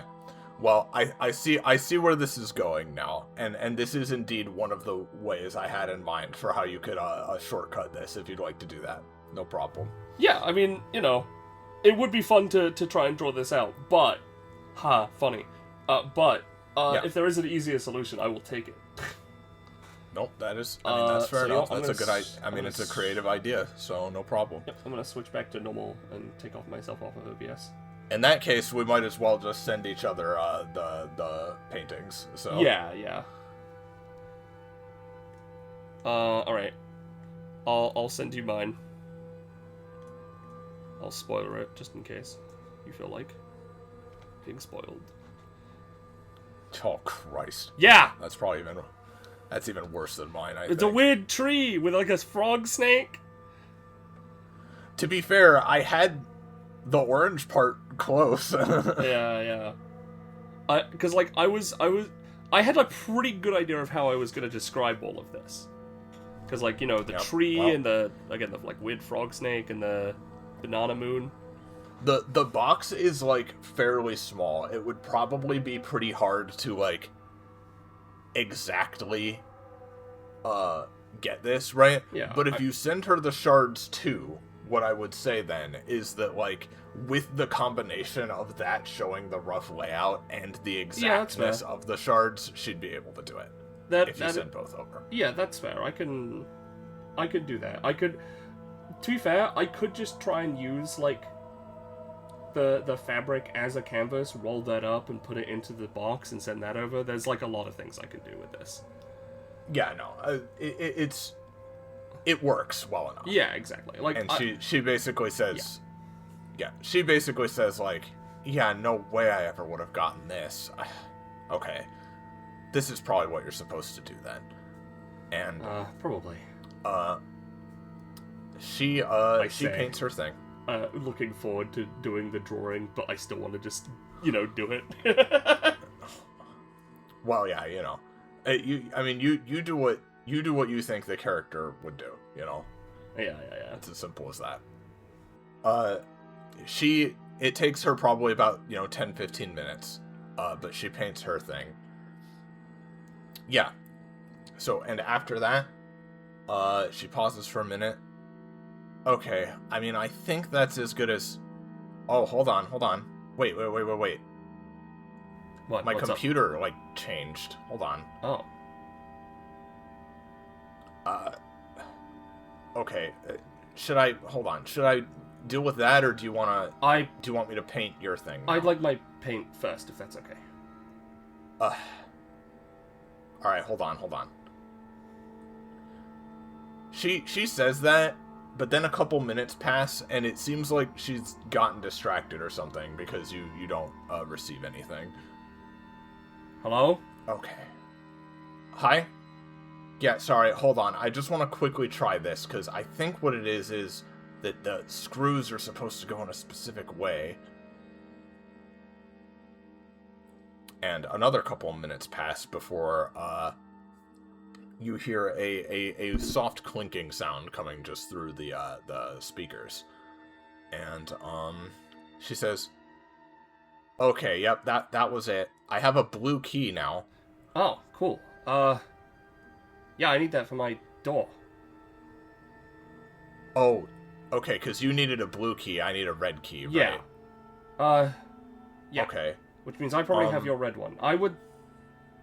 Yeah, send me over the painting. Yeah, okay, sure. There was an odd moment of hesitation there that you noticed, but after a minute, she does in fact. She sends you something roughly approximating this. Oh, Jesus Christ. Yeah, alright. I'll put this on CSP so it can be seen. Oh, yeah, wow. Definitely pretty hard, but not... definitely not as bad to describe as my one. Yeah, it's definitely a bit simpler. Yeah.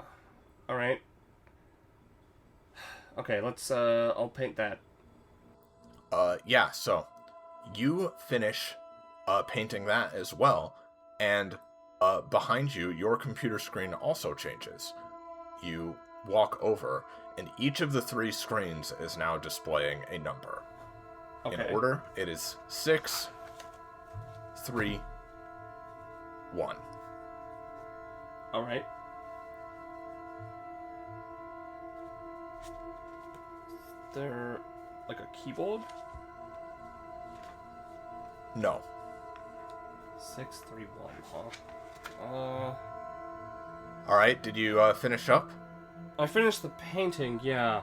What happened on your computer when you finished it? Oh, so it gave me this, like, layout of, like... So I remember I said, like, the bolts on my computer were in, like, a grid shape. It gave me this, like, specific pattern that I could, like, screw the screws back into, and that opened a thing on my computer. What's yours saying? Mine just has a number. Okay.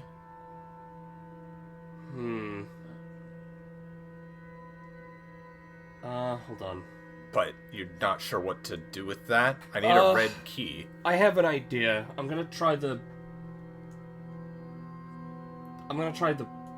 thing I got the cube out of before. Alright, I'm gonna Alright. take the barrel this time, because presumably it's taller, and step on that. And put in 631 on the keypad, if it's still there. Yep. And you stand on it. It's a little bit precarious, but it does give you a bit more height than the chest, for sure. This is why this is why I made sure to empty it the way I did. Yep, I figured. And you're typing in the code? Yep. Yep, you do so. And the machine again makes some whirring sounds for a few moments, and then when it opens, you once again, this time even closer, you get a look at the internal workings of this thing. What it looks like is almost like it was using some red, waxy looking material, like some red, like, liquidy material, Yeah. and that it was, like, laying it, like, it was basically, like, printing it out in little strips, and hardening it somehow. You're not really sure exactly how this is happening, but it was hardening, and it, has come out in the shape of a red key. Alright, cool. Alright, I've got your key. Oh, okay, thank God, finally. Yeah. Alright, go ahead and send it over then. I've had an idea about that. Right? Because obviously both of us want to get out of here. Yeah. I'm gonna put mine in the tube, and then I'm gonna send you up, and you can put mine in your tube. And then when we press it together, they should be sent over to each of us at the same time. Yeah, that makes sense. It's not that... It's hard to...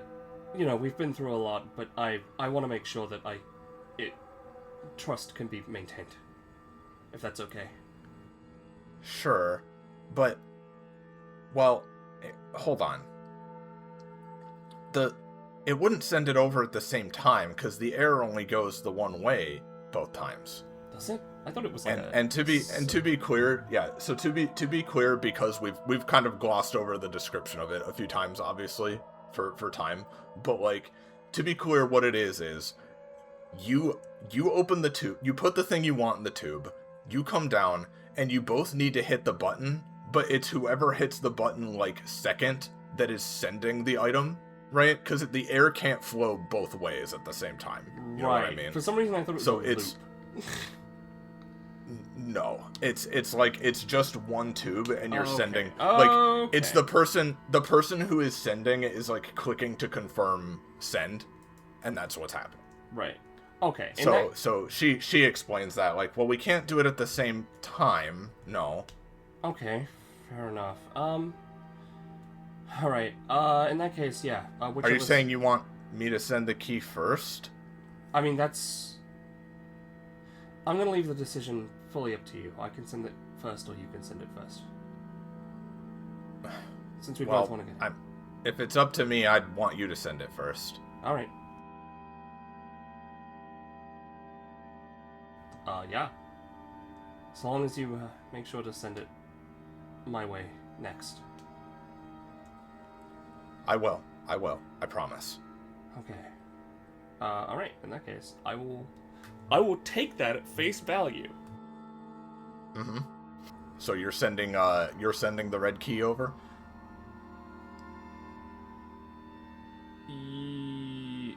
Hold on. When she explained how she got her key, she only said the thing about the screws and the grid pattern. There was no, like, numbers involved. There were no numbers involved. No numbers involved. Fuck.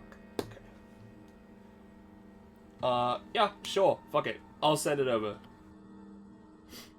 Yep, you put it in the tube, and to describe it a little more exactly this time, you put it in the tube, the elevator comes back down, you come over, and you now need to click your button to send it. Yep.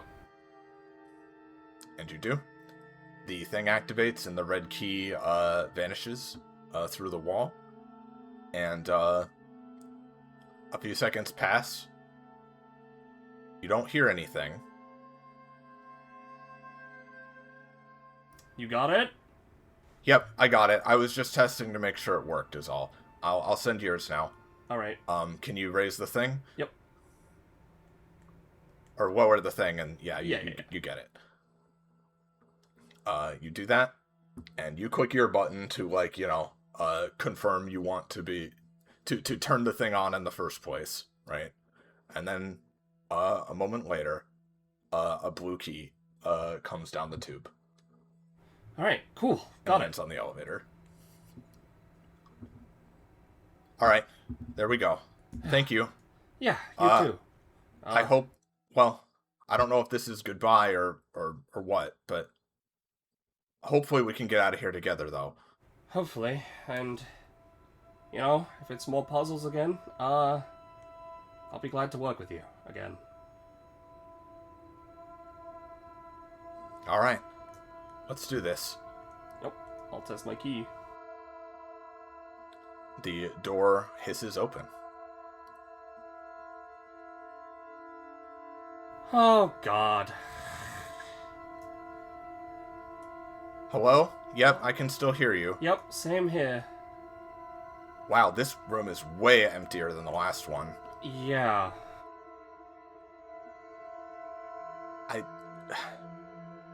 What do I even do in here? There's just, like, a platform.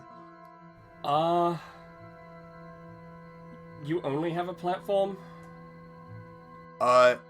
So there's, like, a central, like, how do I say it? It's like 3 platforms on top of each other, like a kind of tiered thing, and then on top there's, like, a big red square that it looks like I can step on. Right. And that's it. I'm not doing that yet, but yeah, that's literally it. I don't see anything else in here. Oh, God. Okay. Yeah, I have, presumably the same. Red platform. Okay. Another one of those weird 3D printing microwave things. A fountain. 3 pearls. They look like marbles. I have 3 marbles, a black, a red, and a white. Another computer console, a safe, and 3 very large things on a wall. Ship wheels attached to a wall. There's a lot going on. Wow, okay. Well, I don't have any of that. I literally just have this platform. I'm gonna try stepping on it real quick. Alright. Okay, it doesn't look like anything's happened. Yeah. Do you have another door? You said out? you have... Yeah, there's another door. Okay. Do you have a red You said you had a red platform, right? Yeah. Is it also tiered? No, this one just looks like it's in the center of the room. It Right. doesn't sound like it's the exact same kind of thing. Yeah, mine's just normal. Like, it doesn't go up. Or it's not a tiered thing. You step on it, and you hear her suddenly go like, whoa, okay, now it's been pressed. Oh. I guess that God, was me. what the hell? What? And, you hear her kind of, like, panic for a few seconds, and she says, okay, there's, like, some black sludge oozing out of, like, these vents in the walls. Okay, right, yep. The black sludge is bad. The platform, like, rose up a bunch when I stepped on it. Like, I'm, like, almost at the ceiling right now. Okay, alright. What if I step off? Okay, no, it's still there. Alright, I think I've got to what's try and going do on? something. Okay. I'm gonna start moving very quickly and hopefully I can get you out of there. Alright, what is this thing? What is it actually? This thing here, sorry? Yeah, this, like, fountain thing. This is a small white fountain with, there's no water in it. There's just nothing in it. Okay. It doesn't have that, like, weird sparkle in it, either? No. When you look up, there's something in the ceiling, like, above, that's, like, pointing down at the fountain, like, directly above it. Alright, sounds good. What about this computer console and the safe? The little safe, it just looks like yet another metal box. Yay! Of some kind. It doesn't look like this one has any keyhole or anything, though. Let me, get you what's on the console. Give me just a second. So I should say first, so on your console, first of all, it was off, before you, did that, and now it has turned on. It has, kind of like your last one, it has 3 screens, though this one is significantly, smaller. Each of the screens has, like, a button underneath it, presumably to, like, switch between them. Right now, just the center one is on. And this is what, you see on it. Oh my god. Can you move that over slightly to the right? Or left, sorry. Jesus Christ. You know what? What do you see? Is sludge coming in your room too? No, I just have the hieroglyphic code of all time. What? Oh my god. It's soaking into the walls, like, really bad. It's, like, spreading through them. Okay, well, again, I'm gonna go as fast as I can. Alright, other screens. Yeah, sure. You flip on the left screen, and you see this. Select 2? Okay. I'm just using RDMs as a screen, as a place to dump this. Alright. Next screen. On the right screen, you turn it on, and there are 2 buttons, each with, like, a little diagram on them. The first button has a human figure that's, like, completely submerged underneath, like, a liquid.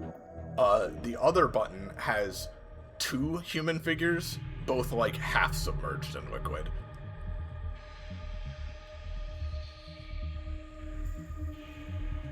Okay, I think I understand what that means, and I'm not a fan. Alright,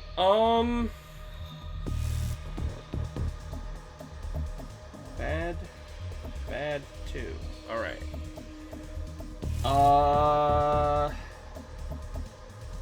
Oh my god. Oh god. Okay. No. How's it going? Pretty bad. Alright. Oh god. Alright, take me back to anything I can do? I don't know, is your other door open? No, the doors are closed. Okay, alright, take me back to screen 2. I'm also going to, have a look at these marbles real quick. Yeah, there's a white, red, and black marble on each of these pillars. Yep. Each of the pillars has a small, like, gray, button on them. Okay, I'm gonna press button white. That button, sinks into the pillar slightly, but nothing else happens. Alright, I'm gonna press button black. When you press that one in, the one on the white marbles pillar, like, comes back out. Alright, we're gonna press white and then red. Each one that you're pressing, no matter in, like, what order or what sequence, is, like, that one goes in and the others come out when you press them. Okay. Did anything happen there? I was pressing some buttons. No, I didn't see anything. It's just spreading through the walls really fast. Alright, I'm gonna leave it on red. Show me screen 1 and 2 again. Here's screen 1.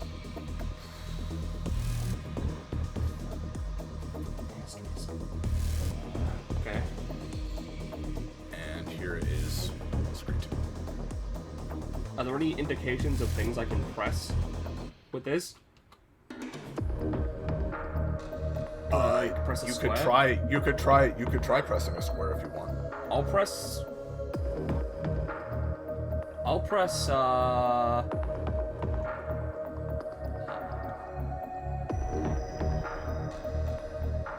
it's under the thing. That one. Let me see, give me a sec. The one in, like, the corner there? The inside corner? Yeah. Alright, you press that. Give me a second. Okay. You press that button, and a moment later, a pillar, this, like, padded floor square, disappears, and a big, like, glass pillar, rises up out of the floor in its place. Where? Oh, sorry, is it invisible? Yeah, here you go. There?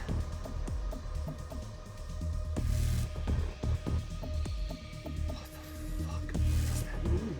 Okay, we're gonna select another one. We're gonna select the one right next to it, to the right.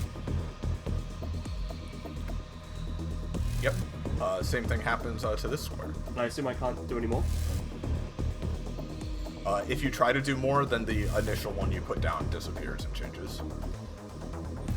Okay. So, like, if you try to do the next one, it goes like here. Yeah. Where is the, where's the, like, the bottom rank, I guess? Like, if I go to bottom right corner, where would that go? It might be there. Give me a second. It would be right here, like right next to where you're standing, basically. And then top left. That one goes here.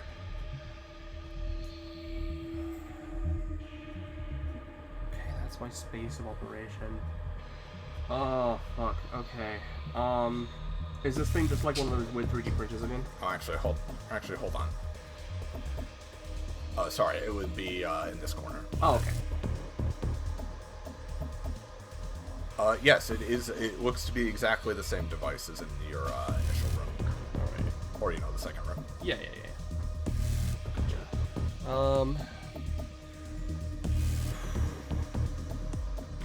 This one is like much closer to the ground, so you can just type on it.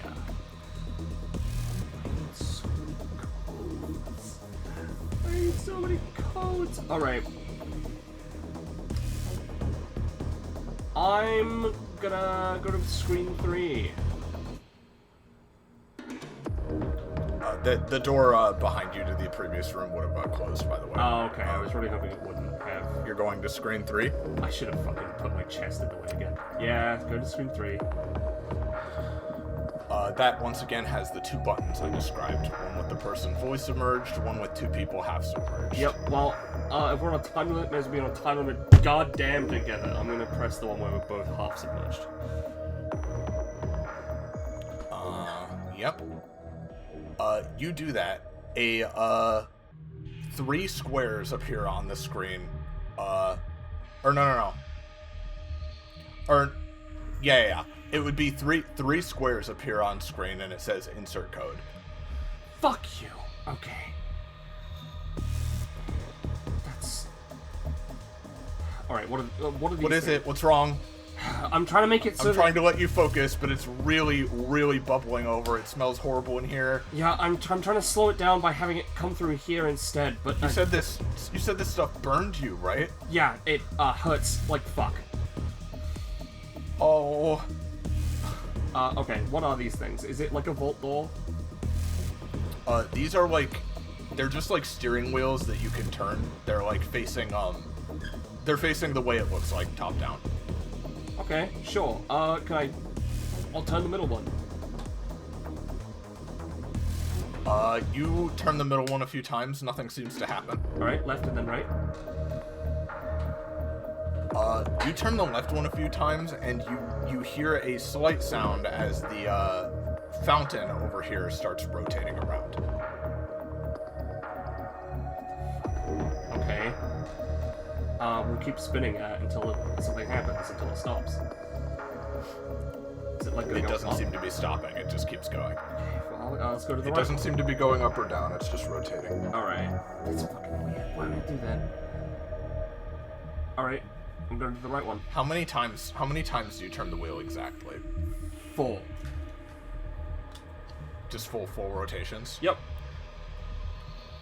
Okay. Assuming it's not like... Do you start turning the right one? Yeah. You start doing that, and you immediately hear a loud noise as the door over here starts opening. And you start getting a peek at the other side as you turn it. But as you're turning it, you're also startled as you hear, oh god, fuck. I'm gonna let go of the wheel and turn it back the other way. Oh god, was that you doing that? What the hell was that? I think that is the wheel of abandonment. My door is opening, but it makes that go faster. I'm gonna do my best to get you out of there, though. It was like the platform was like lowering way down really fast. Yeah, I made sure to spin it back up again. Alright. And this middle one doesn't do anything when it spins, left or right? Not that you can see.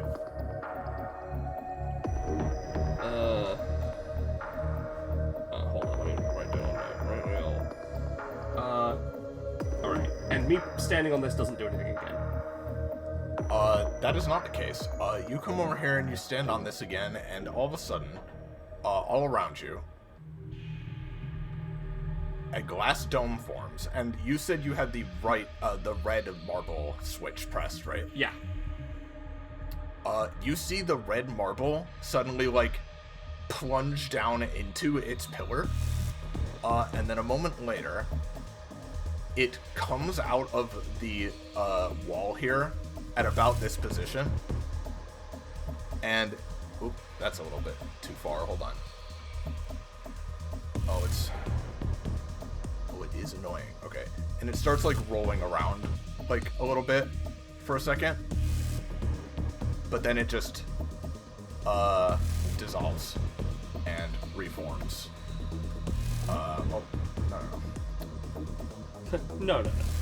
and then it reforms here, and then the dome disappears. What are you talking about? Alright, we're gonna do that with the white one and then the black one and hope for the best. Well, the same thing happens each time as the dome appears around you, essentially caging you in.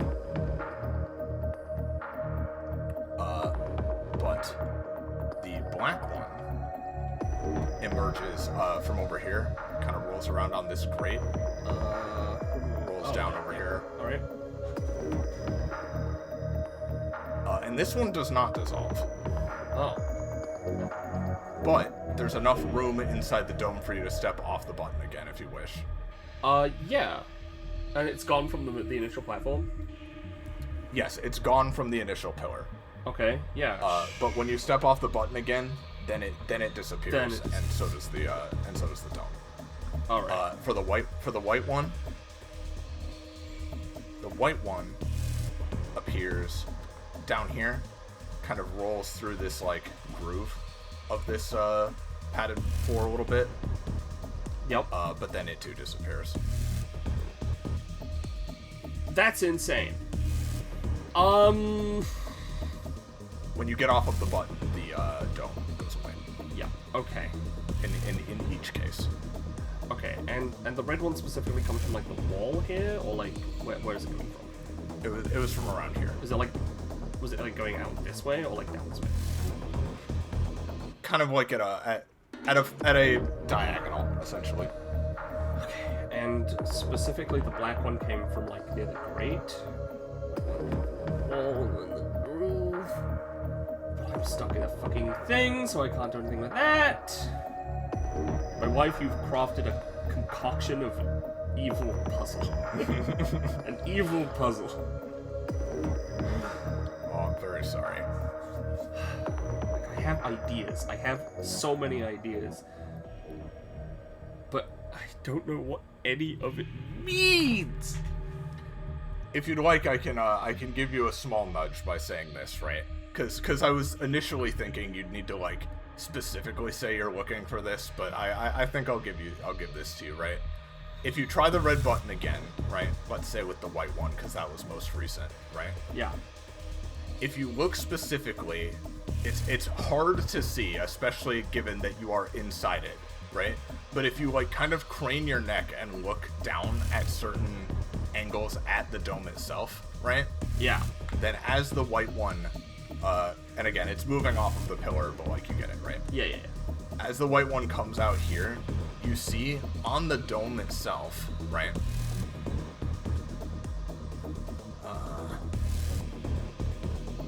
Okay.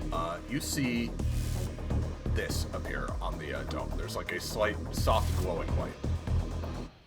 Light? There? Yep. And only with the white one. Well, that's the first one you notice it for, is what I will say. Okay. But a moment later, it goes away. Alright, well, yep, I guess I'm gonna try and do that for all of them again, taking note. Give me a second.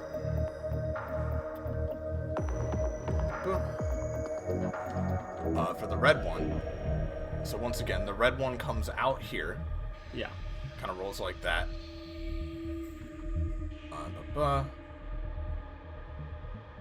There is a red light here.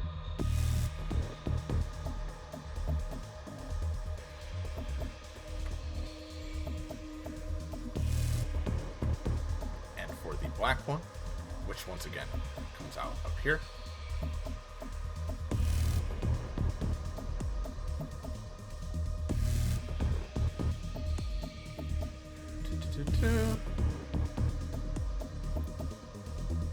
There is a black light right there.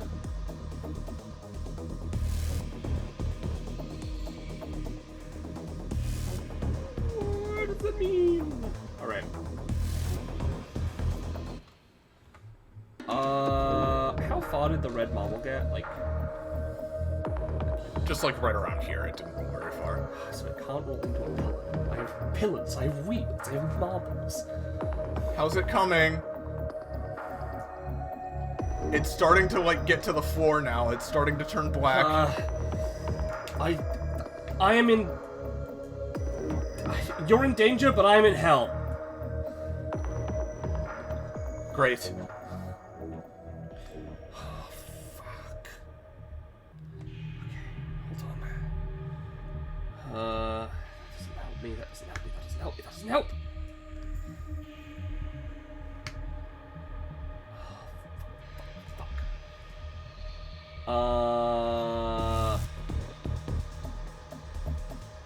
And the white marble, where did that one roll to? Like, specifically? That was rolling, like... About here? That came out of here and rolled, like, a few feet north before just, like, dissolving. Right. Black one doesn't dissolve until I get off of the plate. Can I move this safe? I should redo my description of that to reiterate. None of them dissolve till you get off the plate, to be clear. Oh, none of them dissolve. Yeah, sorry. I did that wrong. Go ahead, continue. I have no colors. I have a 3D printer that makes cubes and keys. You know what? I'm gonna print a cube. So you put in the code? Yes, which Was? Hold on, it's in here somewhere. 158. Nothing happens. Alright, we'll try 631. Nothing happens. Fuck! God damn it. I don't have a magnet rod. No, we do have a magnet rod. I have to wait a little crate. Is there any way I can help? I really don't want to is there put all this on you, but is there anything else around you at all? there really isn't. I've been looking. There's just this platform. Any which, weird like, symbols? No, not that I can see. I've been kind of worried to get off the red thing in the center. I'll try. Don't. Okay, that's fine. No, it seems alright, but I don't see anything on the sides of the platforms, even if I get to the very edge. Oh god. What did you do that made my platform lower? I stepped on my platform in the middle. Well, no, that made it go up when my platform went down. Oh, I was spinning the wheel. A wheel. Okay. Well, I just want to say, I really, really don't... You need to be careful, but it at least didn't go down all at once, if maybe that's part of it. Okay. Alright. I'm gonna spin the wheel again. Okay, just slowly. Yep, we're gonna slowly spin that wheel. Oh, fuck. If we spin it the other way, I assume it's locked going the other way and doesn't... If it's like full, if it's like maxed. Yeah. If it's in its default position, you can only turn it to the left, not the right. Yeah. So this door starts opening, and you hear her going fuck. Okay.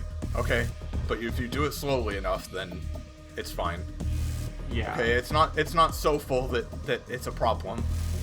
Okay. But any more and it might start creeping on. Alright, I'm gonna leave it like this for just a moment. I want to have a sneak peek of this room.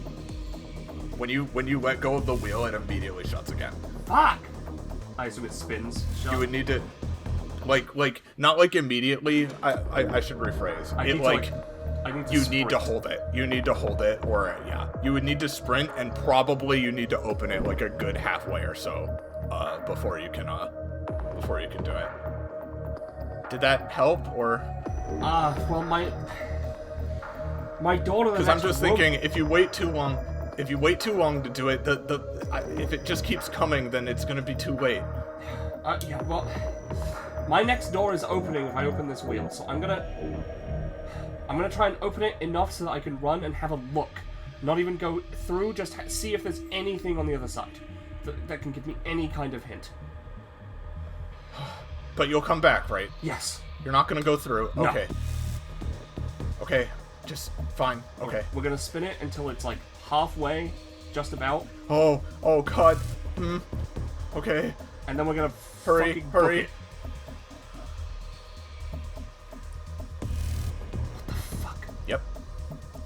doesn't help at all. You get into this room. Okay, we're gonna look at every single document. And this green button. Alright. Which document are you looking through specifically? The one directly beneath me on the table. It's like the one directly. Okay. Let me make sure. Yep.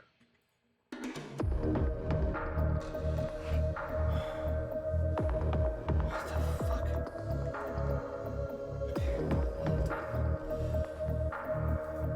I can screenshot this, right? Because, like, I can take the document with me. Yes, you can. Alright. Although, if you're referring to it heavily, I'll probably put it on screen again, but yeah. Yeah, that's fair. Alright, document, below me to the left. Alright. Here you see what look like some blueprints.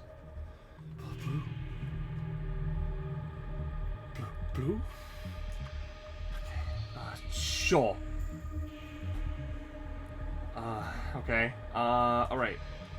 Document above me. Don't think I don't see those numbers, by the way. This one is just a simple note, it looks like, next to this this monitor.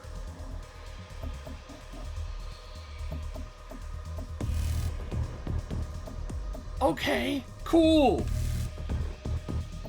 What's on the monitor?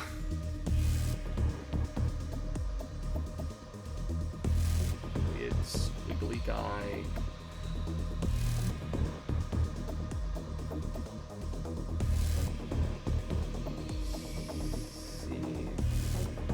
Alright, cool. Okay, that might... What the fuck was that? Nope, can't think about it. Alright. Next up, whatever's under this rubble. Yep, these notes are partially, a lot of them are like destroyed and like kind of crumpled a little bit, but there are a couple, there's one in particular, though heavily crumpled, that's still like basically intact. Alright. Sorry, it's, there we go. What's respect to creators like ourselves, can not discuss the no one, slept so we could fly, it turns to the only step as only as only happens to evolve future cannot the same sleep only in well lit rooms. The walls are not talking, do not listen. Great.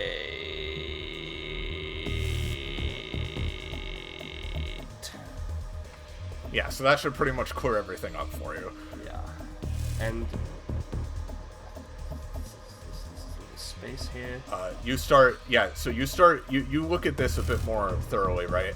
This looks like it keeps going, like just out of here completely. Like there's just a hole filled with debris, some of which you might have to like kind of squeeze through, but it does keep going. Almost like it looks like some kind of explosion or like big piece of equipment drilled its way in here. Okay, we're gonna leave that. We're gonna press. Well, actually, we're gonna assume this door is locked. Yep, completely closed. All right. Although when you get near it, do you hear something muffled from the next room beyond it? Do you press your ear against the door? Yeah, sure. You hear just steadily, now and then. It's not like constant, but you hear very muffled through the door.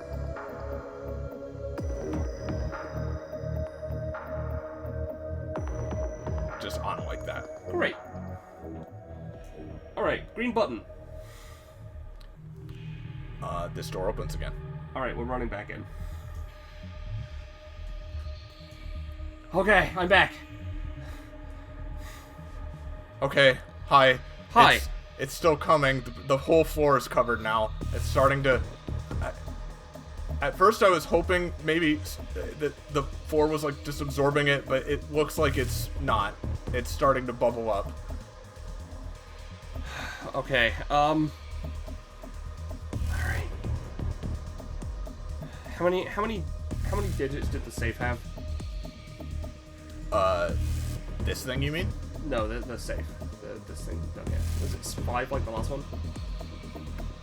It doesn't have any codes on it. It's just a metal box. Oh, it's the key. This one's a key one. Right, okay. It doesn't have a keyhole on it either. Oh, it's just a metal box. Oh, it's just... Fuck you. Then. It's just a metal box. So you haven't really interacted with it yet. Well, I'm gonna try 100. The machine whirs to life, and after a few moments, it pops out this. What is that? It's a small toy train. Okay. Oh no. No.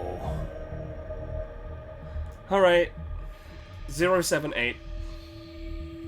I've already written down what I think it is. Yep. There. It pops out some tracks for the train.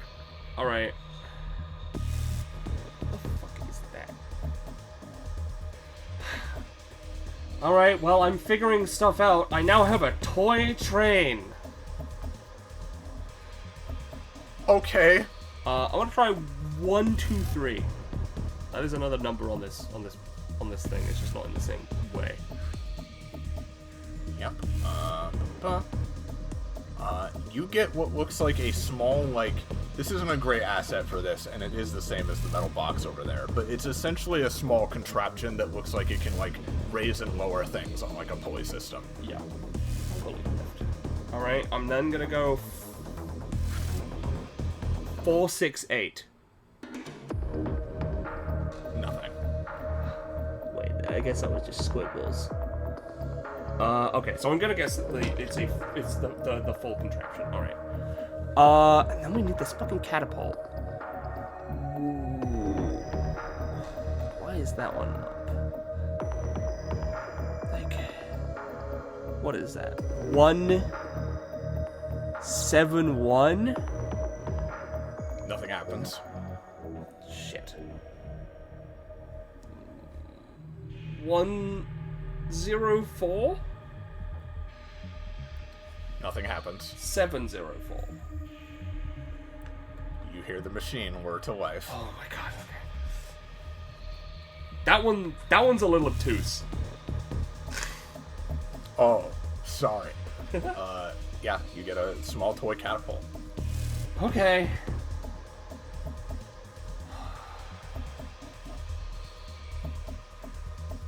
Right. Does the train seem to have any sort of what's the word? Internal power? You can't tell just by looking at it. I'm put it on the track and see if it goes. You put it on the track, it doesn't seem to go automatically. Okay. How would I do this? I have two. Do that. How would I do that? So I'm gonna lift something. I know how that would work.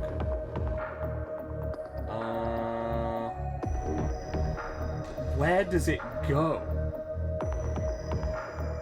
I'm gonna have a better look at this metal box real quick. While I'm doing that, I'm gonna see if I can set the thing to print as many train tracks as I can. Okay. You take a look at the metal box. As you pick it up, you feel not hollow, like you can literally hear something rattling in there, but it feels like there is something about just a bit smaller than the box inside the box, if that makes sense. Yeah. Kind of shuffling around in there, but there is no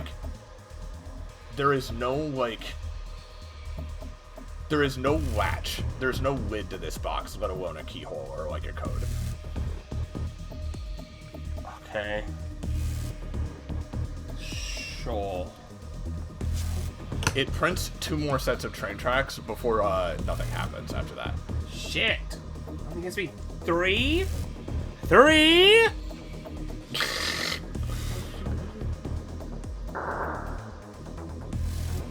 You shut up. Okay. Huh? What was that? There's noises. Yeah, I hear them. It sounds like something's going on outside. Yeah, a lot of... I'm trying to get you out. Sorry, I shouldn't distract you. Just hurry, Yeah. hurry. Okay. Okay, I'm gonna need a minute. She needs a minute. Alright. Someone had taken it, leaving behind only a screwdriver. 6 mice and 11 rabbits. When there are 10, all must be in order. If there are 3, only look at the first colored letters. 5 wishing stars. 6, 10, 15, 21, 28, 36, 45 things. 8, 9, no. 8, 10. I'm gonna put this back on 9. because I assume you're looking at it. Yeah. I'm counting the amount of letters there are. No, the amount of characters there are. 4, 7, 5. So that's 16. That's definitely not it. Definitely not fucking it. You could put it on screen. Not that one. Not, well, I mean, maybe that one as well. Well, there's only 1 3, I think. A-O-T-S.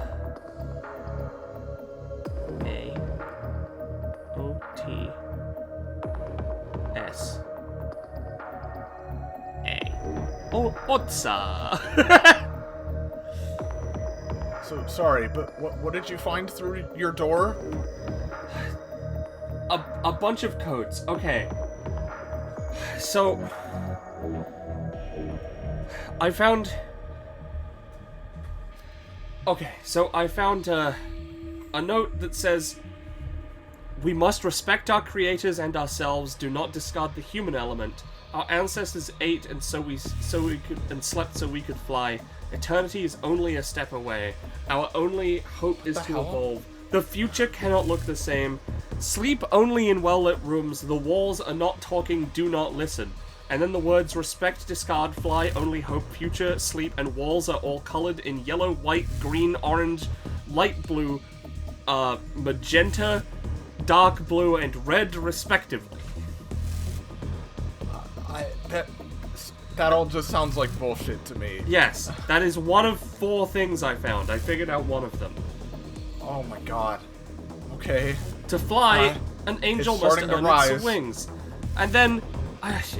do you understand what 6 mice and 11 rabbits went on a shopping trip at the store? They found 1 apple, 2 oranges, 3 lemons, 4 limes, 5 wishing stars, 6 blueberries, 7 plums, 8 gumballs, 9 caustic modes, and 0 marshmallows.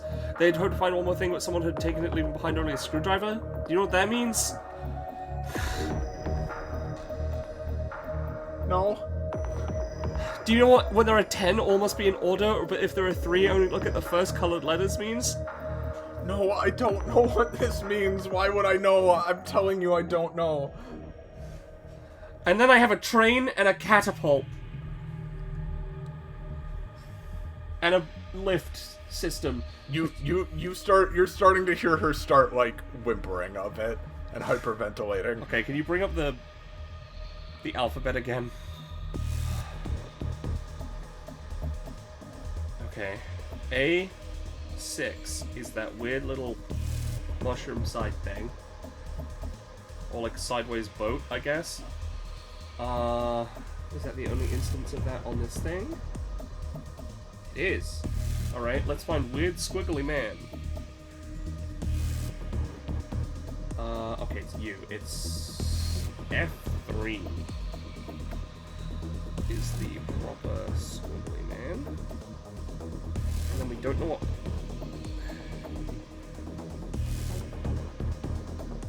I don't know what C is.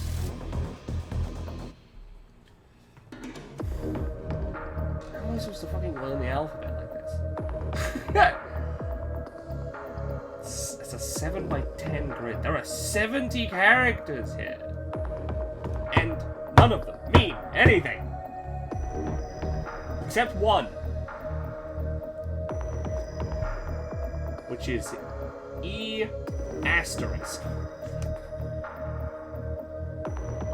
do recall seeing that symbol somewhere before. It's on the goddamn screwdriver. That's on the screwdriver. They wanted more, but someone took it and leave it on a screwdriver. But that doesn't make any fucking sense. Is there an exit sign on this fucking thing? No. So you would be looking at the console again as you're pouring over these, right? Yeah. I will say, just because you could tell from, like, if you try to press any of these, unlike when you're, like, making the pillars rise up, you can't press these. You need to type in, like, a physical, like, code. So you can't press the glyphs themselves. Yeah, but there is a keyboard. Yes, this one does have a keyboard. All I know is what A and B are. And I guess maybe S. I'll type A, B, S. You get as far as A, B before it, like, the A, like, so when you start typing, the A in, like, the bottom left square of this, right? You know, like here. Yeah. Does that make sense? Yeah. The A appears. When you type B, it, like, they both just disappear. Like, that's an invalid input. A6? A6 appears in there.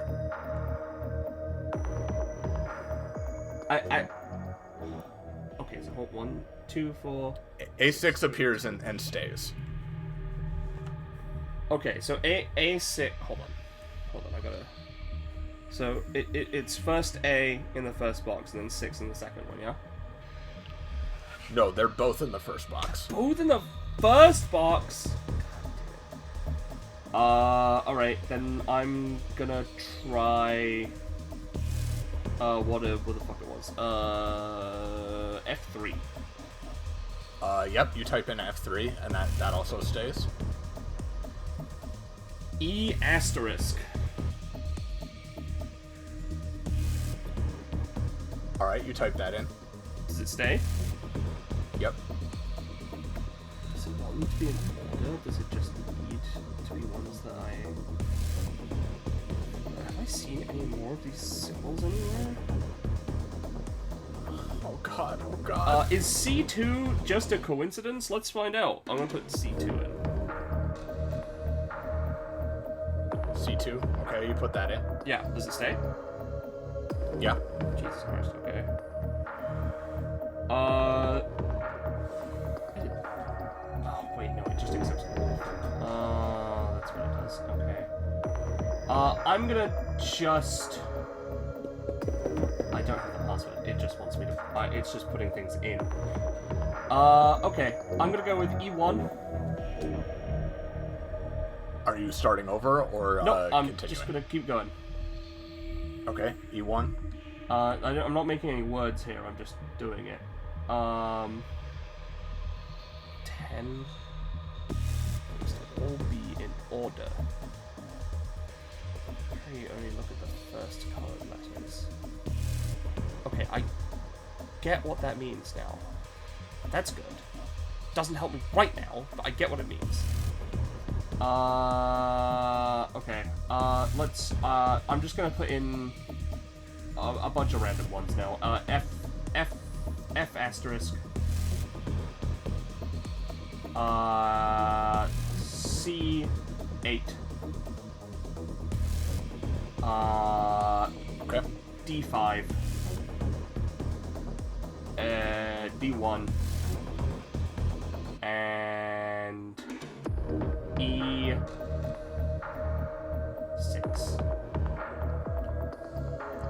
Yep, you fill out the full field, and then it all disappears, and a message saying invalid appears for a moment. Okay, well, I know what A and B are, that's fine, and I can assume, but hopefully not be too wrong, that is S. Is there no... There's an hourglass, but there's no...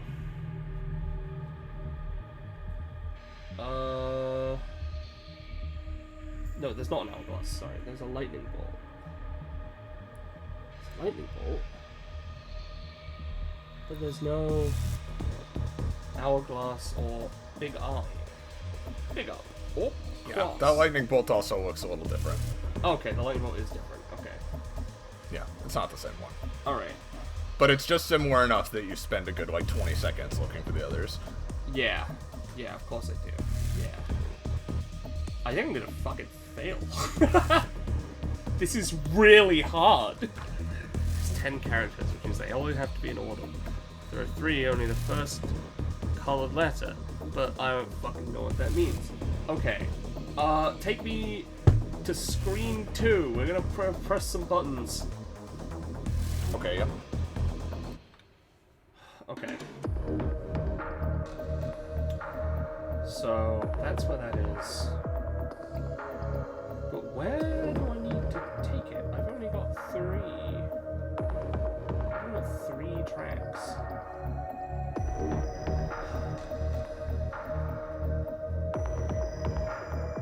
Where would that go? Alright, so, I can't move the track, so I'm gonna need you to do it, right? Let's... how long are the tracks? They are 3 paddings. So they're 1.5 squares. 2, 3. It's the catapult. She's analyzing. And then I'm gonna throw that in that. Okay. This woman is thinking. Yeah. So I'd like to position my train tracks like that, or if the diagonal is not allowed, just to go further down here and then basically have it all set up so it goes on. Well, I guess I can't set it up like that. I want to go diagonally. If the train will function that way, I'll like test this. the train. You're saying something like this? Yeah, something like that. Yeah, so I can set up the pulley system and then the catapult.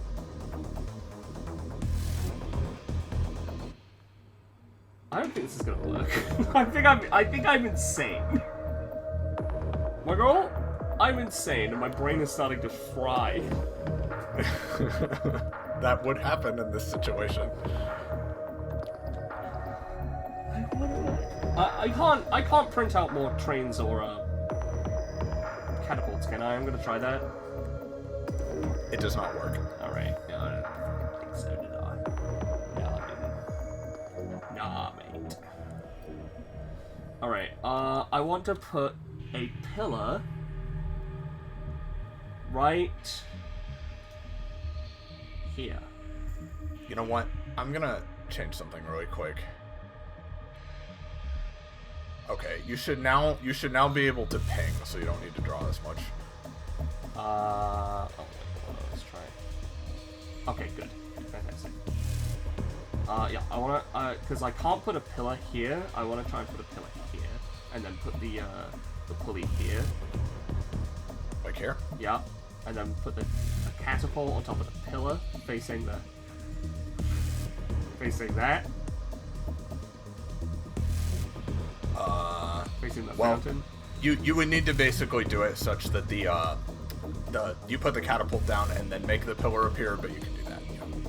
Is the pillar that tall? Yeah, when the pillar finishes going up, it's way above your head. Yeah. What the fuck? But you can put it on there and then have the pillar rise up. That's fine. Yeah. And then I'm gonna put the train over here. Okay. Right? And we're gonna have it all set up so that when I get onto the thing, I'm gonna make sure the black pearl goes down into the train. The train will go along the tracks. The train will go up to the pulley system. The pulley system will pull the marble out and take it up to the top, where it'll be put into the catapult and catapulted into the fountain. I don't think I can do anything with the light. Okay, so you want to kind of point the catapult vaguely in the fountain's direction. Yeah, vaguely in the fountain's direction. And you know, if I happen to get lucky and it ends up going towards the light, and that's like the real solution past the cage, then yeah, I'll go with that. Also, I did notice that one of the fucking symbols in the alphabet was either a wheel or a cage, and that bothers me. Alright. So anyway, I'm gonna step on this. Alright. You do so. The dome appears, and you would press the black yes, marble switch, I assume. Yep. So this disappears right there. And the marble is pushed down into the pillar, and you hear some, muffled rolling for a moment before it does indeed eject out onto the... Oops. Eject out. Oh, God. These are hard to grab. I apologize. That's okay. It ejects out onto the train. Yeah. Right? And the train indeed starts carrying it along. The marble pressing down on the, car seems to, just propel it forward automatically. Yeah. As it's holding the weight down. Yep. It's a bit of a harsh turn here, but it manages it. It deposits the marble into the elevator, which does, in fact, start bringing it up. Yep, which is what we want. And you positioned it such that it goes down into the catapult, yes? Yeah. The catapult flings it, approximately, I'm going to make it bigger just so I can move it and you can see. Yeah. It's smaller than this. But it flings it, pretty far, down over into, this location somewhere. Okay, I get off the But then it stops. I get off the thing. Yep. Okay. Plan B. Are there any slots inside of these wheels for marbles? Slots inside of... The wheels. Oh, the steering wheels? It doesn't look like it. Okay, so we can't ski ball our way to victory. Okay. We're gonna reposition the catapult. We're gonna reposition everything. Right? Put it all back into the default position, right? That I had it at. But no, I don't mean like that. I mean as in reset for models. Oh, yeah. You mean in this same, in this same thing, but you're resetting it. Yeah, yeah. understood. And then I'm gonna fire the marble here, right? However, I'm gonna put the pillar here. This is the second one. So it bounces off. Yeah, so presumably this pillar you said. Yeah. Somewhere around there. I don't know if we need to worry about how physics work. I feel like... I guess you'll have to see. I want to get it, in the line. Move it, hold on. Where is the closest I can get it to the red? I assume it's one up from where it is right now. That would be... I think it's one up. Yeah, right there. All right, and then move it one to the right. Okay. All right, and then that's not what I wanted. Okay, this is the one I wanted. Then look, it should bounce into the thing. Yeah. All right. Quite possibly. Okay. Okay. We've set up again. The glass dome reappears. You're by the way, you are starting to hear the other girl kind of it does sound like she's trying not to panic, but she is really having a hard time. She is starting to whimper, and you're hearing her fearful whimpers through the speakers at this point. But you set this up. The marble comes out. I'm gonna make the marble bigger again, because I cannot move it otherwise. Yeah. Oh my god. It's huge. It comes down. Goes over here. It's deposited into here, and it goes into the catapult, as before. It'd be right here, abouts, right? Yeah. So here's the thing. The catapult flings the marble, and it does in fact hit this. And does it exactly hit this light? No, of course not. They're no matter, you could fire this 100,000 times and it would never precisely exactly hit the way you want. However, you see, as it even just gets close to the light, it is absorbed into the dome. And you hear it rolling on the inside of the dome's cage. And it shoots up a small, thin, you hadn't noticed this till now because of the positioning, but there is a small, thin like tube on top of the dome that goes up into the ceiling and goes to the thing that's pointing down at the fountain that I mentioned earlier. It does that, and a few moments pass before some black sludge, very much reminiscent of the kind you encountered in the previous room, drips down from that and fills up the fountain with black sludge. Okay. I'm gonna spin the fountain. You spin it. Alright. Next Doesn't up, seem to do anything. we're gonna set up red. No, we're gonna set up white, because white's gonna be easiest. Let's go to my notes. Alright. So... my deer. We're gonna put... the black marble's just gone now, right? God, I hope so. No, it would still be here. Okay, that does not fill me with any sort of confidence. Also, you know, this is a game, so I'm gonna ask. Can I get any kind of, like... Can I roll for any kind of hint? Like, anything that... More so than roll, if you ask me, like, for something... Like I will give you hints if you want me to. If you ask me specific questions, like I will give you anything, even in the genre of what you're asking. You know what I mean? Like I will do my best without giving it away. Yes. All right. Okay. But I am not going to give this to you either. That's fine. Okay. So while I'm setting this up for white, right? So like. So, what I want... How the fuck am I supposed to hit the white orb? Actually, hold on. Oh, no, the white lights... Hold on. Is this setting up the train tracks? Yeah, I'm setting up the train track. It's gotta go... No, this one should be easy. Yeah, this one should be easy, because all I need to do is aim for, like, right here. The pillar should still be there. I want to put the pillar. Well, it's kind of in the way of this train track, so you need to move it a bit. Yeah, that's fine. But... And then it could shoot directly at the white orb, which I believe is at the 5-ish o'clock position. Is that correct? Okay, but otherwise same setup. So this is like here still, and the catapult's over here. Yep. All right. Gotcha. You know, pressing the white one, and you know, the catapult I think can aim a little to the left. I'll give you this, right?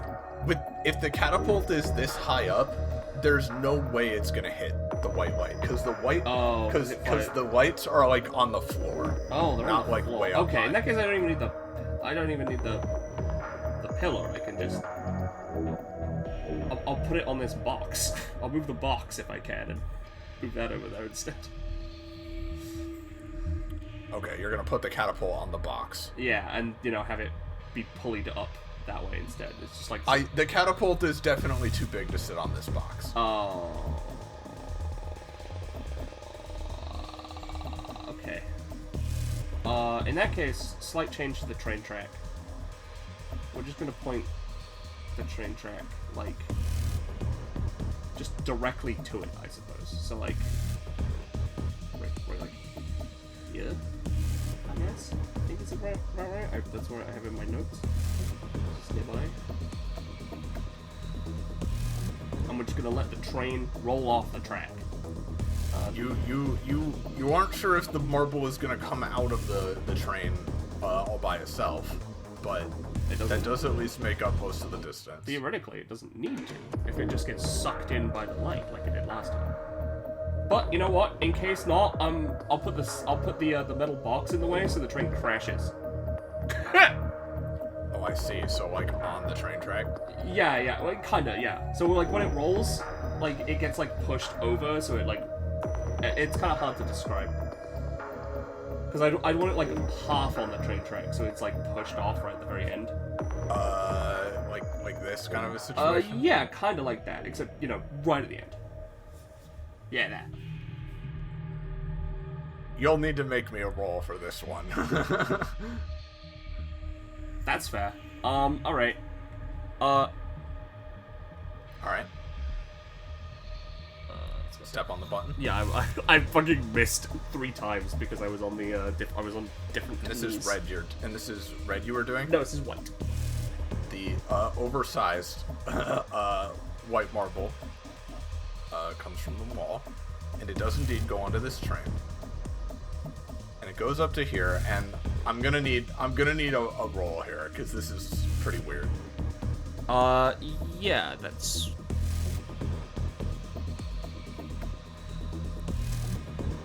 I'm afraid that the train does, like, collapse, like, around there, but the marble doesn't really have any, like, momentum at that point. It kind of comes to a stop, like, right around here. Okay. Okay. Alright, I'm gonna have to reset it again.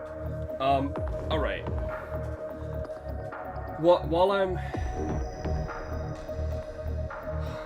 I guess... I have a lot of things I want to try. Yeah, can we go to screen 3 again, the button one? Yep, so there are 2 buttons once again. One with person fully submerged, one with 2 people half. Yeah. Can I put in 126? You put in the 1-2 and that's already invalid. Motherfucker. It has to be these fucking glyphs. It has to be these god-forsaken glyphs that I don't understand. That I just am stupid. Language and this is not what I'm good at. This is not what I'm good at. These motherfucking glyphs. You are in this room, these beige padded walls, this light, this time, this pressure is getting to you, and you're racking your brain. You feel like you can almost see how certain things connect, but something in particular, an intrusive thought perhaps, but it does occur to you nonetheless. It would probably occur to anyone in this situation, no matter how panicked or they were or what kind of person they were. There was just that way out. There was a tunnel leading out, and you do think to yourself, is that tunnel supposed to be there? Is that really normally part of this? You wonder? But of course, if you leave, there's every chance that the other girl will be left behind. But then again, who knows? Okay. You know what I'm gonna try? No, because it doesn't go with O. There's no O. There's no T and there's no S. Fuck. Listen, I'm stubborn. Oh, I'm well aware of this, my girl. Okay, we're gonna try A6 F3 E asterisk when we try it again. The same, like, 3 code? Yeah, A6 F3 E asterisk. Invalid. Okay, I thought it might be A. I can't get any other fucking...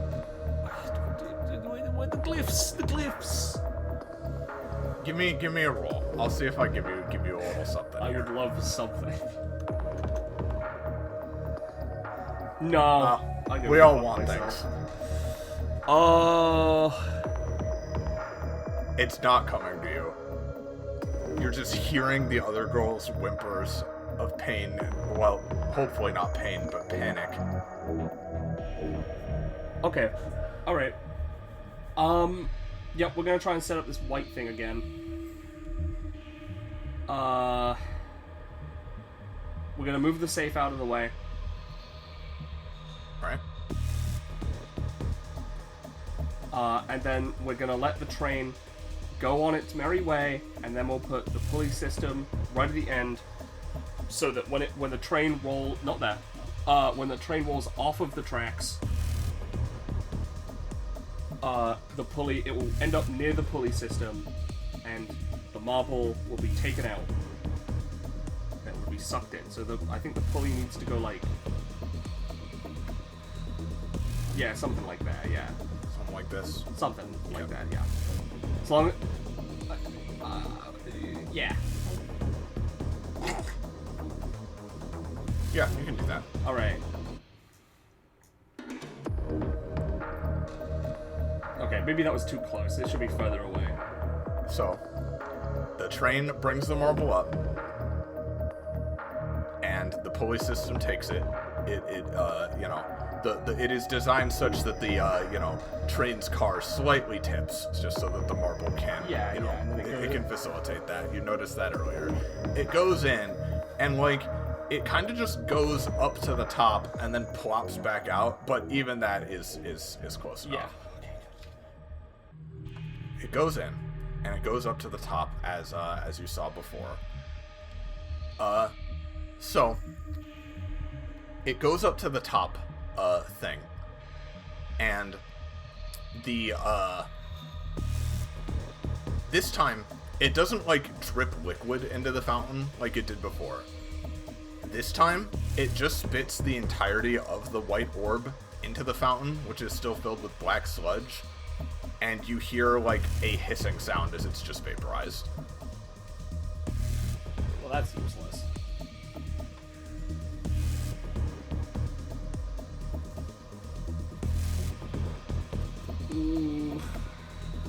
Weirdly, that seems to lower the amount of black sludge inside the fountain as well. There's still some, but not as much.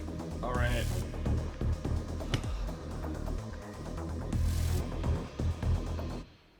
We're gonna do it again. Okay. Just same exact thing again? Yeah, same thing. If I'm allowed to shortcut it, so that it... Yeah. The white orb goes in, and this is taking precious seconds, but the white orb goes in again, and it falls in. This time, it kind of half dissolves in the black sludge, but gets rid of it for the most part, and then I assume you do it another time. Yeah. Yep. Another white orb into the thing. This time, there's still some, and you still hear some hissing, spitting, but most of the black sludge has been absorbed. And this time the white orb just kind of circles around the rim of the fountain before falling into it. And then the lights, it basically falls into a hole in the center, right, is what happens. And the lights of the room, they don't go out like they did before, but they dim noticeably as a laser starts shooting out of the fountain at this wall. Okay.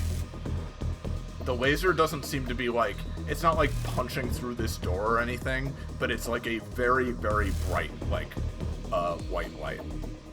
You also see, that specifically on this wall of the room, right, you see a big white light light up, at the same time the laser is going. Okay.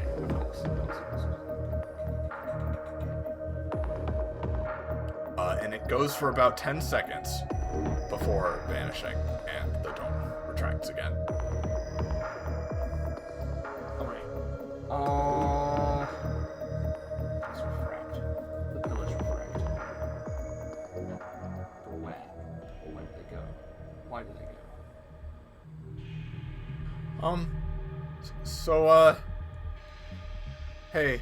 Hi. How's it, any progress? Yes, I think. Yes. Okay. That's good. It's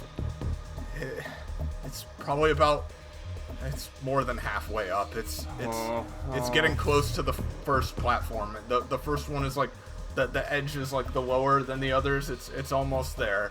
Okay, I'm going as fast as I can, but I'm limited by time.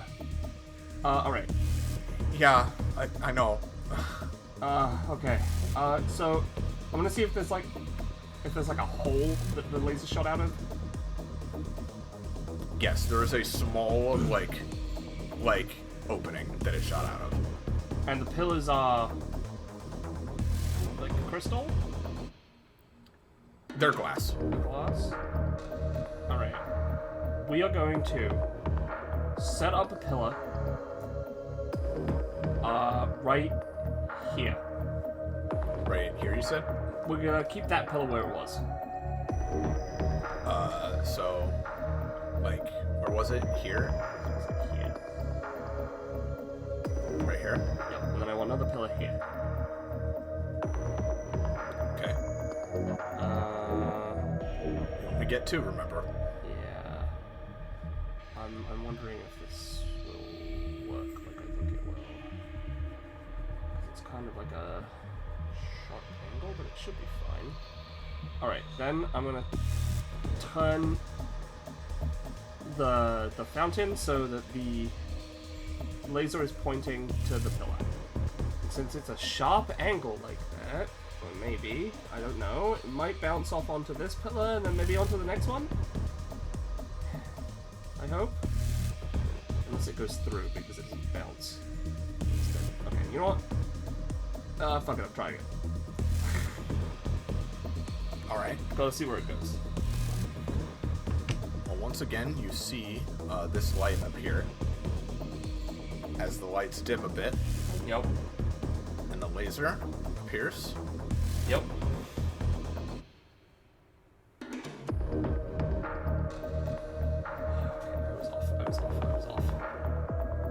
I was off.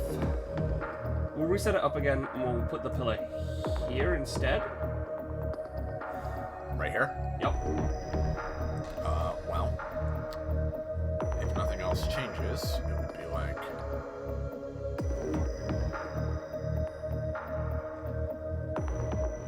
Yeah, that makes sense. That makes sense. That tracks. Okay. We're gonna go... Because I need to use this side. Can you put the cage down again real quick?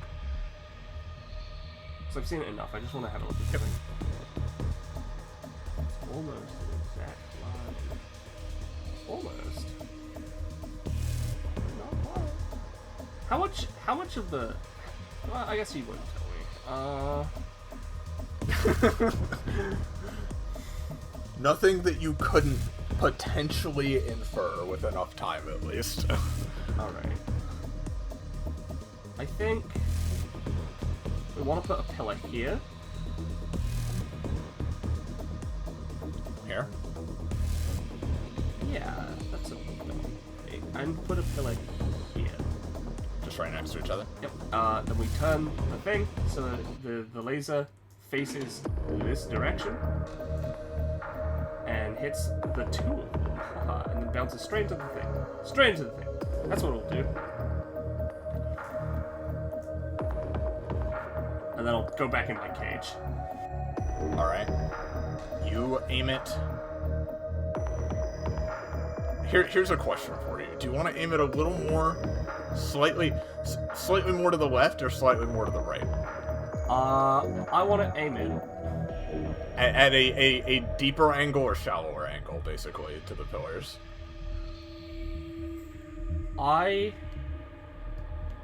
are the pillars flush with each other?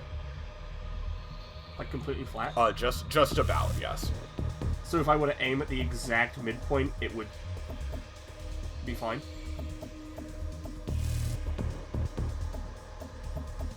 Potentially.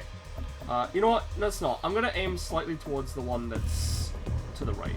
That's where I'm gonna aim. Okay. I think that's the right choice. No! Wait! Is it the right choice? Yeah, I think that's the right choice, yeah. Yeah, I'll go with that. So let it be stated that I am trying to help you here. Here's what I can do. Now, this basically hits the glass dome. Now, what I could give you, because, you know, Foundry can't quite rotate things on exactly the same level as this can. I want you to give me a roll. All right. Yeah, my question, by the way, was does the fucking beam hit the dome? Well, it certainly does, but okay, that's pretty good. I will say, you see this dome and you're like, it's gonna hit the fucking dome if I'm not careful. So you preemptively aim it so that, like, now if it were like this, right, it would definitely hit like this, and that's not helpful to you, right? So here's what I'll give you. You managed to aim it just in a sweet spot, so that it's like this. Yeah, right? that is the exact point I was trying to aim for. To be honest. I understand that. It's just that you need to understand that, like, this fountain, like, the angle that the laser can shoot at on this fountain, yes, there are, like, exact degrees you can aim it, but it is still in a fixed position relative to its elevation, which means that it can't, like, squidge around, like, exactly. Yeah, you know? I get you. But, like, this is a sweet spot.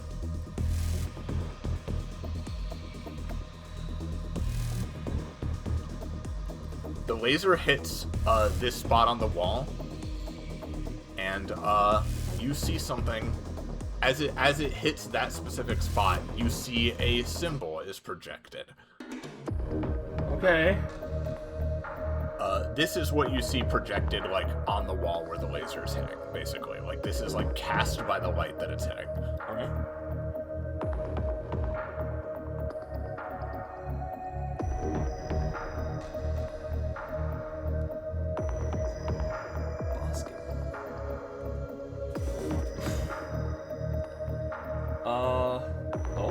There's more?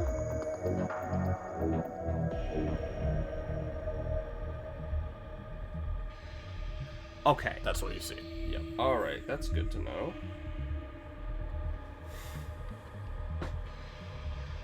Alright. We're gonna get off. Right now, in the middle of this? Yeah. Okay. Seems like a weird time, but... Alright, yep. We're gonna go over to the computer console again. We're gonna press the button. The two people half submerged button? Yep. Okay. We're gonna go A6, F3, C5. Invalid. Fuck! Okay. I'll let my wrist. Alright. Okay. Let's see. What was red? What was red? Alright. We're gonna try and set up a red train. Alright. This is gonna be hard. It's like this, Okay. Alright. I think that's fine. Alright. I want to keep this pillar where it is. And I want to put a new pillar. Like here? Or here? As close to the edge as possible. I think it would have to be like here, actually. Right here? Yes. And then we're gonna get our good buddy the train to go here, and then up, and then catapult it through the air, and then over here. Kind of like at this situation? Yeah. I did take note of where the red one comes out of, and I'm pretty sure it's over here. Let me get rid of all the drawings. But you understand my intent. Pressing the red button. Pressing the red button, and I'm gonna give it a go. Alright. Once again, for what seems like the 1000th time, this glass dome surrounds you. This is the red orb. I know you like to miss, carried. but this is too much. Alright. The train goes along the track. Yeah. The pulley system gets the marble. Yeah. We love to see it.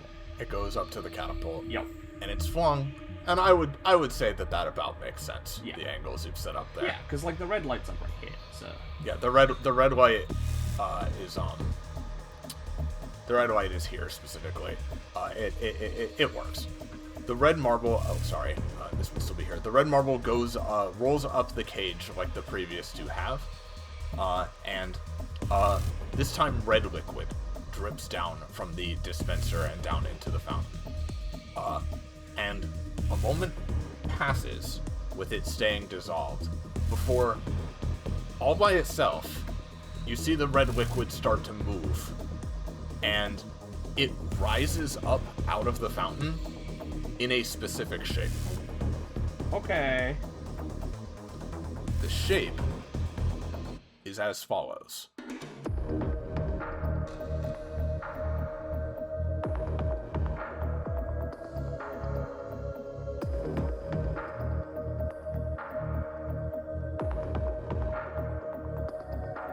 No, that's not working. Hold on.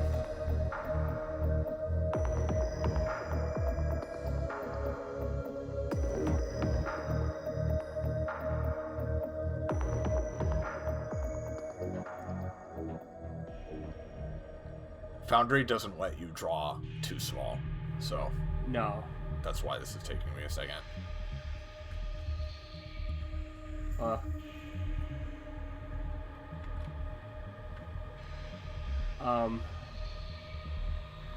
Roughly like this. Hold on.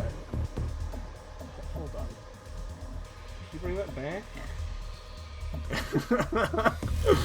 I could be mean here and say no. I'll bring it back for a second. Oh,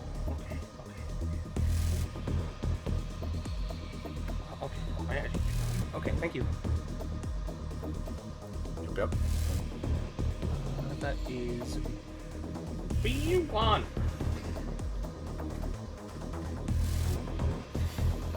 Alright. Well, I figured out.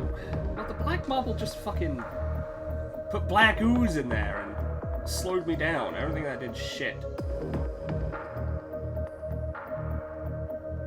Oh, I'm stupid. Yeah, I still need it.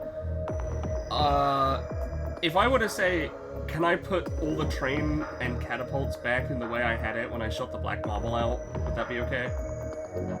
Yes, but at this point, you are starting to hear even more just hyperventilating through the speakers as she says, "Okay, sorry, but it's above the second platform now. Oh, It's only with how it's been going, it's probably only about like maybe 10, probably more like 7 or 8 minutes before it starts getting really bad."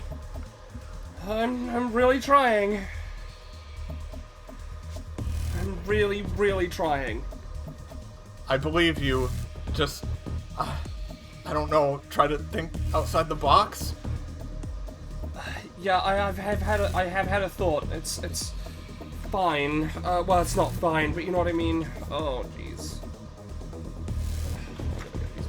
So you set up the way you had it with the black train again. Yes. I don't need to go through the entire rigmarole of moving everything. I assume it takes you a few tries, wasting more precious seconds, because at this point, now it's not just trying to go off of gut. You're like, oh, but how did I have it before that made it work?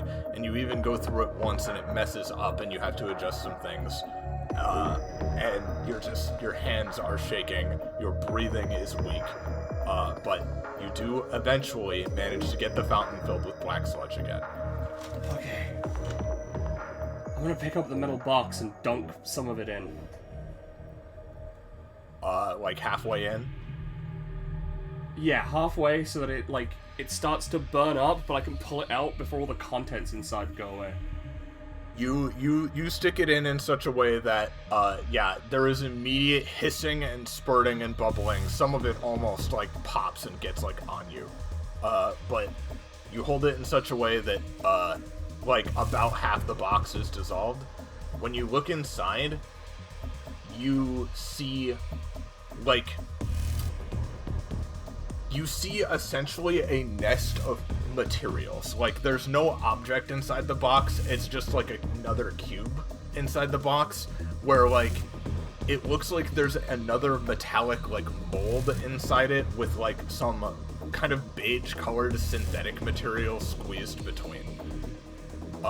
I will give you this. You have a feeling you need to dissolve it all the way. The entire box? Yes. Alright, she'll dunk the whole box. She'll just let it go. You're not, because at this point you're not sure what that means or what else to do anyway. As it fully dissolves, you see that what is left behind is essentially only this beige synthetic material, which rather than dissolving, absorbs the black sludge instead, and what is left of the material forms a particular shape. Give me a moment. Alright, what? There's only... like 2 it can be. That's what it forms. Okay, thank you. And the box is destroyed. How many lasers is that? That is... Unlike before, by the way, you note this. Yep. Unlike before where the white marble seems to, like, diminish the amount of black sludge in the fountain, currently it looks like it was half full before. The fountain is almost, like, filled to the brim now with putting that in there. Oh, cool. How do I determine what the fucking water is? Like, for the 3-1. I'm gonna look at the first colored letters.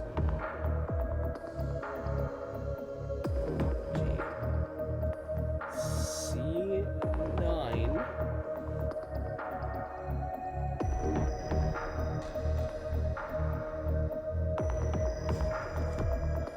I'm gonna try and do half and half.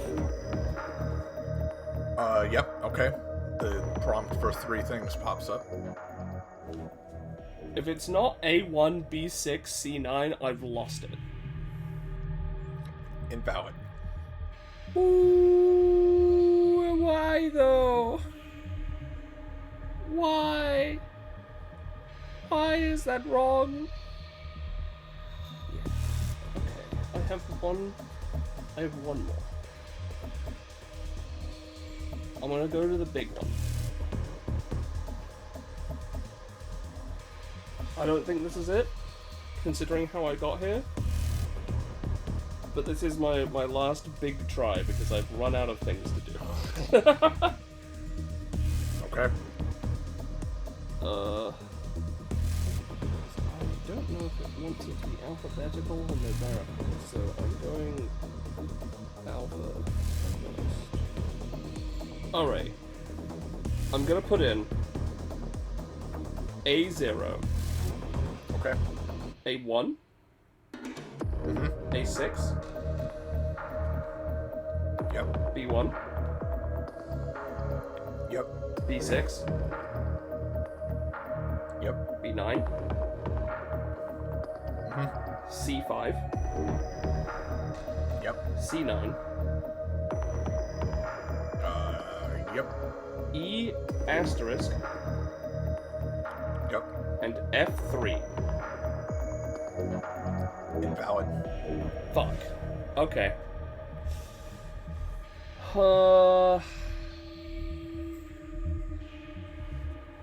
Alright, give me one more fucking shot. I think I have... you know what? I have another idea. Hold on. What is pink, actually? What is pink? F8. Okay. We're gonna go back to the other one. Right? I'm gonna give myself Is this the 3-1 this time? This is the 3-1. I'm gonna give myself Okay. 2 more attempts. Right? Okay. D0. Yep. F4.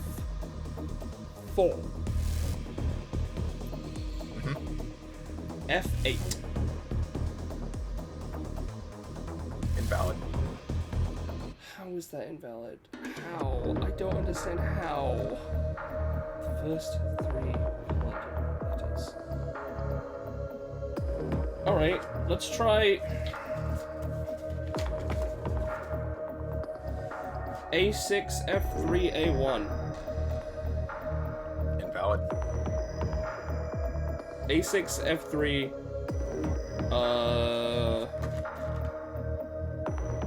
B6. Invalid. ACX, A6, F3, C9. Invalid. Let me look at the first colored letters. I'm gonna die, aren't I?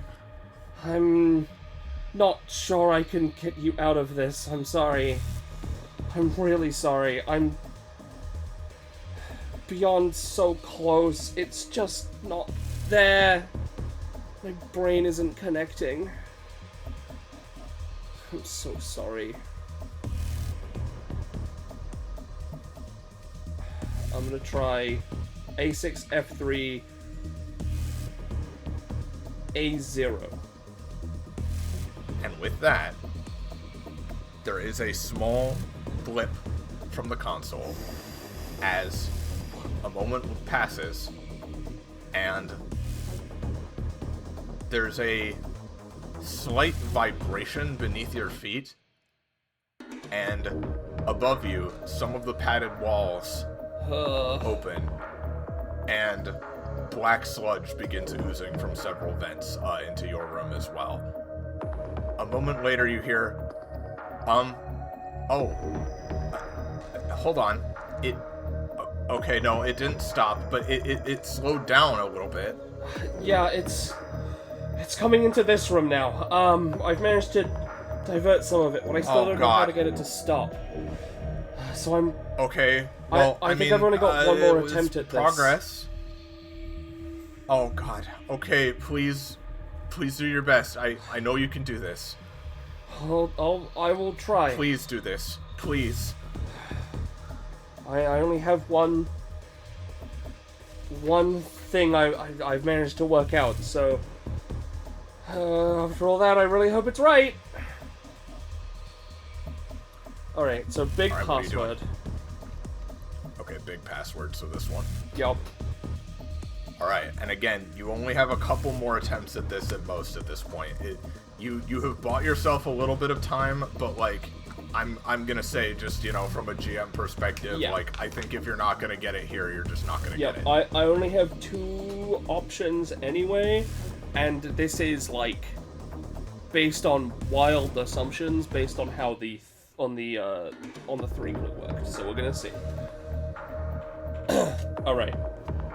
A1, B1, B6, B9, C5, C9, D0, E star, F4, F8. I'm afraid not. Ooh, It okay. simply says invalid once again. Okay. One more. I have my one more chance. One more password. It's basically almost completely identical. Which is A1, B1, B6, B9, C5, C9, D0, F0, F4, F8. Invalid, I'm afraid. There's still something you're missing, and you don't know if your thought processes are equipped to deal with it right now. Some, like, black ooze sort of drips next to her. Fuck! Ah! Are you okay? It's... There's too much in here, I can't do any more. Oh, God, Can you get out? I can, yes. There's a way out that I've had for a bit. Maybe you could get someone and come back to help, right? You'll come back to help. I'll certainly try. Oh. Please come back. It's so close. It's slower now, but it's literally like starting to creep onto the platform I'm on now. Oh God.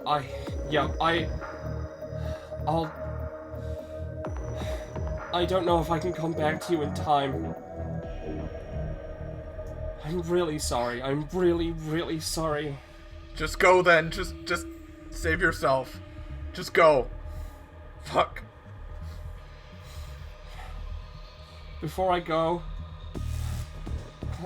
do you know your own name? I don't know mine, so. No, I don't. Sorry. Yep, and I'm just gonna leave. I can't do anything. You maybe had time for one or two more attempts, but you know, even if she wouldn't be able to understand in this moment, that you just don't have it in you. You are at your limit. You're not sure how any of this shit works. You managed to figure out some of it, maybe even most of it, but it's just too much. I mean, how could anyone have made sense of all of that in the time you had? And so, you rush to the tunnel, and you start picking your way through it. And, give me a moment. That's a bit. I'm real mad if the fucking code I've just found isn't it. This is one more code I found. God damn it. Well, I'm sorry. Yeah.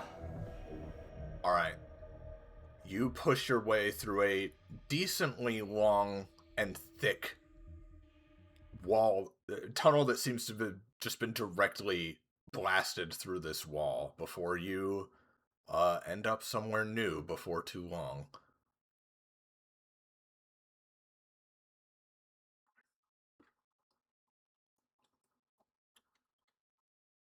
Can you see? Yeah. Your footsteps echo as they as you come out onto this long, lonely grate.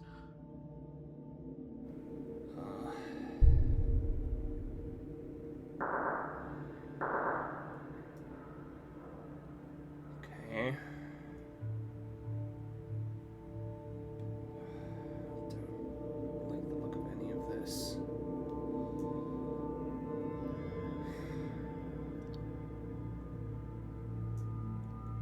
You enter this room and your senses are immediately assailed with just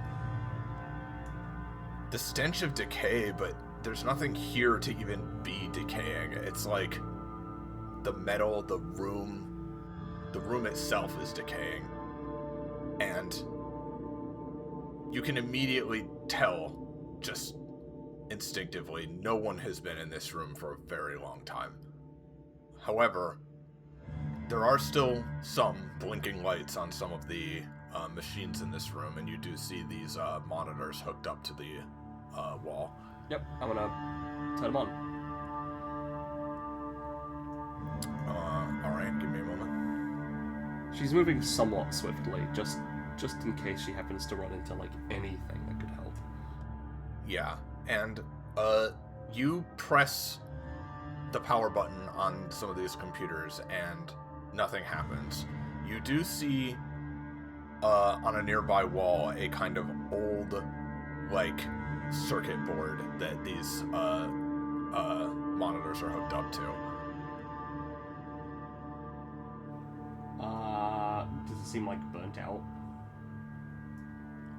It just seems off. Okay. Like, probably tripped by something who knows how long ago. Yeah. Is there a way to like turn it on, or is it just like There is like a big kind of central switch. She'll pull that on. You do pull it down, and there is a loud kind of reverberating thunk that almost shakes the room a little bit as circuits snap into place, and some lights in the room briefly blink on, and when they do, you see, like, you catch for just a moment, like, swarming over your hand and, like, out of this circuit board you just reached into, a bunch of small, like, metallic insects just crawl out of it and, like, scurry off into, like, random corners and such. She shakes them off and goes to look at the computers again. You hear their skittering just in the walls and the floor, even in the just, maybe even inside the computers or servers themselves. Okay. However, the lights did flicker on for at least a moment. Yeah, can I try and turn the computers on, or are they still, like, fucked? You press the power button on one of them, and there's like a little ball between the desks. I'm like, is that debris? I can't tell what that is. Well, you can look in a moment, but yeah. As you press the button on these computers, there is a sound of it starting to boot up, and it takes so long. The monitor is flickering. There are just lines of green, like, scan lines moving up and down as it slowly, lethargically boots up. But it does boot up eventually, and you're greeted with a message. Password and an entry field. I fucking knew it. Admin. Nope. Password. If only.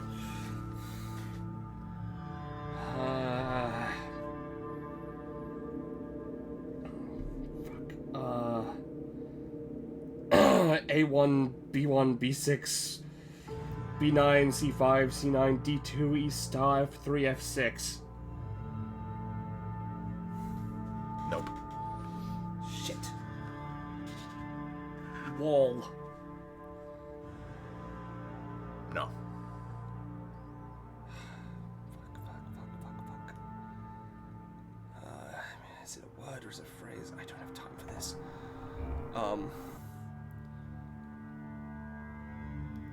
To fly, an angel must earn its wings. You get to about, like, the G in angel before you can't enter any more characters. Shit. Alright. R, D, F, O, H, F, S, W? Nope. Fuck.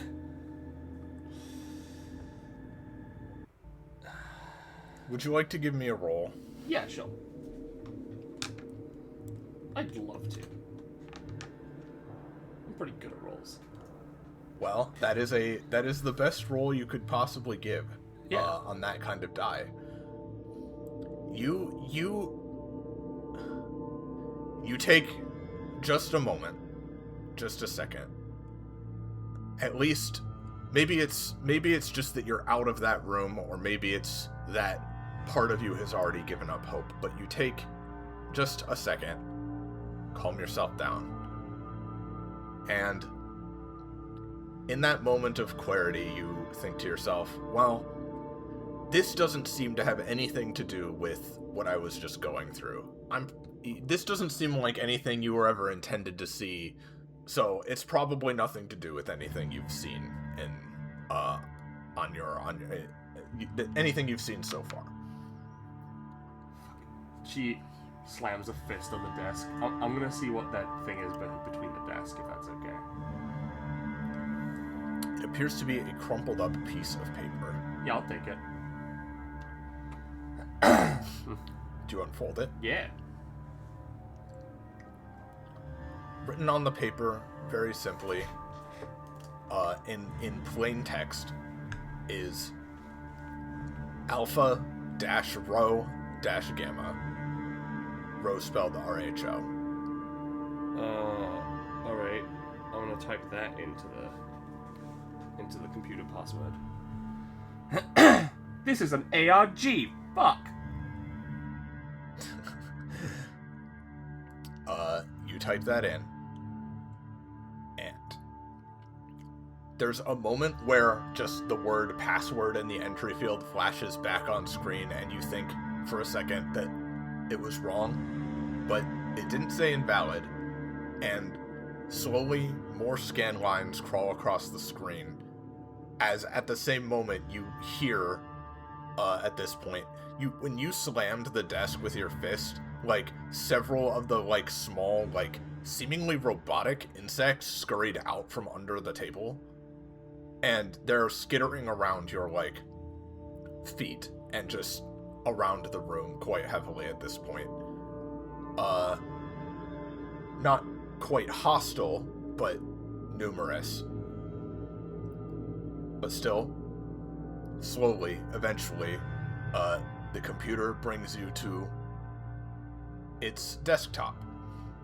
It's very simple, very primitive, very much like, just a few icons drawn in, like, green pixels. Yeah. And that's it. Thank God it has a GUI.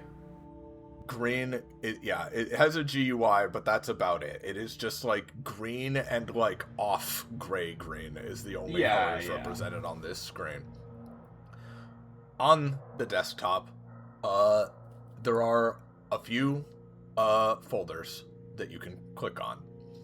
Alright. Archive, Functions, Facility, User.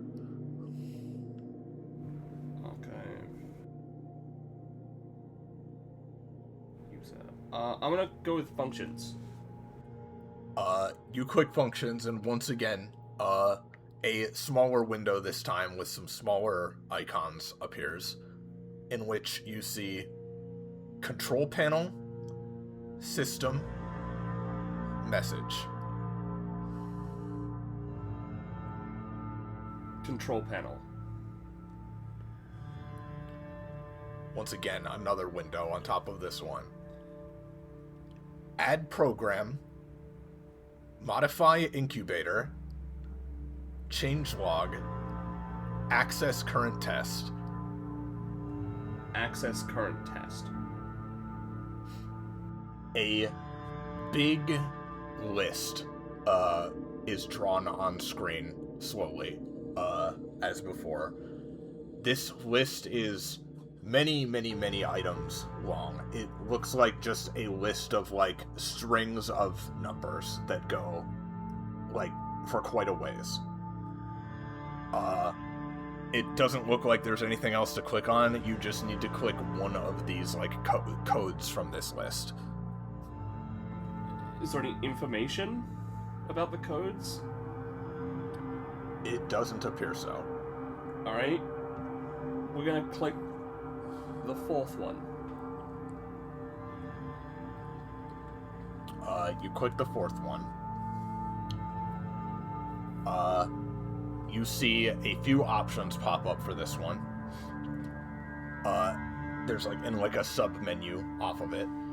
Operations, Modify Selected, Terminate. I'm gonna look at Operations. You do so, and when you click that, it says, requires admin. Terminate? Requires admin.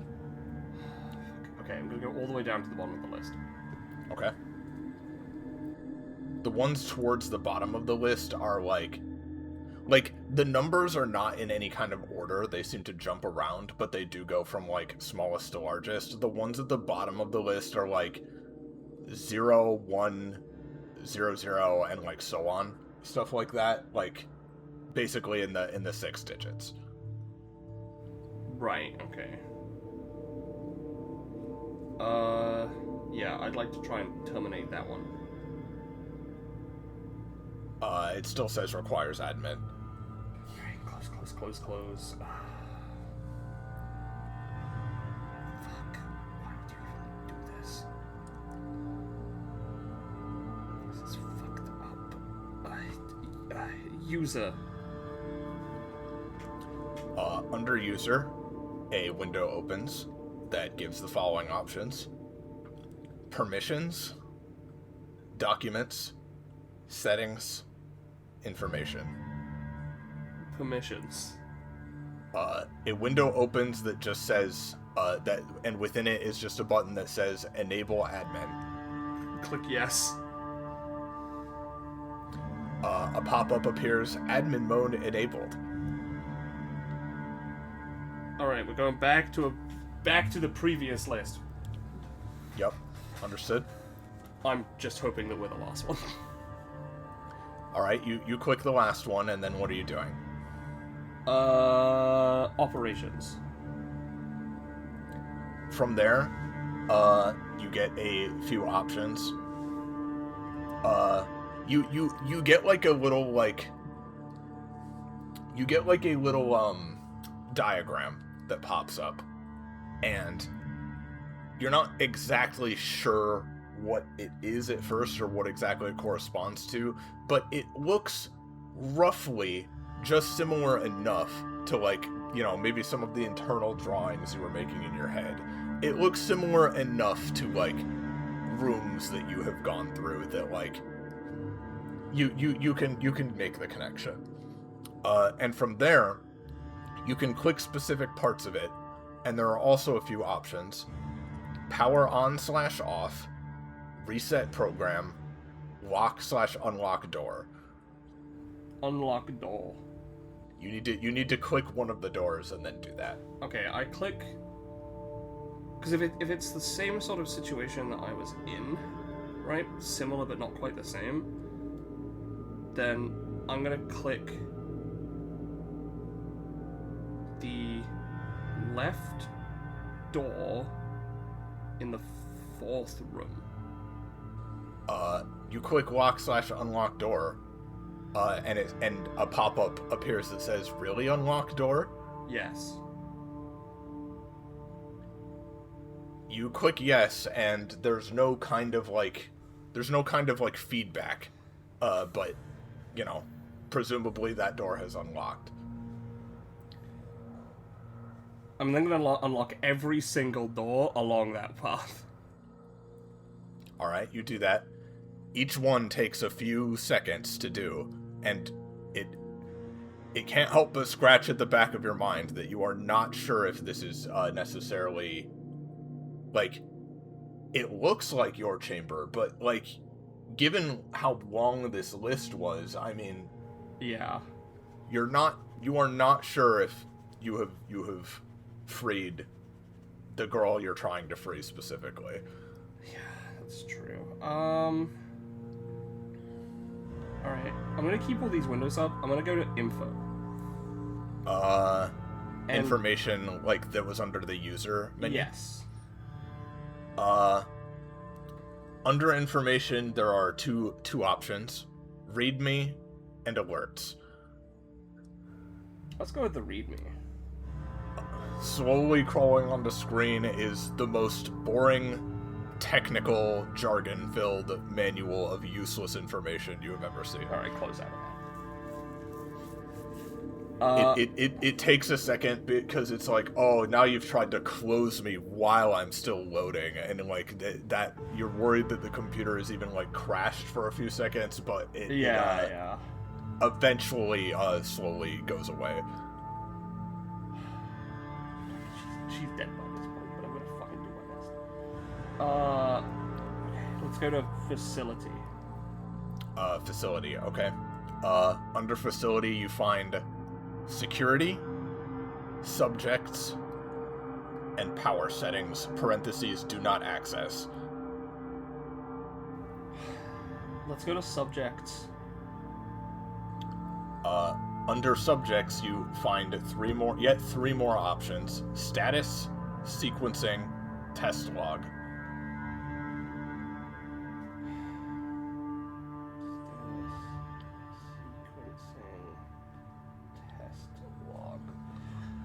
All right.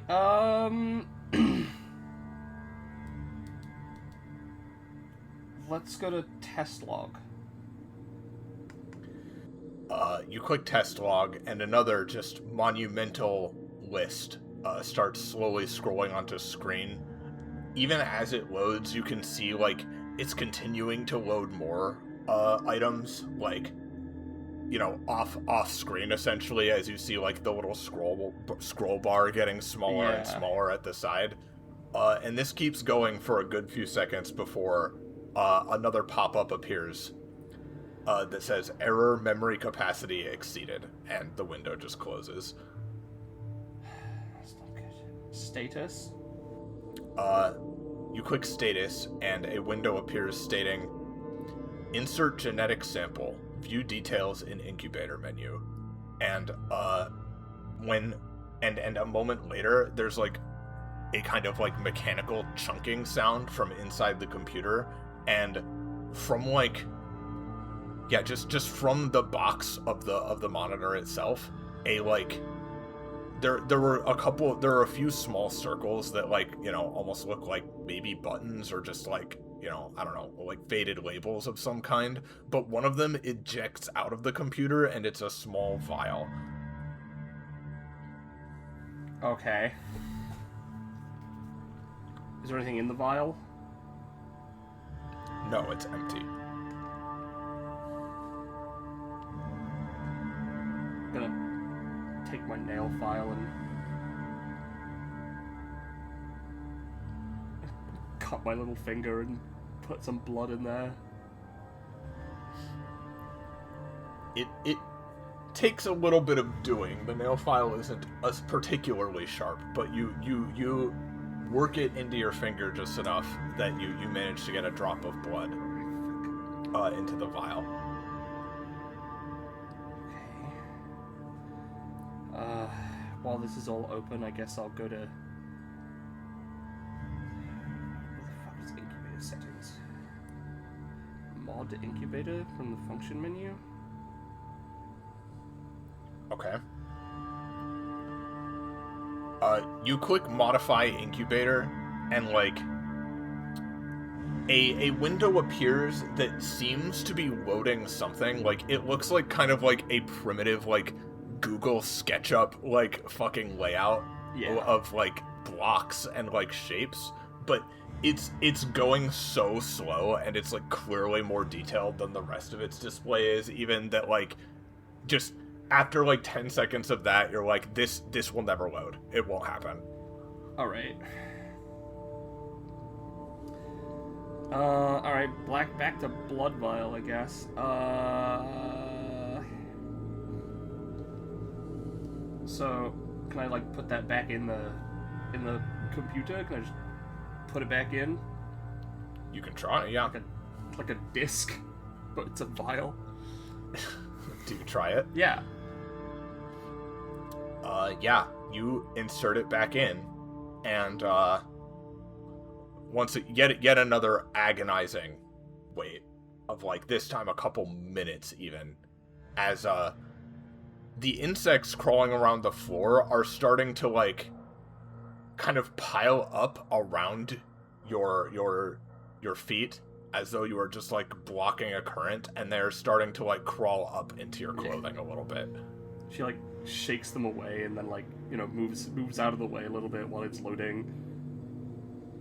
They are like chittering and like skittering around you angrily, and some of them are even like primitively and very robotically like raising like these kind of prehensile claws like up towards you, just seemingly angry at your presence. Sorry. Come out soon, okay? I'm gonna be here much less than you want me to be here. They continue kind of crawling over your ankles and feet like at a near constant rate, and some of them are starting to like Their claws are, like, they're not razor sharp, but they're sharp enough that they are, like, they're starting to try to pierce them into your ankles, basically. However, finally, a new window, there's another sound, and a new window pops up, and you see a crude, but still fairly detailed and, like, robust anatomical map of your body, but, like, you know, without sensitive details or anything like that. Like, you know, just kind of a blank, like, kind of dull, like, slate, displayed. And, there is a loading bar at the bottom that takes another few seconds to fill before, two small notifications appear in the bottom right. This is alongside, like, alongside your, you know, the image of you. There's all this information that's just, like, once again, in very small font, long lists of, like, you know, you recognize a few terms, like blood pressure, heart rate, you know, all kinds of just technical things about your body, but the most prominently you notice the alerts in the bottom right. The first of which says, ARC sequencing 94% complete. And the second of which has, like, a kind of exclamation point in front of it, and then says, genome contamination detected. Okay. That's probably not good. What the hell does ARC sequencing mean? I saw sequencing earlier, but that's... Is there any... Yeah, with ARC in all caps as well, to be clear. Yeah.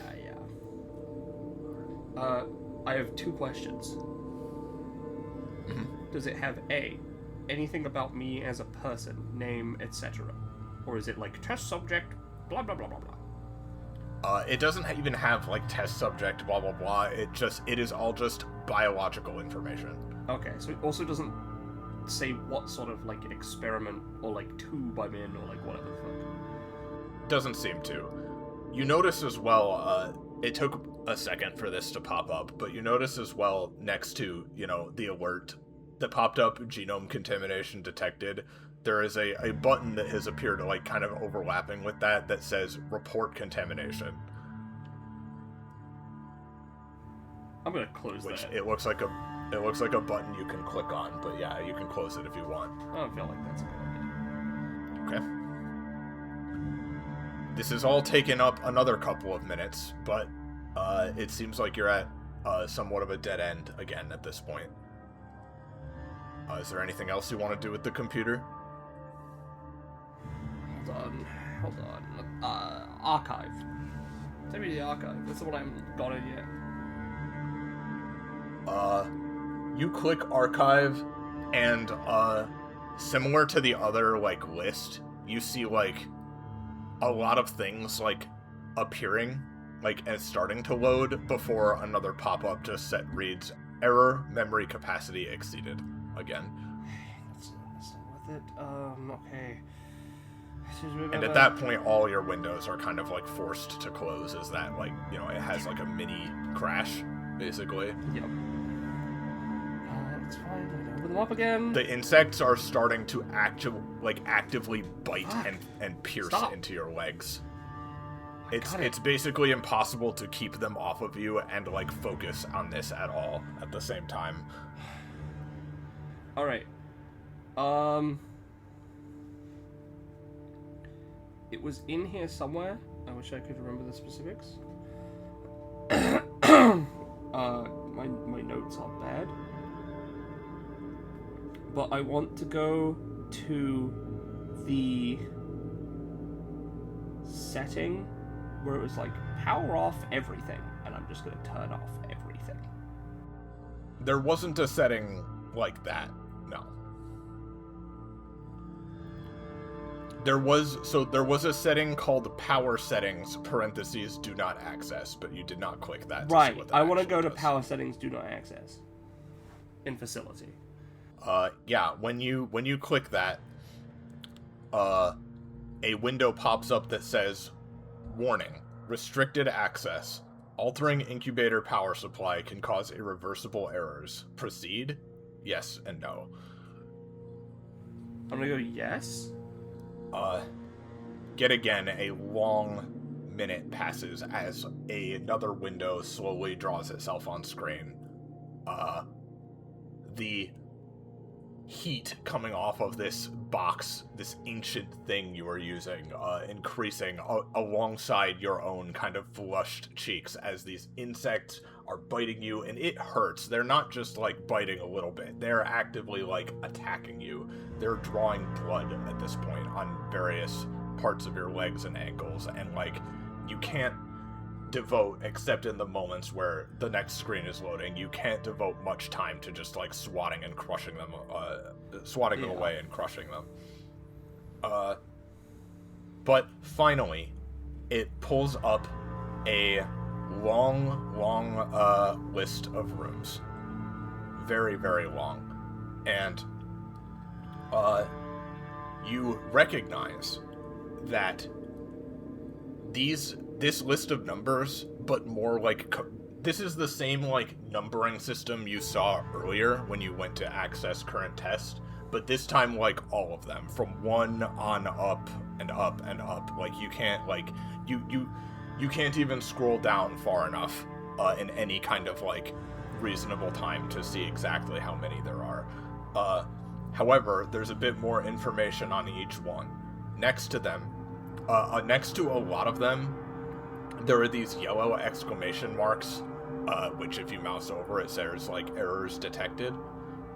Next to some of them, there is an alert that says, in progress. And one of these in particular, because I assume you're just scrolling through as much as you can of these, one of the in progress ones in particular has a red exclamation point next to it that distinguishes it a bit. Okay. And this one in particular is 0091880 is the one with the red next to it. It's the only one you can see with that, but a lot of the others have various errors and such. 0091880. I'm gonna check the red exclamation mark, see what that means. Where the others say just, like, errors detected, and then there are, like, some details that you could click on if, you wanted to. This one just says, warning, contamination detected. Okay. That's where I was. Well, maybe not. That's what it says. My thing is detected. Maybe? Whatever. Okay. It's the only thing I've got. I'm just gonna take it. Yep, I'm gonna go to...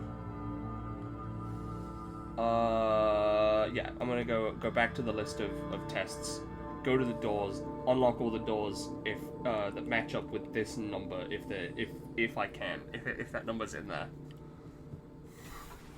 So, yeah, it takes you another, like, it probably takes you another couple of minutes to get back to that menu, let alone to search through, like, well, it probably only takes a few seconds to get back to the menu, because you already had it open, but it takes a good couple of minutes to, like, scroll through this list, because, like, it isn't, like, like, thousands and thousands and thousands like the other list, but there are still, like, hundreds under the in progress list, and in particular, you're looking for a particular one, though, so you do manage to scroll through. It takes way too long, and you literally feel like they're drilling into your fucking legs, man. They are so annoying.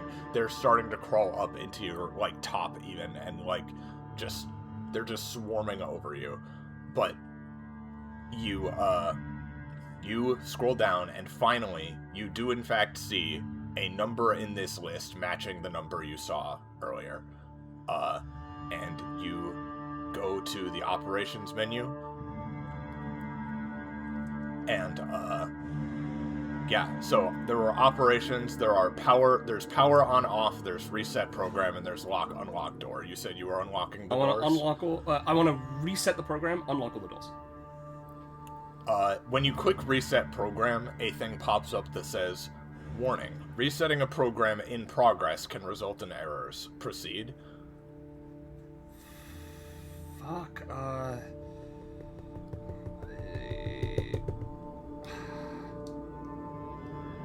yes.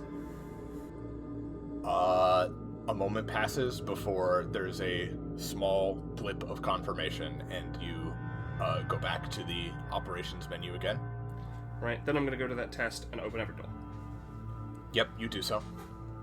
There's a small, like, really unlock alert for each one, but you do so without issue.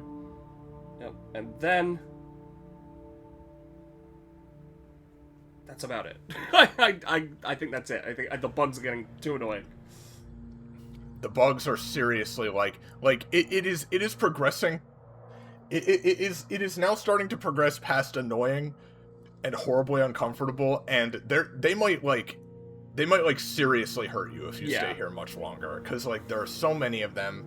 But you do, assuming you're done with the computer, you can get the worst of them off of you as you just you can describe however you do that. Actually, she I'll let you talk. Pulling them off. She's gonna keep the computer on, but put it back to the desktop, right, and just sort of scrape them off, bloody claw by bloody claw, as she's moving out of the room.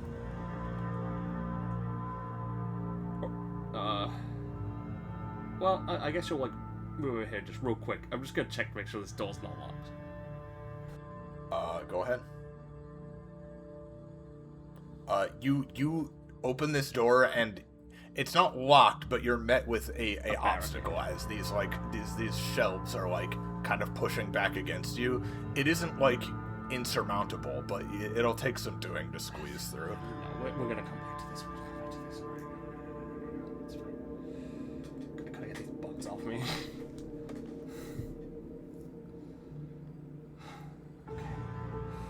I think that's literally all I can do. I really hope that's done something.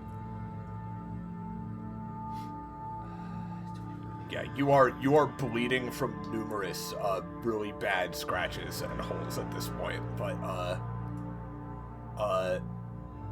you're hoping you've accomplished something. Yeah. So we're gonna go back in there. Yeah, I'm gonna start crawling back in. Okay. All right. Yeah, you come back to here. Yeah, you can see that at this point, it isn't totally it isn't quite to the point where it's what she described before, where it's bubbling up out of the floor and filling up, but the floor is very much saturating at a pretty rapid pace, and you don't think it'd be the best idea to step in there, but you theoretically probably could for a few seconds if you're careful, but you're not sure on that. Okay, I'm gonna try the door. Just like before, the door is still locked. Fuck. Okay, no. Shit.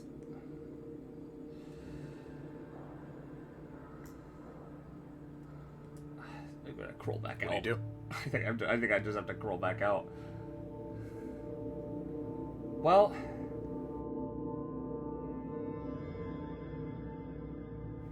yeah. She gets in. Hey, are you in there? No response. Fuck. I really hope that either the door worked or something. Oh, it's not good. You're not sure if your voice is loud enough for the speakers to hear at this distance. I'm gonna grab a table and shove it onto the thing. Oh, yeah. I mean, you could do that. That's a good idea. the monitor just collapses to the floor with the notes as you just push the table in here. Yeah. When you crawl onto the table you've pushed in, like the legs of the table put enough pressure on the floor that you're seeing like this kind of caustic like bubbles like rise up around it as it's like pushed into the floor. Hey, are you there? But, you're fine. A moment passes, and then another. Huh? Okay. Hello? Hi. Is it still filling up? Oh fuck! You're back. It. Oh, it. It stopped. It stopped. Okay. The door. Well, some is still a little bit still coming out, but the door opened and it started draining. Okay. Good. I found a computer, like an admin one, and I managed to shut off seemingly just your test and hopefully unlocked all the doors. Oh, huh. Thanks. Yeah. You're welcome. I'm glad it worked and that getting half eaten by insects wasn't for nothing. That's good. I think I'll just stay in here if that's fine.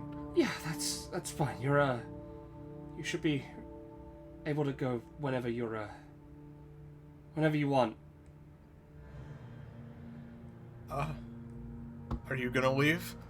I'll be honest, I don't know where else to go.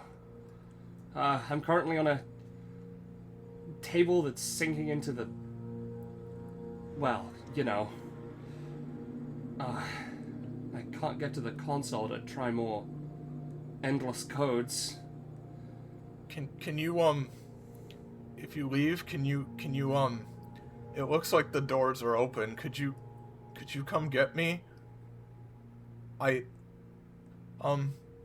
might need someone to carry me. Oh, I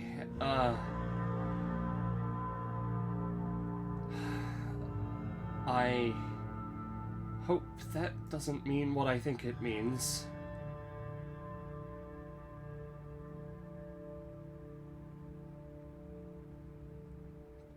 But I will do my best. I don't know if there's anyone else in here but us and the bugs. I really don't like that noise. Okay, I'm gonna go see if I can find a way in, or some help, or anything. Yep, you get off the table, and there's still sludge, like, flowing in to this chamber. It doesn't look like anything in that room still works, even if you wanted it to. Everything is, like, kind of partially dissolved away. Yeah. But yeah, you climb your way back out, and we'll go back to here again. Yep.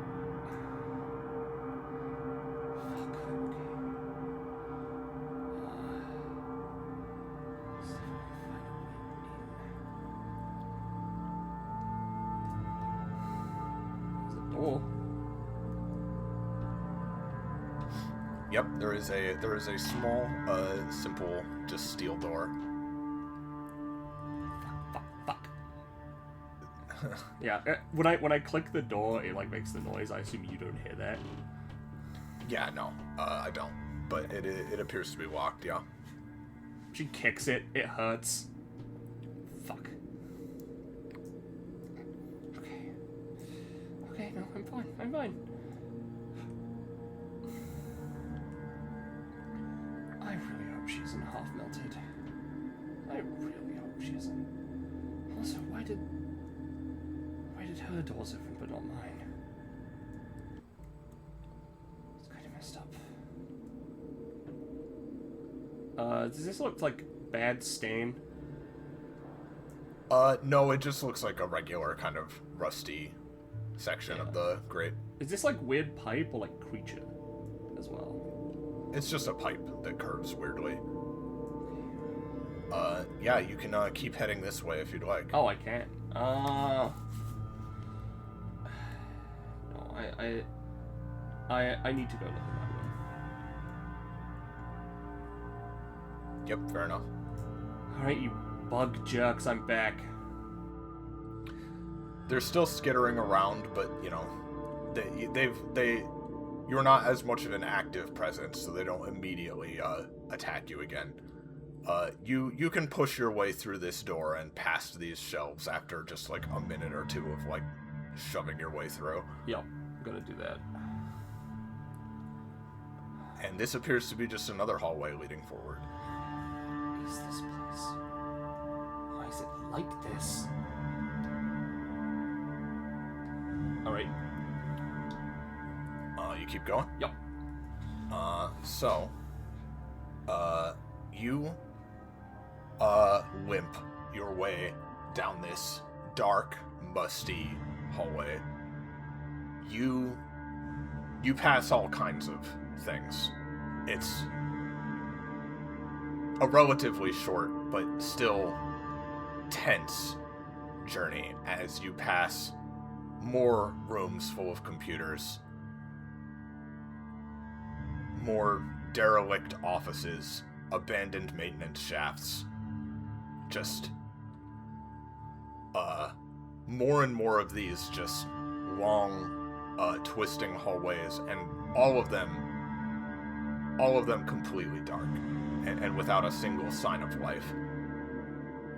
Before finally, you go through one last door, and you see a stairwell spiraling downwards several floors, and it looks like the kind of stairwell like that would be in kind of like,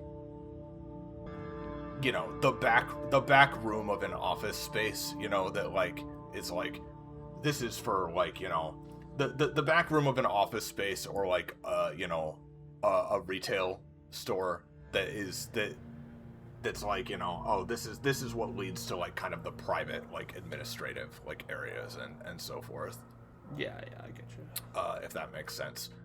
And you make your way down, and you finally open one last door, and you see you're greeted with a much larger area than the kinds you've been moving through. So I'll move you over here.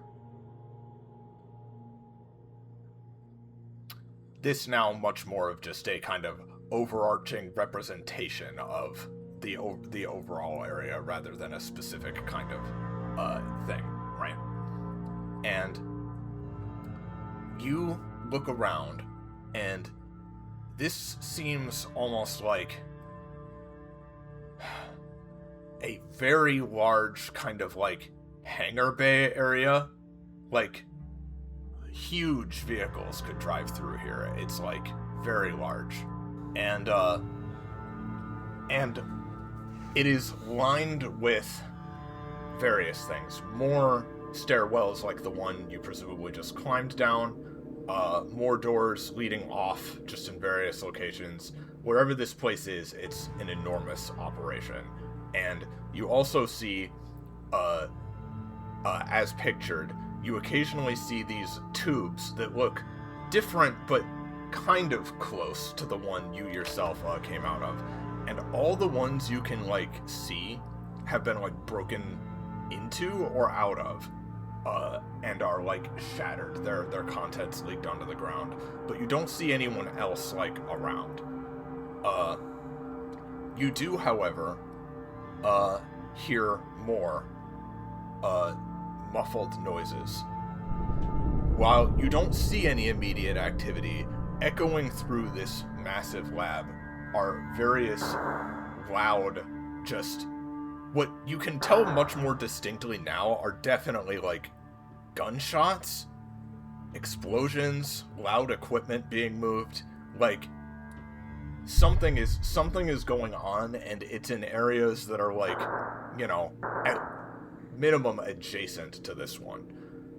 And in addition to all the tubes, you can also see just big, like, maintenance equipment sitting around what look like just, you know, huge, like, just pillar-like structures leading up in various directions.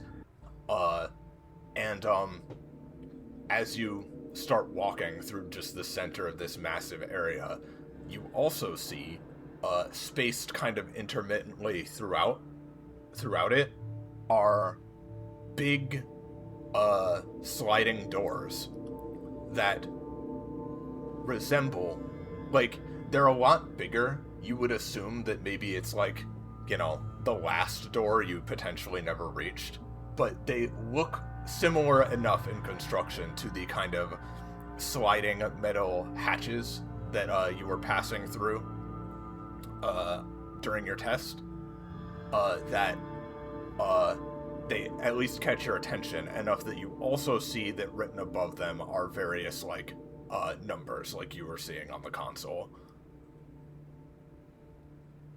Okay. That's pretty fucked up. What number where am I at? Well, you weren't at any of them because you didn't come out of one in particular, but, if you were to look around, like, the immediate area where you came out, it's still, like, a fairly, like, you know, a fair distance away, but you come up to, a set of metal hatches that is closed, whose number reads 0091881. Okay. That's close. That's very close.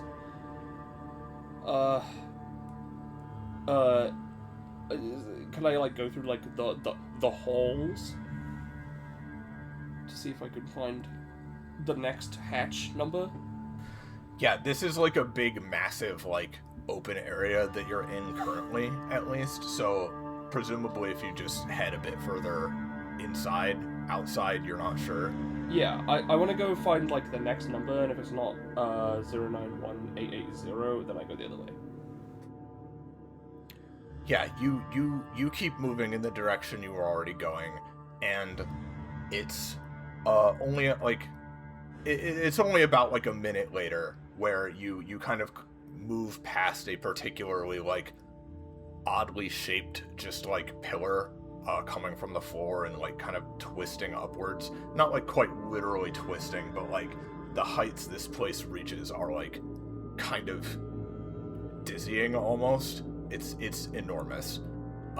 You move around that, and you do in fact see, this time, an open hatch. With the number 0091880. And it is open, and you can see inside the white padding and series of doors that you are familiar with at this point. And you also see, just as you round the corner and look down this hall, you see a figure whose body is, like, resting on, like, what looks just like a piece of debris that she managed to grab, and is, like, using her arms to drag it along the floor while she is on top of it. And you immediately notice two things about this girl. The first thing you notice is that she is in bad shape. Her legs, pretty much not quite to the knee, but almost up to the knee, are basically gone. And in various parts of her body as well, especially, like, along her fingertips and around her thighs and waist a bit, there are, like, seared, like, scorch marks where it has eaten into other parts of her body she was likely using to try to prop herself up a little bit as well. And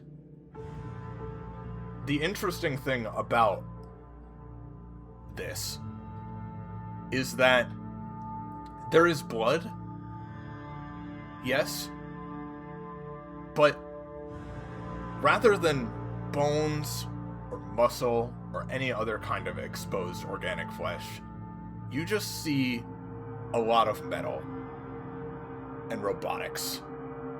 Broken, dissolved, yes, but unmistakably metal in nature, sticking out from these injured areas of her body. And you also notice something else about her. Oh, okay.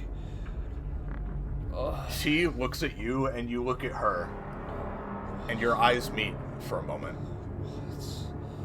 And she looks at you with confusion, horror, and then there is a loud banging sound as from across the hangar from you, from a nearby hallway, 2 other figures suddenly emerge.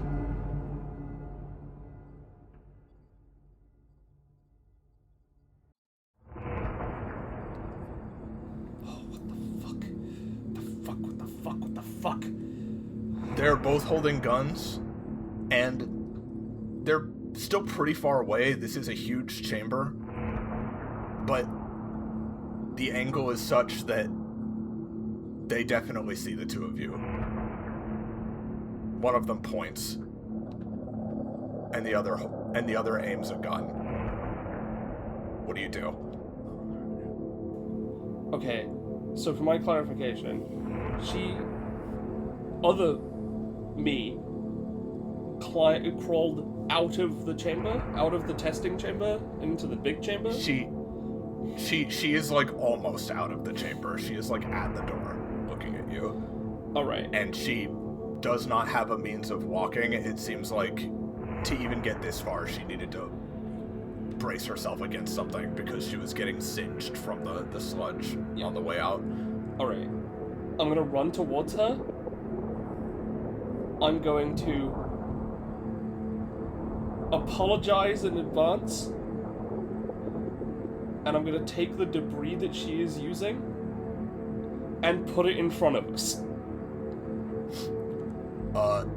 You do so. Give me a roll real quick.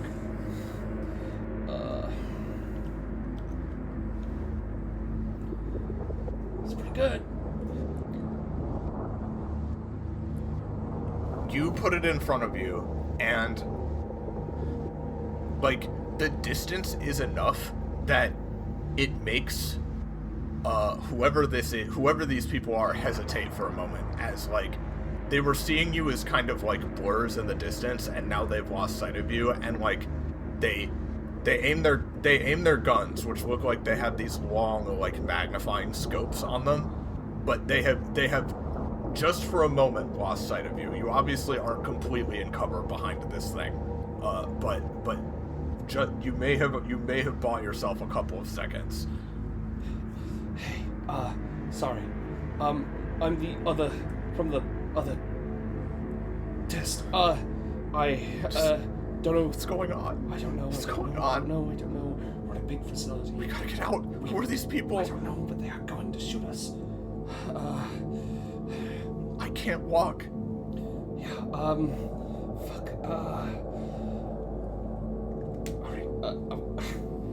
alright, just grab onto my back. You crouch down, and she, hesitates, almost irritatingly, for an irritating amount of time, a good couple of seconds, where they're like frantically trying to regain sight of you, and she is just not moving, whether through panic or something else. But eventually, assuming you stay there, she grabs onto your shoulders and weakly, exhaustedly pulls herself onto you. She is quite heavy. It's not an insignificant amount of weight. Oh, fuck. Okay. Sorry. Also, Okay. No, it's fine. Then I'm going to just gently lift the debris and start moving. She is another person, roughly, almost the exact same size as you. Carrying her is no easy task, especially given how mentally and physically spent you are. But keeping low to the ground as you can, you kind of half stumbling, half crawling with her on your back, make your way through this hangar. As you go, you hear the trudging, heavy footsteps of these individuals following behind you, and worse, you hear additional trudging, heavy footsteps of more figures that are coming out from another hallway ahead of you as well. And one of them is dragging behind them something, and while crouched behind a corner of this complex that you're in, you see that what he is dragging behind him appears to be it appears to be you, or another one of you, that has a half-shattered skull. Though skull isn't exactly the right term, as within her lifeless head, you also see just more robotics. Computer cores, just some kind of metallic chassis, heavily fragmented, and you aren't getting the best look, but that's what you see sticking out of her head. What the fuck is happening? Oh, this is not good. This isn't good. This isn't good. I don't know. We need to be quiet. Okay. Gonna just try and get low, hide in the corner behind our debris.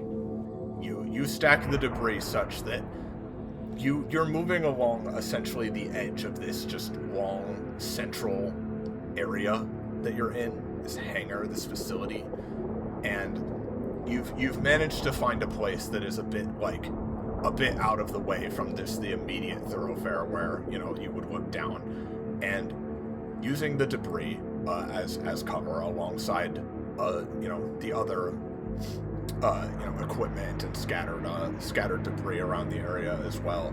You have found a hiding spot that is working, at least for now, to the point where, at least for the moment, you've lost sight of the pursuers that still undoubtedly surround you. But you have no idea where to go or what to do. Fuck.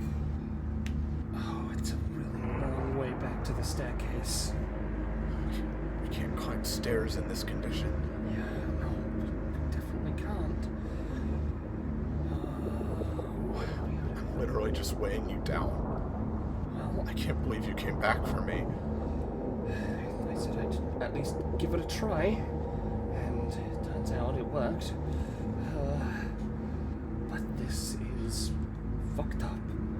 Also, turns out you're me. So,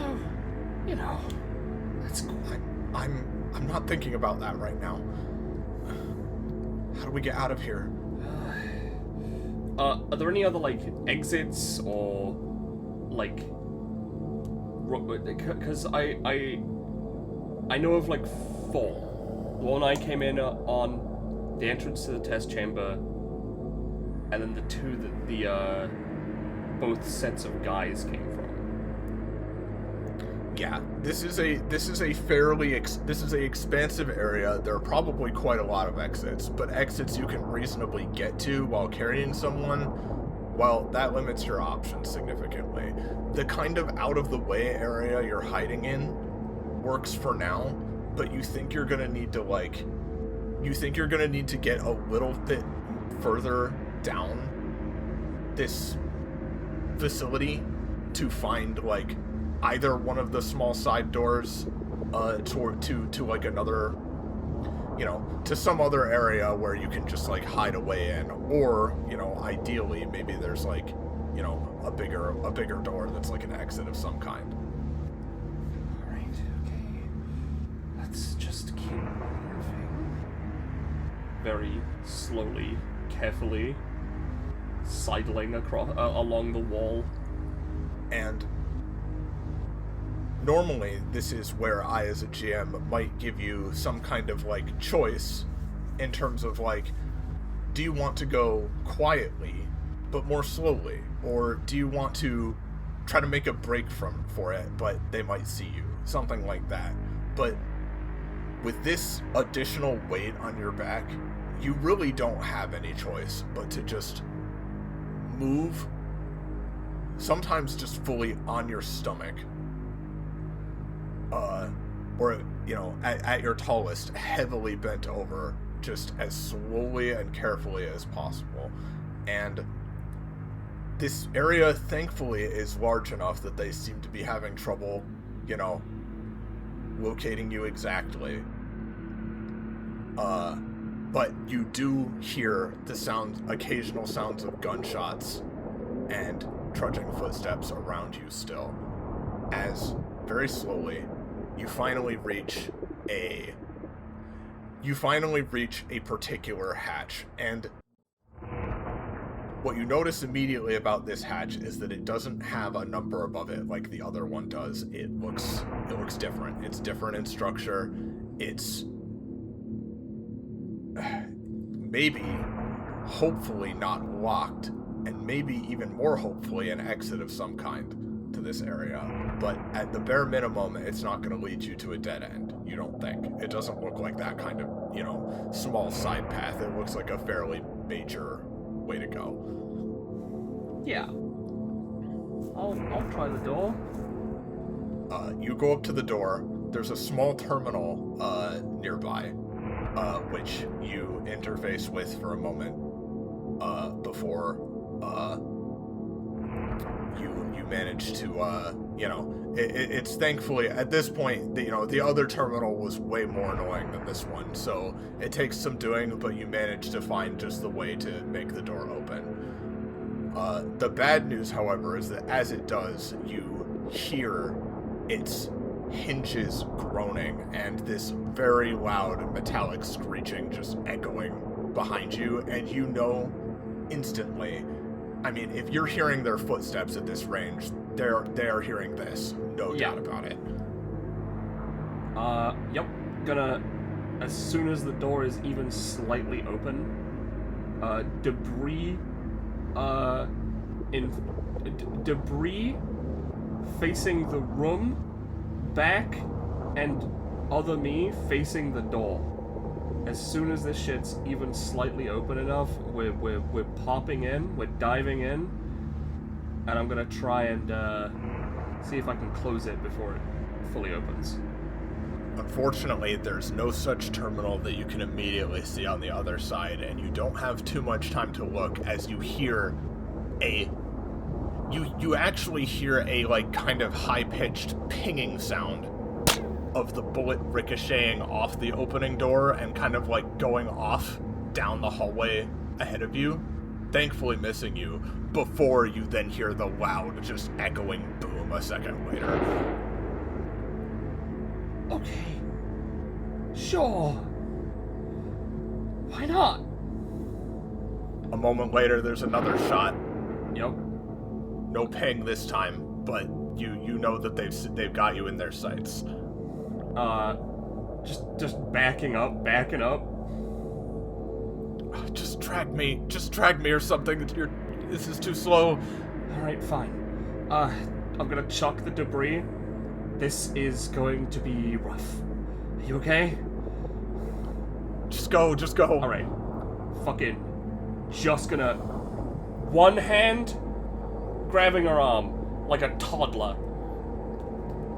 Booking it. You still can't quite book it, but dragging her, your adrenaline surging through your veins, or whatever it is you might have. I have blood. Pull and pull, dragging her down this hallway towards, well, it looks like the hallway maybe turns, or there are more doors in the distance. You're not sure. You can't really look too closely. But you're dragging her behind you at least a bit faster than you were before. She's doing her best to drag herself as well, using her free arm to just pull herself along. And the two of you, slowly but surely, make your way down. You're sure they're still after you, but they're far enough away that at least it's not an immediate concern. But unfortunately, you have a much more immediate concern, as the world suddenly shifts in front of you, as the walls themselves begin to turn this strange, dull red color. Oh, no, not again. And it's so strange. These walls, the floor, the ceiling of this facility, this enormous structure, as easily altered as one might the stroke of a brush by slashing another through it. It all turns to red and splits down the middle. And all of a sudden, you're both hurled forward a bit as the walls and just everything around you split apart, like almost like a great force from within them is stretching them out, refocusing them, reshifting them. They move and the hallways become tangled and your footing becomes impossible to keep as you're tossed around forward and back. And at first you're just pulled forward, but then you almost trip and just fall dead into a sudden just dark void that's in front of you that just everything that was once so certain just yawning into an abyss the next moment. You almost fall, but thankfully catch your balance just before another shift causes you to whirl wildly around a corner and get tossed aside. Your other self, the other girl, getting wrenched out of your grip in the same moment. And you have the choice in a split second. You have no chance to think anymore. There is a door ahead of you that doesn't look like the red has... It doesn't look like the red has caught up to it yet. But your clone has been wrenched out of your grip. Do you go back for her, or do you keep running? I've been putting everything on saving this goddamn clone. Fucking take me if this kills me. I'm going back for the clone. Give me a roll.